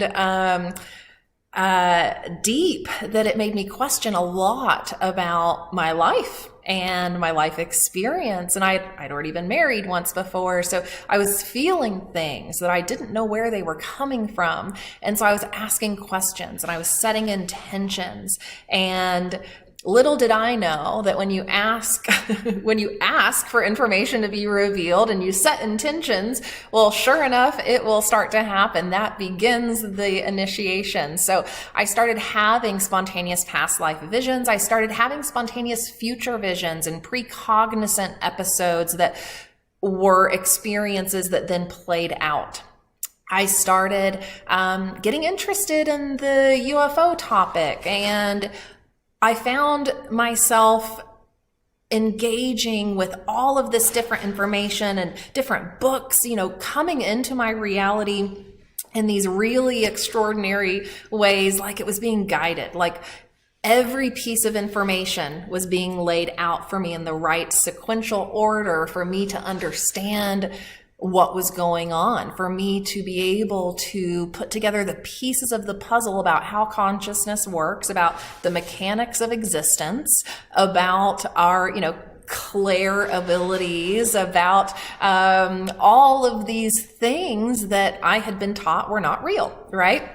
So I was being guided and I was asking questions and more information was being delivered. And I started getting curious about UFOs and ETs. And I'd always been fascinated by space and by the idea that we're not alone. And I thought how absurd it would be for us to be alone, but where's the proof, right? So I stumble upon some books about abduction experiences. I was skeptical, right? As most unconscious, asleep people are. And I started reading a book by John Mack, who was a Harvard professor of psychiatry at Harvard University. And in his later tenure, he started working with people who claimed to have anomalous experiences or people who suspected they had been abducted. And as he guided them into hypnotic regression, information was revealed and released. And as I started reading this book, in the very first chapter, as I'm reading the first case study, I had the biggest emotional release of my life. It was like my soul had touched truth. It's like my soul had touched on a piece of information that my human self had forgotten all of this time. And I was crying and tears were just streaming out of me. And I thought, uh-oh, have I been abducted? Like, am I one of these people? Like, clearly I have touched something that it triggered deep in me this sense that that's real. And I knew enough about the science of the mind and the fact that we can suppress information, right? We suppress traumatic information, or we suppress, information or experiences that may just be counter to our worldview, that just might not be something we can integrate fully at this time. And so I knew I had touched something that had been suppressed. So I set an intention to have a past life regression, a regression that would help me explore whatever was going on related to ETs. And then I started having some telepathic contact happen before my regression. I won't go into all of the details here. You can learn more about this on the Star Family Wisdom YouTube channel. I have some clips of my first regression and the second regression that I did with Barbara Lamb last year in 2022. And there's also a video about my Bashar contact experience when Bashar, a being who is channeled by Darryl Anka, gently guided me in my learning process. So long story short, in my first regression, I ended up channeling the ET beings and Star family who have been supporting me in this life and who I have known in other lives. And I very quickly was guided to this path and guided to be here today with you. So I listened to the guidance, I said yes, and I left Whole Foods and started a new journey, started a new path to support people in their evolution and to be a leader who can validate the experiences that you're having and to be someone who can raise their hand and say, this is real. This is real because I've experienced it and I used to not believe in it. So I share that with you because I know so many of us seek that validation or, just want that extra piece of support as we are integrating and even starting to live our new truths. So I really met Star Family for the first time in 2020 during my first regression. And in the last few years, it's been a very quick progression of diving deep. Shamanic practice has really helped me with this in my meditation practice and journeying and accessing past life memories. And I've learned that I've had past lives in advanced civilizations, and I've supported the efforts on Earth in various ways to shift the consciousness and to bring about this new era of Earth. And I'm primarily in contact with the Mantis beings. My last incarnation was with the Mantis beings, and they are the ones that spoke through me in my first and second regression. I am currently incarnating with two souls from home who are part of my soul group. The other souls from that soul group are in an ET civilization, and those are the ones I've been in contact with. And I've had lives, like I said, supporting the agenda of shifting consciousness. And throughout our ancient times, the star races have been present on Earth, guiding and initiating humans into the mysteries of the universe. So, for instance, our ancient Egyptian gods and goddesses, some of whom were from the Syrian star system, were people who were conducting mystery school initiations for humans. And we're kind of doing that again today, just in a different way. And I've learned that my soul has spent the most time in the Aldebaran and Rigel star systems. But it wasn't until last year that I really learned about the full extent of my ET contact. My contact has been going on since I was a child. I had recurring dreams as a child, and with Barbara Lamb's help, she regressed me back to the first time I had that recurring dream. And that dream was of a red rose in space. And it occurred over and over and over between the ages of 4 and 5. Well, when we went back to that date, when I was 4 years old in the regression, sure enough, that dream was not a dream. That was a screen memory for contact that was happening. And it was also a sign. It was a screen memory that would not reveal itself fully until a much later date. And part of the symbology that was present there is that the Aldebaran star system or star is known as a red rose star. And I did not know that until the day after my second regression. So that synchronistically crossed my path and helped me connect some dots on the fact that, okay, this was meant to help confirm where my soul is from, and it was just a screen memory for those times that I had been interacting with ETs or that they had taken me from my home. So I went through a whole experience in that regression of reliving those nights where I was being visited, or reliving those nights where I was being taken. And in that scene that I was reliving, I saw a mantis being on my left and 3 grays on my right. So I was a child on a table in a ship, and there was something happening to me. There was some sort of medical procedure happening with my right arm. And the mantis being on my left was attempting to console me and help, keep me calm and help me understand what was going on. And that was kind of revealed as the regression went on. I also saw the time before I came to Earth on the ship, where I volunteered as a soul to leave my ET body and come into this body. And in that regression, it was confirmed that part of the medical procedure I was experiencing on my right arm was some form of kind of genetic modification, tampering a little bit, with my DNA and my genetics.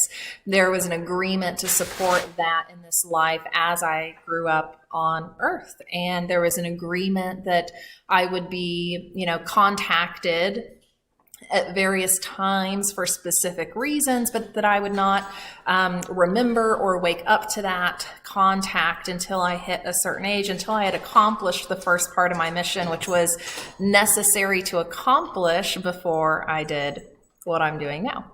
So my understanding from all of my exploratory work and regression work is that I will be returning to the mantis civilization after this earthly incarnation is over. This is a little bit of a different incarnation process where I'm not necessarily returning to spirit and then incarnating into another body, because I've already got another one that's waiting for me, apparently. And it was just it's something that advanced civilizations can do at will if they choose to. You see like examples of that, like in the Avatar movie, I guess. So last year I began to integrate fully these memories of childhood contact, which was traumatic. I think anyone who has explored suppressed memories has felt the suppressed trauma come out of them. And it's in how we integrate those experiences and perceive them and understand the bigger picture that prevents it from continuing to be traumatic. So as time has gone on and as I have learned more about my soul and what I've done and what I'm here to do, I've learned that, I first journeyed to Earth as a star being around 6,000 or 7,000 BC post-flood to support the rebuilding of spiritual centers on Earth. And that occurred around the globe, and many different star race civilizations were part of that effort. And I lived as a human for the first time on Earth in Egypt around, or at least in this new era of humanity, I lived as a human in Egypt around 3,500 BC.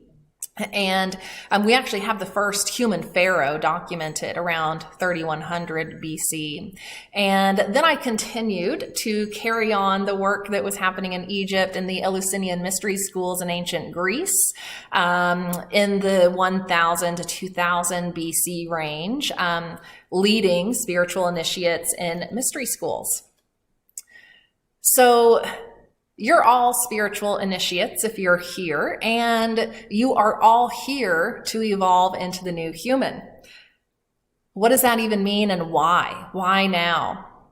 Well, as we do our work, our spiritual work, our shadow work, as we uncover the lost parts of our souls and integrate them back into our field, we can start to upgrade and transform our energy field and activate dormant DNA that has been dormant for thousands of years for humans. And as we do that work to shed the trauma and the violence and the state of separation that we've lived in here on Earth, as we do that work and we upgrade our field into higher frequency light codes, we can start to activate our superhuman abilities and our godlike powers. We can start to become more intuitive and psychic. We can become healthier. We can become humans who don't degenerate as they age. And this is what we're doing as we transition into the new era of humanity. And you're here to support that transition for humanity. So how do we do this? Well, you need to firmly step onto the path of initiation, and that looks like really deep healing processes and, like I said, shadow work and learning how to live the spiritual laws of the universe and really integrate them into how you operate as a human. It requires us raising our vibe by doing that healing work and facing the wounds and the heavy energy we've been carrying and learning how to balance our masculine and feminine energies in a way that aligns us fully with our higher selves and aligns us with the flow of energy in the universe. And we meditate and we follow our passions and we trust in the divine plan. And we reconnect with Mother Earth. We ground higher consciousness and higher frequency ways of operating on Earth. And we release ancestral trauma because we are not the victims of our genetics. We are not the victims of all that came before us. And we release judgment and fear and attachments. And we learn how to commune with the higher dimensions. And we learn how to create spiritual protection around us. And we learn how to talk to and meet the star races. This is our work. This is what we're here to do. We're here to become the new human.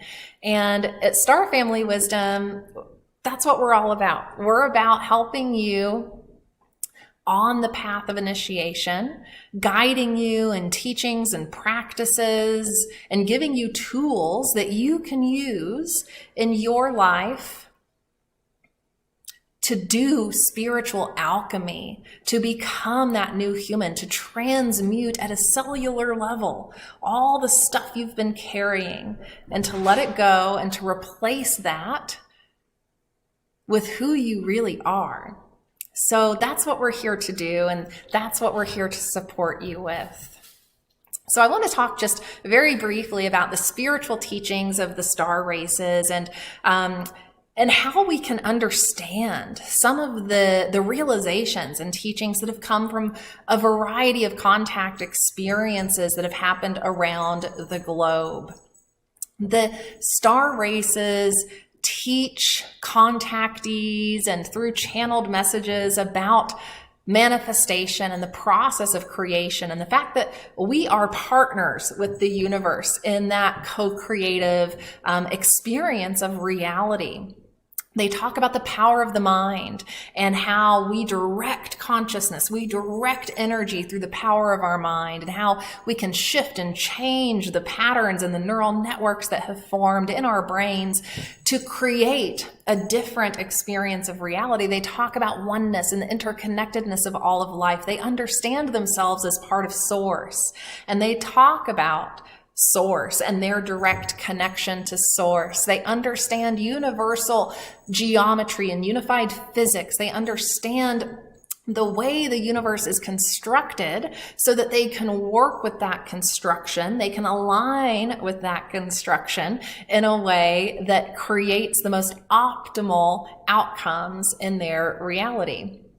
They talk about the ascension and evolution process and what we're doing here on Earth right now to evolve and to ascend to a higher operating system for humans. They talk about traveling between dimensions and the ability of advanced, civilizations to step down to lower dimensions and how, we move through the dimensions through all of our life experiences, ultimately returning to Source. They talk about the nature of duality and polarity and how duality is a necessary experience for us on Earth, and how we're just learning how to bring those polarities into balance. And they talk about the process that the soul goes through as it travels through its life experiences. And they talk about moral codes and cosmic law or spiritual laws. So while they have a great understanding of the geometrical or physics principles that govern the universe, they also understand the higher mind of the universe and the spiritual laws that govern the universe. And then they talk about transmuting fear and returning to the light and the transformation process that we're going through to become the new human, and how that's a process, and that, humans want instant gratification, but it's a process to go through that transmutation. They talk about the ecological crisis and reminding us of our oneness and our connectedness, and that, what we do to each other, we do to ourselves, and they are imploring us to create a more sustainable future for ourselves. And they talk about the councils of light that guide leaders and representatives and civilizations around this galaxy and other galaxies, and they talk about the cooperative nature of civilizations out there. They talk about what we will come into when the time is right, if humans can get to a point where we are less violent and more spiritually influenced in our ways of being. So our star brothers and sisters and star family seem to absolutely have our best interest in mind. I know many of you here already know that, but it's always, I think, helpful to just reflect on the big picture and to reflect on what we have gained from them already, what we can integrate into our, holistic world and universal view for ourselves and collectively.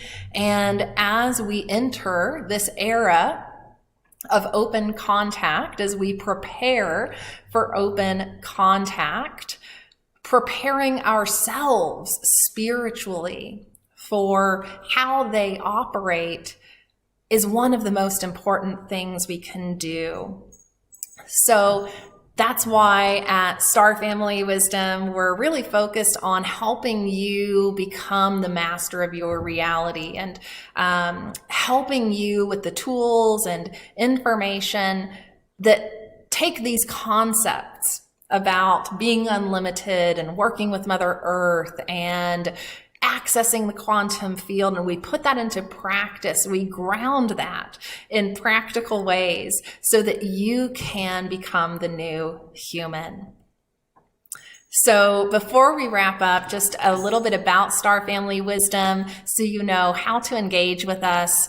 Check out our podcast on YouTube and on any of the podcast apps. We interviewed some awesome people last season, and the new season 2 is out now, and we've got some amazing guests this season as well. So check that out for lots of free content that will support you. We also have an entire library of free courses and content on the website that you can take advantage of.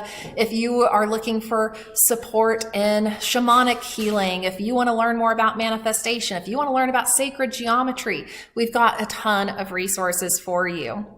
And as I said, spiritual initiation is the name of the game right now. That's what we're focused on. We are focused on the transformational work to transform our mind, body, heart, energy field into the energy field that represents the new human. So we have 2 ways you can engage in that process.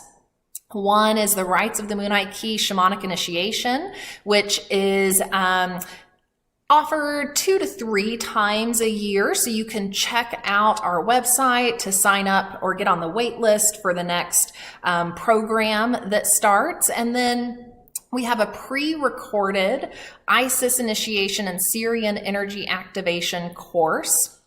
This is a 7-week pre-recorded course that you can take at your own pace.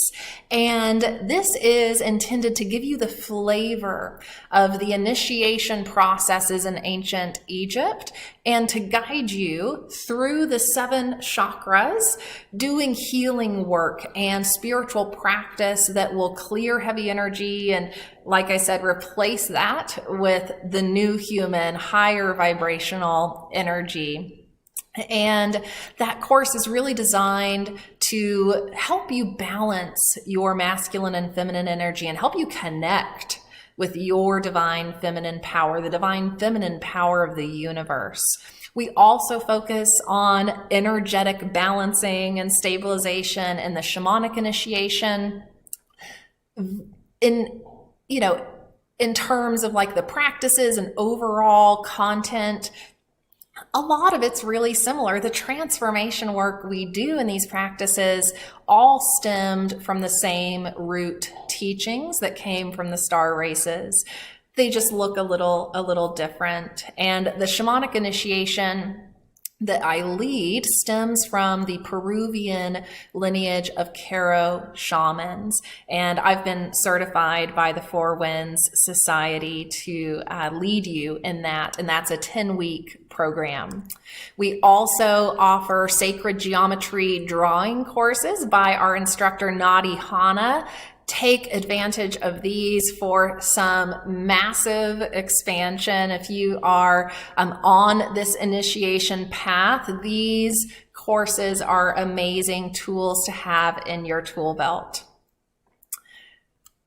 So with that, we'll wrap up for today. I am so grateful to be here with you and to have had this time to share a little bit about my experience. I hope it was helpful to hear directly from me about what I know to be true and about the contact that I've had from my star family and how we can support you in connecting with yours. So check out the website starfamilywisdom.com and you can take advantage of our sacred geometry courses and get 50% off by using the code Galactic. So use that code at checkout to get 50% off the regular price. And we are just so grateful to be here with you on Earth at this time, doing this work together. So let's become the new human, y'all, and welcome in the new era of humanity. After 3 years of having to produce the Portal to Ascension conference online, we have been waiting for this moment. The Portal to Ascension conference is returning live and in person. Join us at the Marina Village in San Diego, California, April 21st to 23rd, 2023. As massive shifts are happening on the planet and hidden truths are being uncovered, we are piecing together the fragmented parts of our existence and timeline. At Portal to Ascension, we are dedicated to full circle awareness of the truth of who we are and remembrance of our connection to the cosmos. This is showtime. There is no holding back. Now is the time for us to harmonize the frequencies and create unity and peace on Earth. We are deprogramming from an outdated matrix system, re-educating and remembering an inherent truth that connects us all. As we come together, we activate our truest potentials, individual gifts, and collective resolve. We are ushering a whole new reality that we know is possible and is waiting for us to embrace it. Join founder Neil Gore and the entire Portal to Ascension team with hosts Alan Steinfeld, Michelle Anderson, and Joan of Angels over these 3 days, April 21st to 23rd, 2023. We will experience musical performances by Larissa Stowe and the Shakti Tribe, Vox Angeles, Share the Light, Admiral Apollo, and Torquemji. This conference features incredible luminaries such as JJ and Desiree Hurtak, Adam Apollo, Carolyn Cory, Robert Schock, Linda Moulton Howe, Robert Edward Grant, Barbara Lamb, and many more.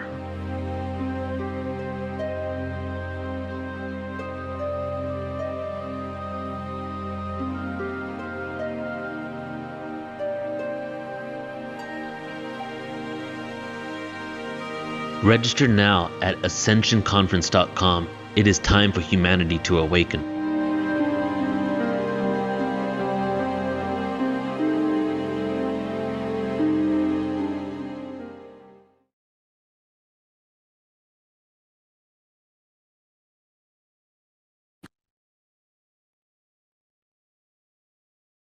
Good evening. My name is Sylvia Rashaw. I am a scientist, an engineer, a futurist, and an educator, helping the world move into a new era of understanding in the cosmos.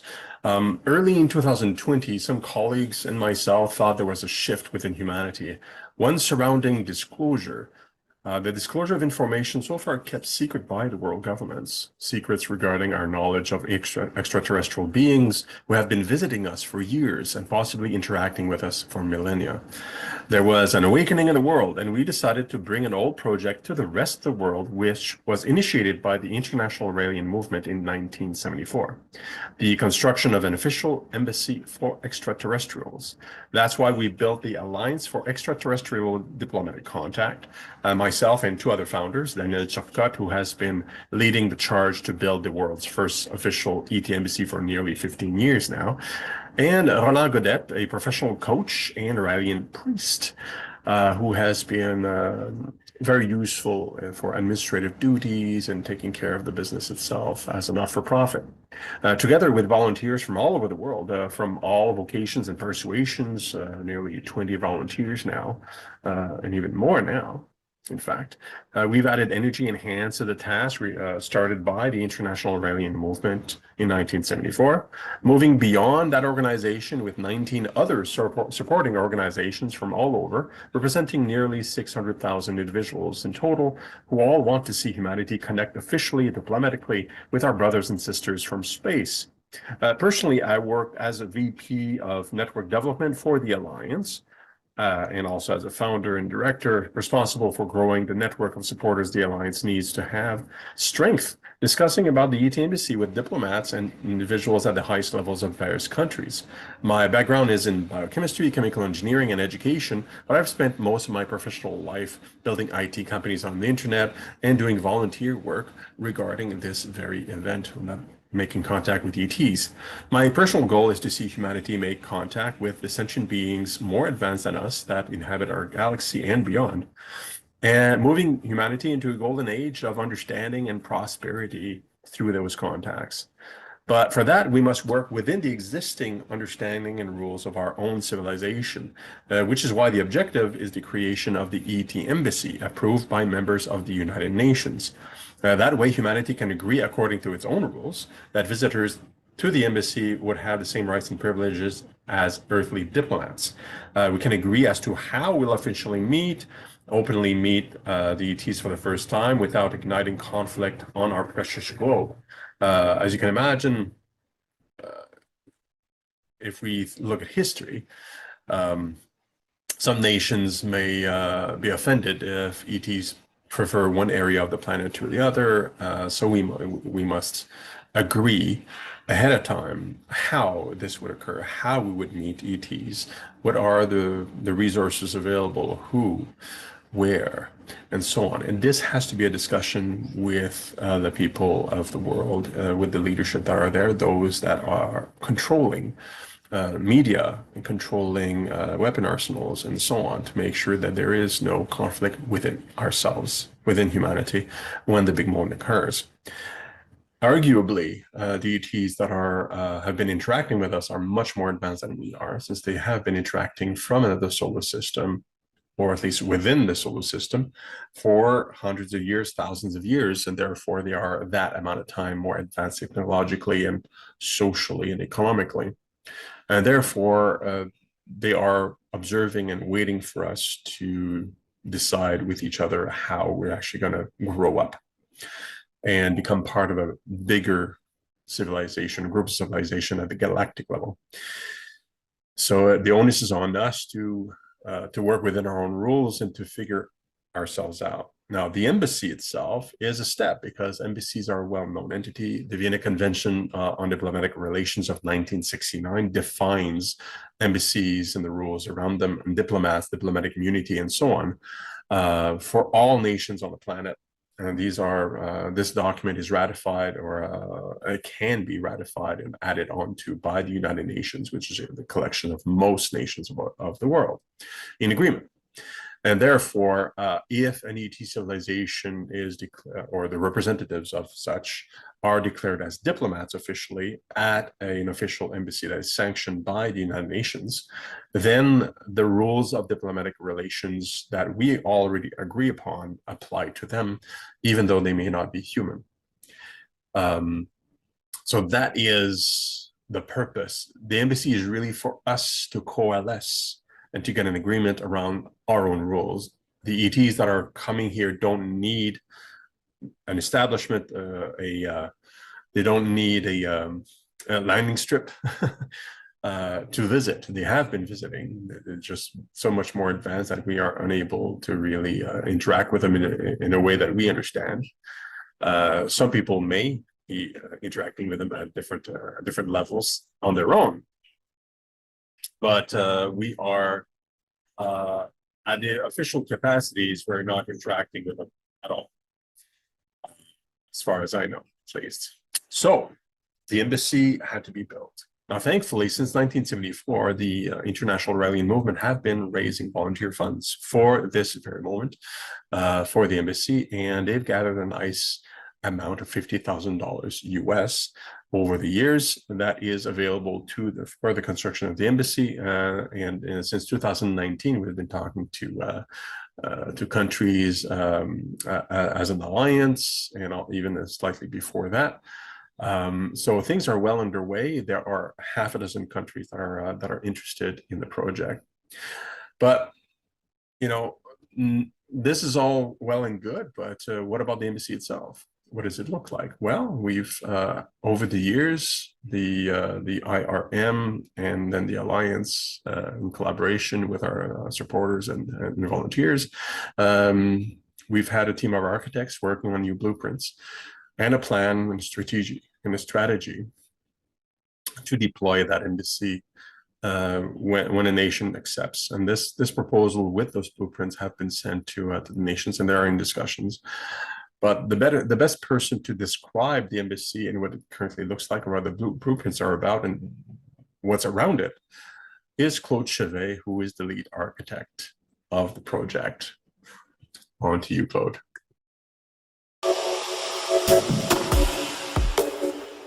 Here we can see how the building of an embassy will impact a site. In our particular case, it will generate a city around it. It's not every day that we're building an embassy to welcome an ET civilization to Earth. Can you imagine the financial impact having a city all around this embassy? it's going to be phenomenal. Wow, the society will completely switch and change our relationship with the universe. Blueprint, chapter 2. Here actually you can see a real blueprint. They are not blue, but black and white. 1,870 square meters going to be built on the slab foundation. With a south entrance, a welcoming room, an aseptic chamber, a conference room, an access, a residential area of 1,226 square meters, an access, a dining room of 146 square meters, and a north entrance. That we are able to find out thanks to the blueprint. Here, zooming in, we are in the reception area, the welcoming room, with all its dimension, its material descriptive, the stair level, the size, and the volume of the space.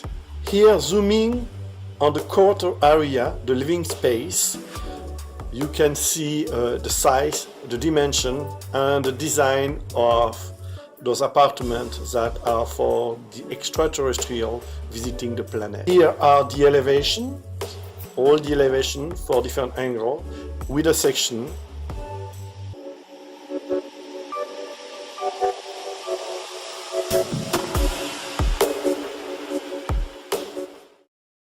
And up to this day, Jacques Isaac came with this design well known, who has lasted more than 30 years up to today. The white donut, the way I call it, with the 3 ping pong balls in the front and in the back, joined by tunnels. And here I'm going to present you a more defined approach, an architectural approach of this design. To better understand blueprint, best to go directly in 3D. So here's a presentation.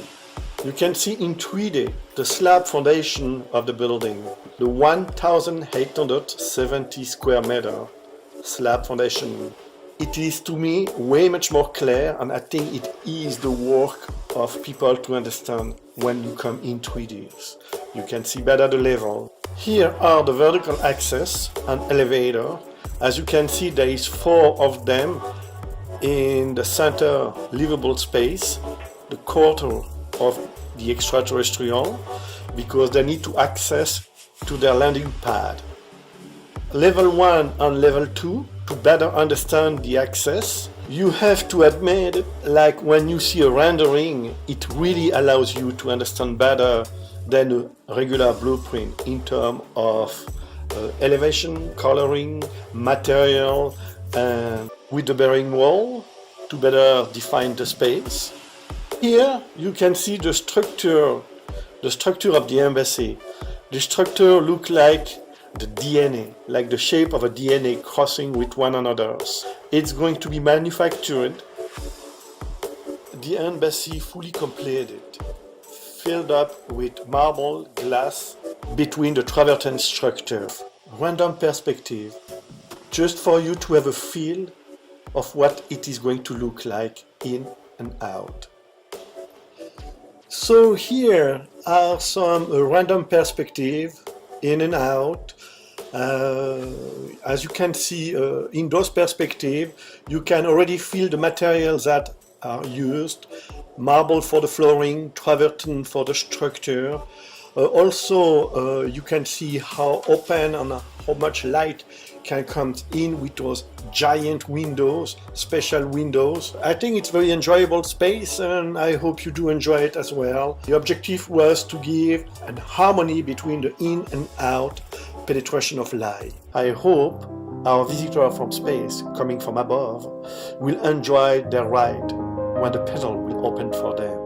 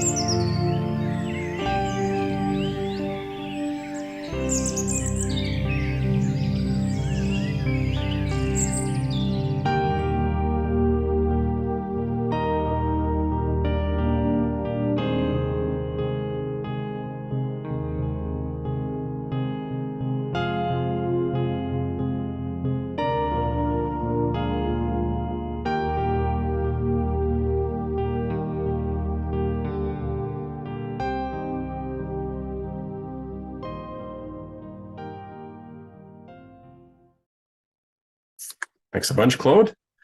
It's a wonderful design. It is available to the country or to the developers within the country that is chosen, or that choose themselves to give extraterritoriality for the embassy, because that's one of the first moves. One country needs to declare to the United Nations and other nations that they are setting aside a piece of land for this particular embassy. And the resources of the alliance and its support network will be available to that country however it's needed, including the funds, including the blueprints and all the efforts we've put in to prepare for this moment. And then it's a question of the nation and other nations to join in and prepare as a civilization for a meeting later on. This is all very exciting. And it is, by definition, an organization, the Alliance, that is collecting everyone that wants to support this effort. All organizations, all individuals of the world. Right now, we are less than 600,000 supporters. We are gathering more supporters all the time. And 20 organizations in total. Well, we'd like to make it 100. We'd like to make it in all languages. We'd like to see support from everywhere. Now, how can you support? Well, if you are the director or founder of an organization that has decision-making capabilities that would support such a project, well, contact us at our website, and we will discuss how a collaboration can occur. And we're a not-for-profit, so we're not looking for additional funds as an organization per se like that. We just want numbers. We just want support, and we want to collaborate. We want energy. We want resources that are available, whatever you can provide. If you are an individual, then you can suggest yourself as a volunteer to help spread the word about the Alliance and find other organizations that are willing to that want to support this. And also, so if you're a celebrity or a scientist, somebody that has a following or a good credibility, you can become an advocate and an ambassador for the Alliance and a spokesperson. And for that, you can also contact us. And the website is www.alliance4et.org. Just contact us there and we will respond, and we can carry on a discussion and grow as an organization throughout humanity. Eventually, everybody will be in agreement that we have to make this work, and the resources will be automatically available. The resources not really being money, since we have a lot of money already, but their wherewithal and the willingness to bring this project to the table at the United Nations. Regarding timeline to finish this, we are expecting a country to declare itself as the host nation probably within the next couple of years, but we don't really know, because the country has to make the declaration on their own time. And they'll do it publicly, like at the United Nations and with other nations, because they need other nations to recognize the space. That's how it works. So we don't have any control over when the declaration would occur, but we've been talking with some nations for over a year, some closer to 2 years. So we expect something's going to happen, given the atmosphere and the awareness that is happening around the world of surrounding disclosure. Perhaps there will be enough guts to make a declaration pretty quickly. And if we follow our timeline within those reasonable assumptions, then the embassy would be open in 2030 after all the surveying of the land, construction, and finalization would be complete. And within that time, you'd also have the modifications of the Vienna Convention occur, and whatever other discussions at the United Nations to make it palatable and acceptable and interesting for the whole world to prepare for this momentous event. Thank you very much.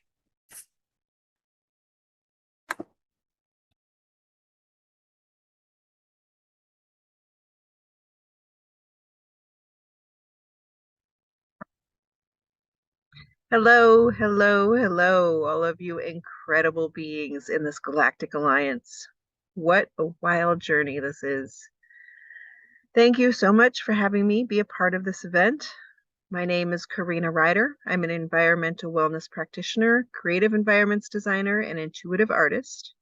And as a result of connecting knowledge from my academic education, my personal studies, my intuitive and cosmic understandings, as well as my spiritual experiences, I have developed a unique design methodology that helps cultivate a deeper relationship with your environments, enhancing self-awareness, self-understanding, and ultimately your overall well-being through the application of sensorial storytelling and spiritual design. Now, what I didn't realize until this past couple of years is that in the process of doing so, I would begin my journey in healing my centuries-old witch wound. And here today, I'd like to share that story. I have put together a presentation that I'd like to share.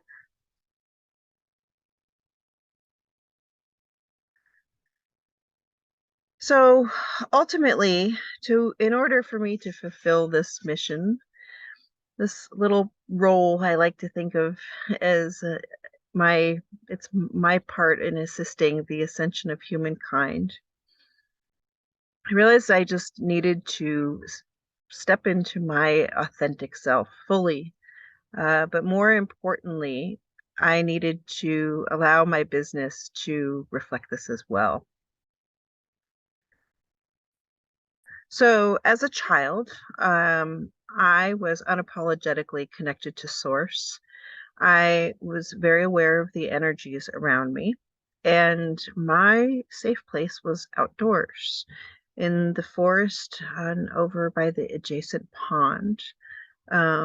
This is where I always had the frogs and bugs and birds and turtles and gnomes and fairies and dragons to keep me company. I loved being creative. I still do. And I was often inspired by and expressed myself through the environment around me. And that hasn't changed either.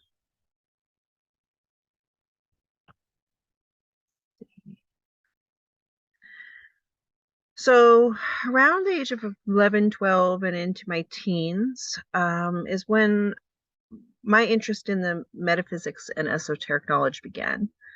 I started spending my allowance on things like crystals and tarot cards and books on astrology and ancient Egypt. I was fascinated and feel very connected with Egypt for as long as I can remember. It was around the age of about 15, 16 that I realized that the lucid dreaming that I experienced was not what everybody else was having. So I started studying dream analysis and gotten myself to a point where I had quite a bit of control even in my dream state. I, over the years, have had dreams that I am very confident about that it are, I guess, visions into past lives and future lives, and as well as astral traveling. I have definitely experienced things in my dreams that are not earthly. And actually, something that I have come to believe is that I don't really believe in imagination. I think it's more of us tapping into other time spaces and dimensions and lots of things that we still don't fully understand. So in my early 20s, I attended a shamanic ceremony where two events that evening really stuck in my memory. First off, we did a meditation and exercise, a guided meditation exercise to find our spirit animals. And we were partnered up, and I was partnered up with my younger brother, who did not bring back a spirit animal for me, but instead brought back this golden key, well, a golden key. And it was it was the shaman who reassured me, because I was a little disappointed that I didn't get my spirit animal. But he reassured me that there was an importance to this key. Otherwise, it wouldn't have been received and brought back for me. The other thing that evening, the shaman I had a one-on-one with him, and he said very strongly, he said it was, I carry the witch wound immensely. He said he was seeing visions of either a past life or a direct relative of mine being tortured and burnt alive at the stake. And he said that to me, that at some point in my life, this will be a challenge for me to overcome. And I remember feeling a little confused, because I felt like I was accepted the, modern day witchcraft, and I had my own deck of tarot cards and crystals and whatnot. But I guess I didn't fully understand what he meant at the time. So a little bit about what the witch wound is, just briefly in its broadest sense. Just about everybody living on this planet today has some level of this energy. It's essentially the feeling that you can't express yourself fully because of certain societal standards that are, that give you a fear of feeling disempowered or invalidated, or shamed or judged if you share your authentic self. I found a definition that resonated with me, with how it fits for me, and it's Celeste Larson says, "The witch wound is a collective intergenerational spiritual wound that keeps people afraid of their own magic and power." Quick historically, here in the United States at least, it's often associated with the Salem witch trials, although up to 100,000, possibly many more people, mostly women, were prosecuted globally over many centuries. The height of witch mania started in mid-1400s Europe through the late 1800s United States. Many people were tortured, hanged, drowned, burned, and beheaded, although many did not actually practice witchcraft, or what is stereotypical for witchcraft practices. Anyway, some of these people may have just been too ugly or too old, or made somebody angry, and got put into this category of banished, and ultimately many killed. So, moving on, over the next 20 years or so of my life, I put my esoteric knowledge interests as were more of pastimes. The tarot cards came out occasionally, but I really focused on my education, my career, and my social life. I have a degree in studio arts, a degree in theater arts with a focus in scenic design, and a graduate certificate in landscape architecture.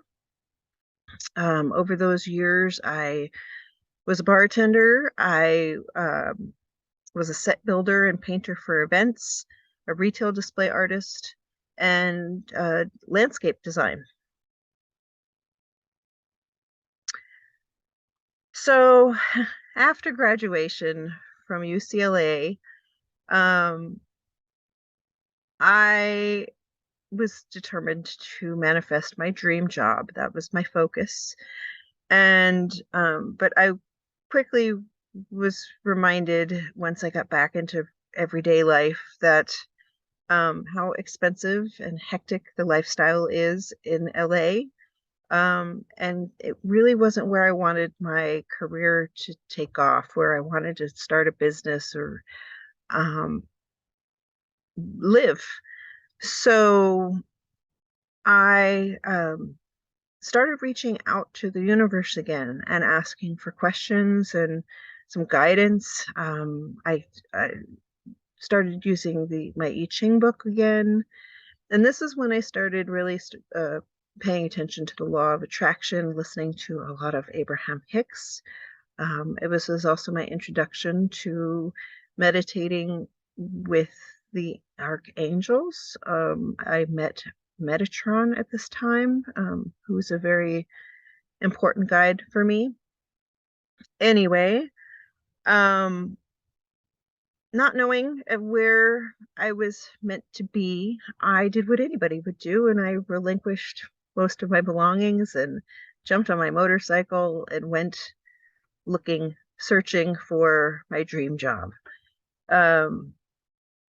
There's a long story behind that. I share a bit more of that on my podcast if you're interested. Anyway, over the next couple of years, my personal interest in studying the mystical knowledge was revived.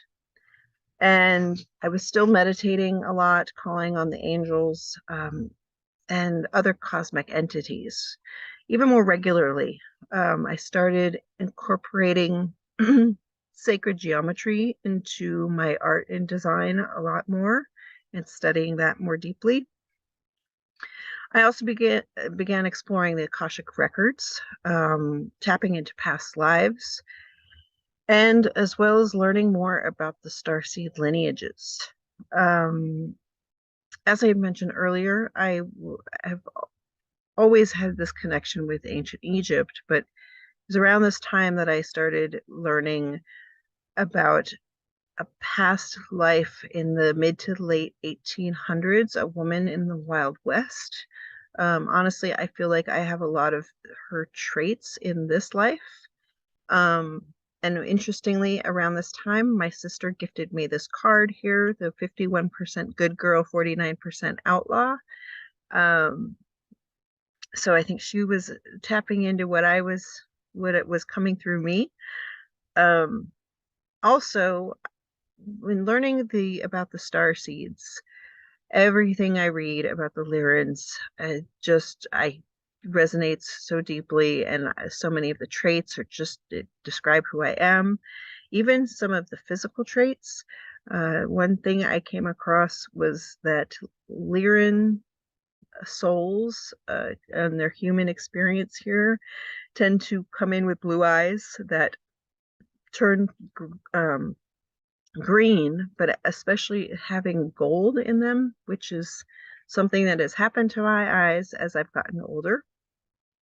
And another funny story that I connect to this is that when I was in junior high, I had a bully who used to call me the cat-eyed witch, which I wasn't offended by. Anyway, so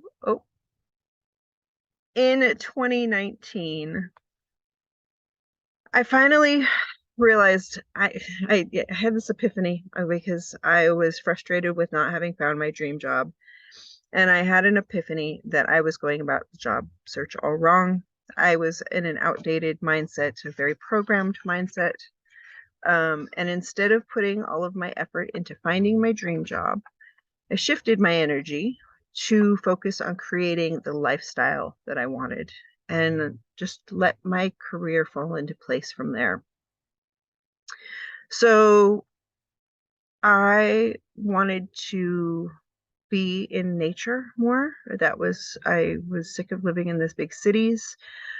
And I really wanted to live and travel in an RV. It was something I kept seeing when I was on my motorcycle tour. And I was like, that's smart. So I started developing business ideas as to how to create a life that being of service to create a more positive world while living out on the road. So I started searching for projects supporting landscape designers, landscape architects, doing illustration work, as well as this is when I was called to start this line of positively charged jewelry and home decor, which is called Field Creators. And also if you're interested, there's a page on my website that with more information. Anyway, let's see, within about a year, I started having steady clients, and I was really envisioning what my RV would look like and ready for this new life of mine. Little did I know that there was a pandemic looming. So we all know things took a dive and life changed for all of us. And my Home on Wheels showed up a bit sooner than expected and in a slightly different form than expected. But, you know, it had a bed and a roof, which was a bit more than traveling on my motorcycle. So let the adventure begin. Anyway, this is, well, most people were locked down in their home. I was blessed to be able to be out roaming the wilderness across the country. And it was in Southern Colorado. I had some really intense sensational, my sensations were heightened. Here that I can't say I was seeing ghosts, but I was sensing presence and energy and emotions and felt very connected there. I have a good feeling that my Wild West past self had been there, and that there was connecting happening with her. I know that I was having a similar feeling when I was on my motorcycle tour going through the Santa Fe Taos area, which is not far from here. But this area was much more intense, especially at night. I almost feel I could see them, but it's more of just an intuitive knowing. So in Missouri, I had some more of these incredible experiences. I lived for 3 months completely off grid, no electricity, no running water. I lived in a pasture with horses at the edge of a forest and a beautiful creek nearby. This was in a animal sanctuary for abandoned and abused animals. I cooked and heated my water on an open fire pit. I showered outside. I've never felt so alive before. It was incredible. This is where I really started to revive that close connection I have with nature that I had when I was a child. But it was almost as if it was even stronger. There's a lot of possible reasons behind that, but I started really noticing my energy shifting when I was showering one day outside, and I had 2 bees and 3 ladybugs land on me in a matter of 5 to 10 minutes. The horses taught me their telepathic, energetic way of communicating. I'm sure other horse people out there know what I'm talking about. I also, a few times walking in the woods, I had these incredible experiences connecting with my ancestors. Now, Missouri is my father's home state, and his parents and family, lots of family from that area. And I had one day when I felt as if now my physical body was still grounded and touching the ground, but I felt energetically, I could feel my ancestors coming and lifting me, and holding me. It was very gentle. It was incredible. This experience completely changed my life. And actually, I feel like I have these superpowers. That's what I like to call them. This is later on. This was this past summer. I had this. So I have this connection with animals and insects and anything living, especially. Just animals are frequently drawn to me. So this red dragonfly kept coming to visit a couple days in a row. And one day I just hung out all afternoon, all the hours and hours. And it would fly away for a couple minutes and then come back, and fly away for a couple minutes and come back and sit for 15, 20 minutes with me, but over all afternoon. And so I was talking with it, and at one point I asked it if it would be okay for me to pet it. And so I went and started stroking the base, or as in this picture.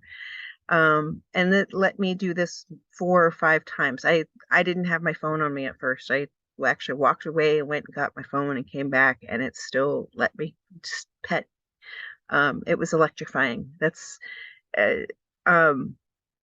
it's incredible. So I've also I have this heightened awareness of energies, not only with living things, but also with non-living, and as well as just in general within a space, and obviously with humans. I'm also my emotional senses have been heightened. I've always been pretty good with reading other people's emotions, but I have superpowers. And so another thing here, this chart is my human design chart. I've learned that I'm a projector, and that has helped me understand what this shift and understand how my energy works, because there is some issue when I'm in large groups, both in person and online. When I'm in densely populated areas, the energy can be really overwhelming for me and very amplified.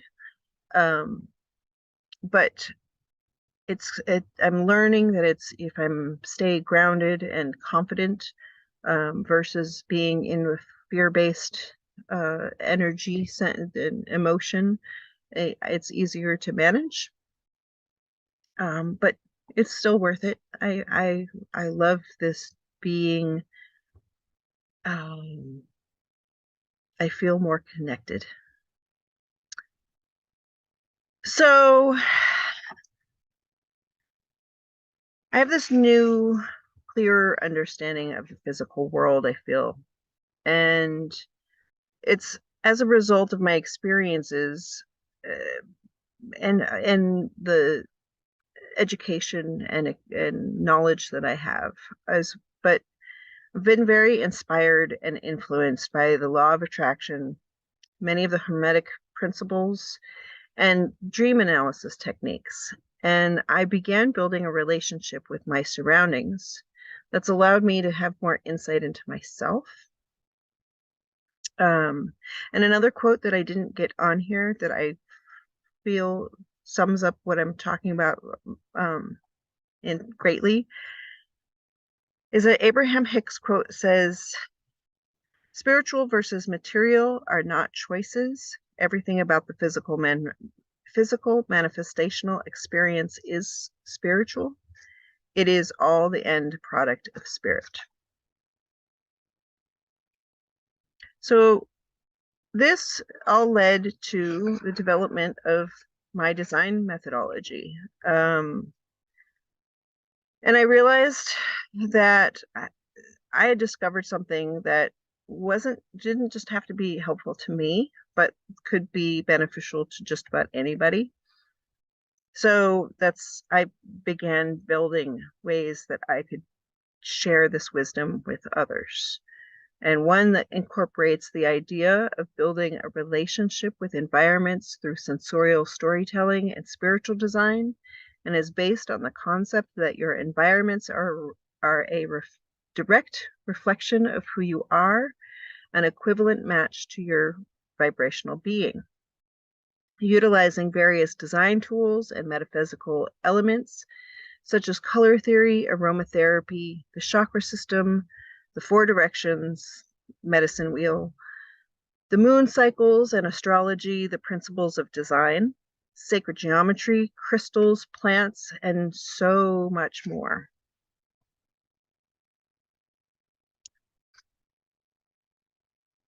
So I realized that by incorporating this design methodology, I would have to completely reinvent my business, and that this would mean sharing the origins to the world, which would mean openly disclosing all of my woo-woo beliefs and practices. So I had to go all in. And that's when it hit me that the shaman was right. I had some shadow work to do. This is when I recognized that I had been very selective about who, when, how much of this part of me I shared with others. So I started recognizing my fear of being judged and not being taken seriously in my craft, and especially in my career. So what next? What to do?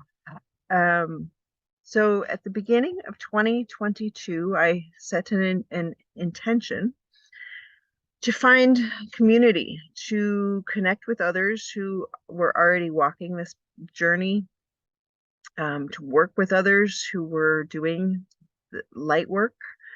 And, I feel lucky to be living in this time of this transition into the age of Aquarius, because I'm not alone. There are others out there doing it who have similar, if not even more intense or crazy stories than I have.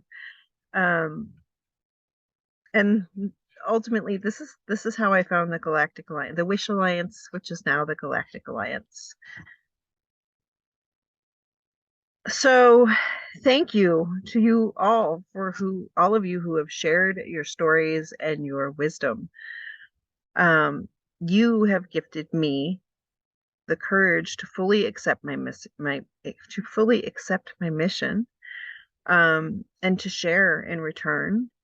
You've given me the confidence and determination to build a new business, to construct a new website, and to produce a podcast. That's all happened this last year. So I am very thankful to have found my gift, to have my gift to give to others. And I feel like I'm one step closer to healing my witch wound, as well as being a part of healing the overall for everyone. So with all of that said, I just want to say I don't actually call myself a witch. I am a Lyran soul with an earthly human mission. I am a mystic rebel. I am a wild woman. I'm an artist, a designer, a creator who uses connection to source and its benevolent energies in my work. Thank you for this opportunity to be raw and vulnerable and share this story. Thank you for listening. I really, truly hope to work with many of you in the future. And I invite you to check out my website as well as my podcast, which is available on Spotify, iHeartRadio, Amazon Music, a bunch of others, including directly through my website, which lists the others. Yes, I hope you enjoy it. So I just want to say one more time, thank you, thank you, thank you.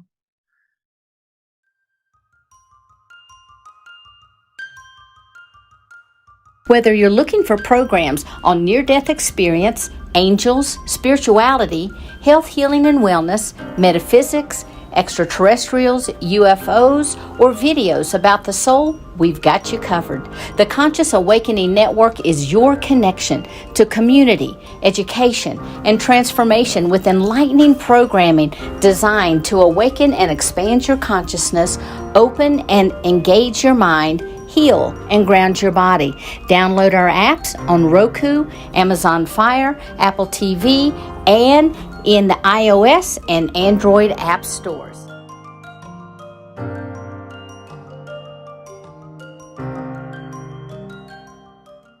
Six, 5, we have both ready to start. 2, 1, 0. Booster ignition and liftoff.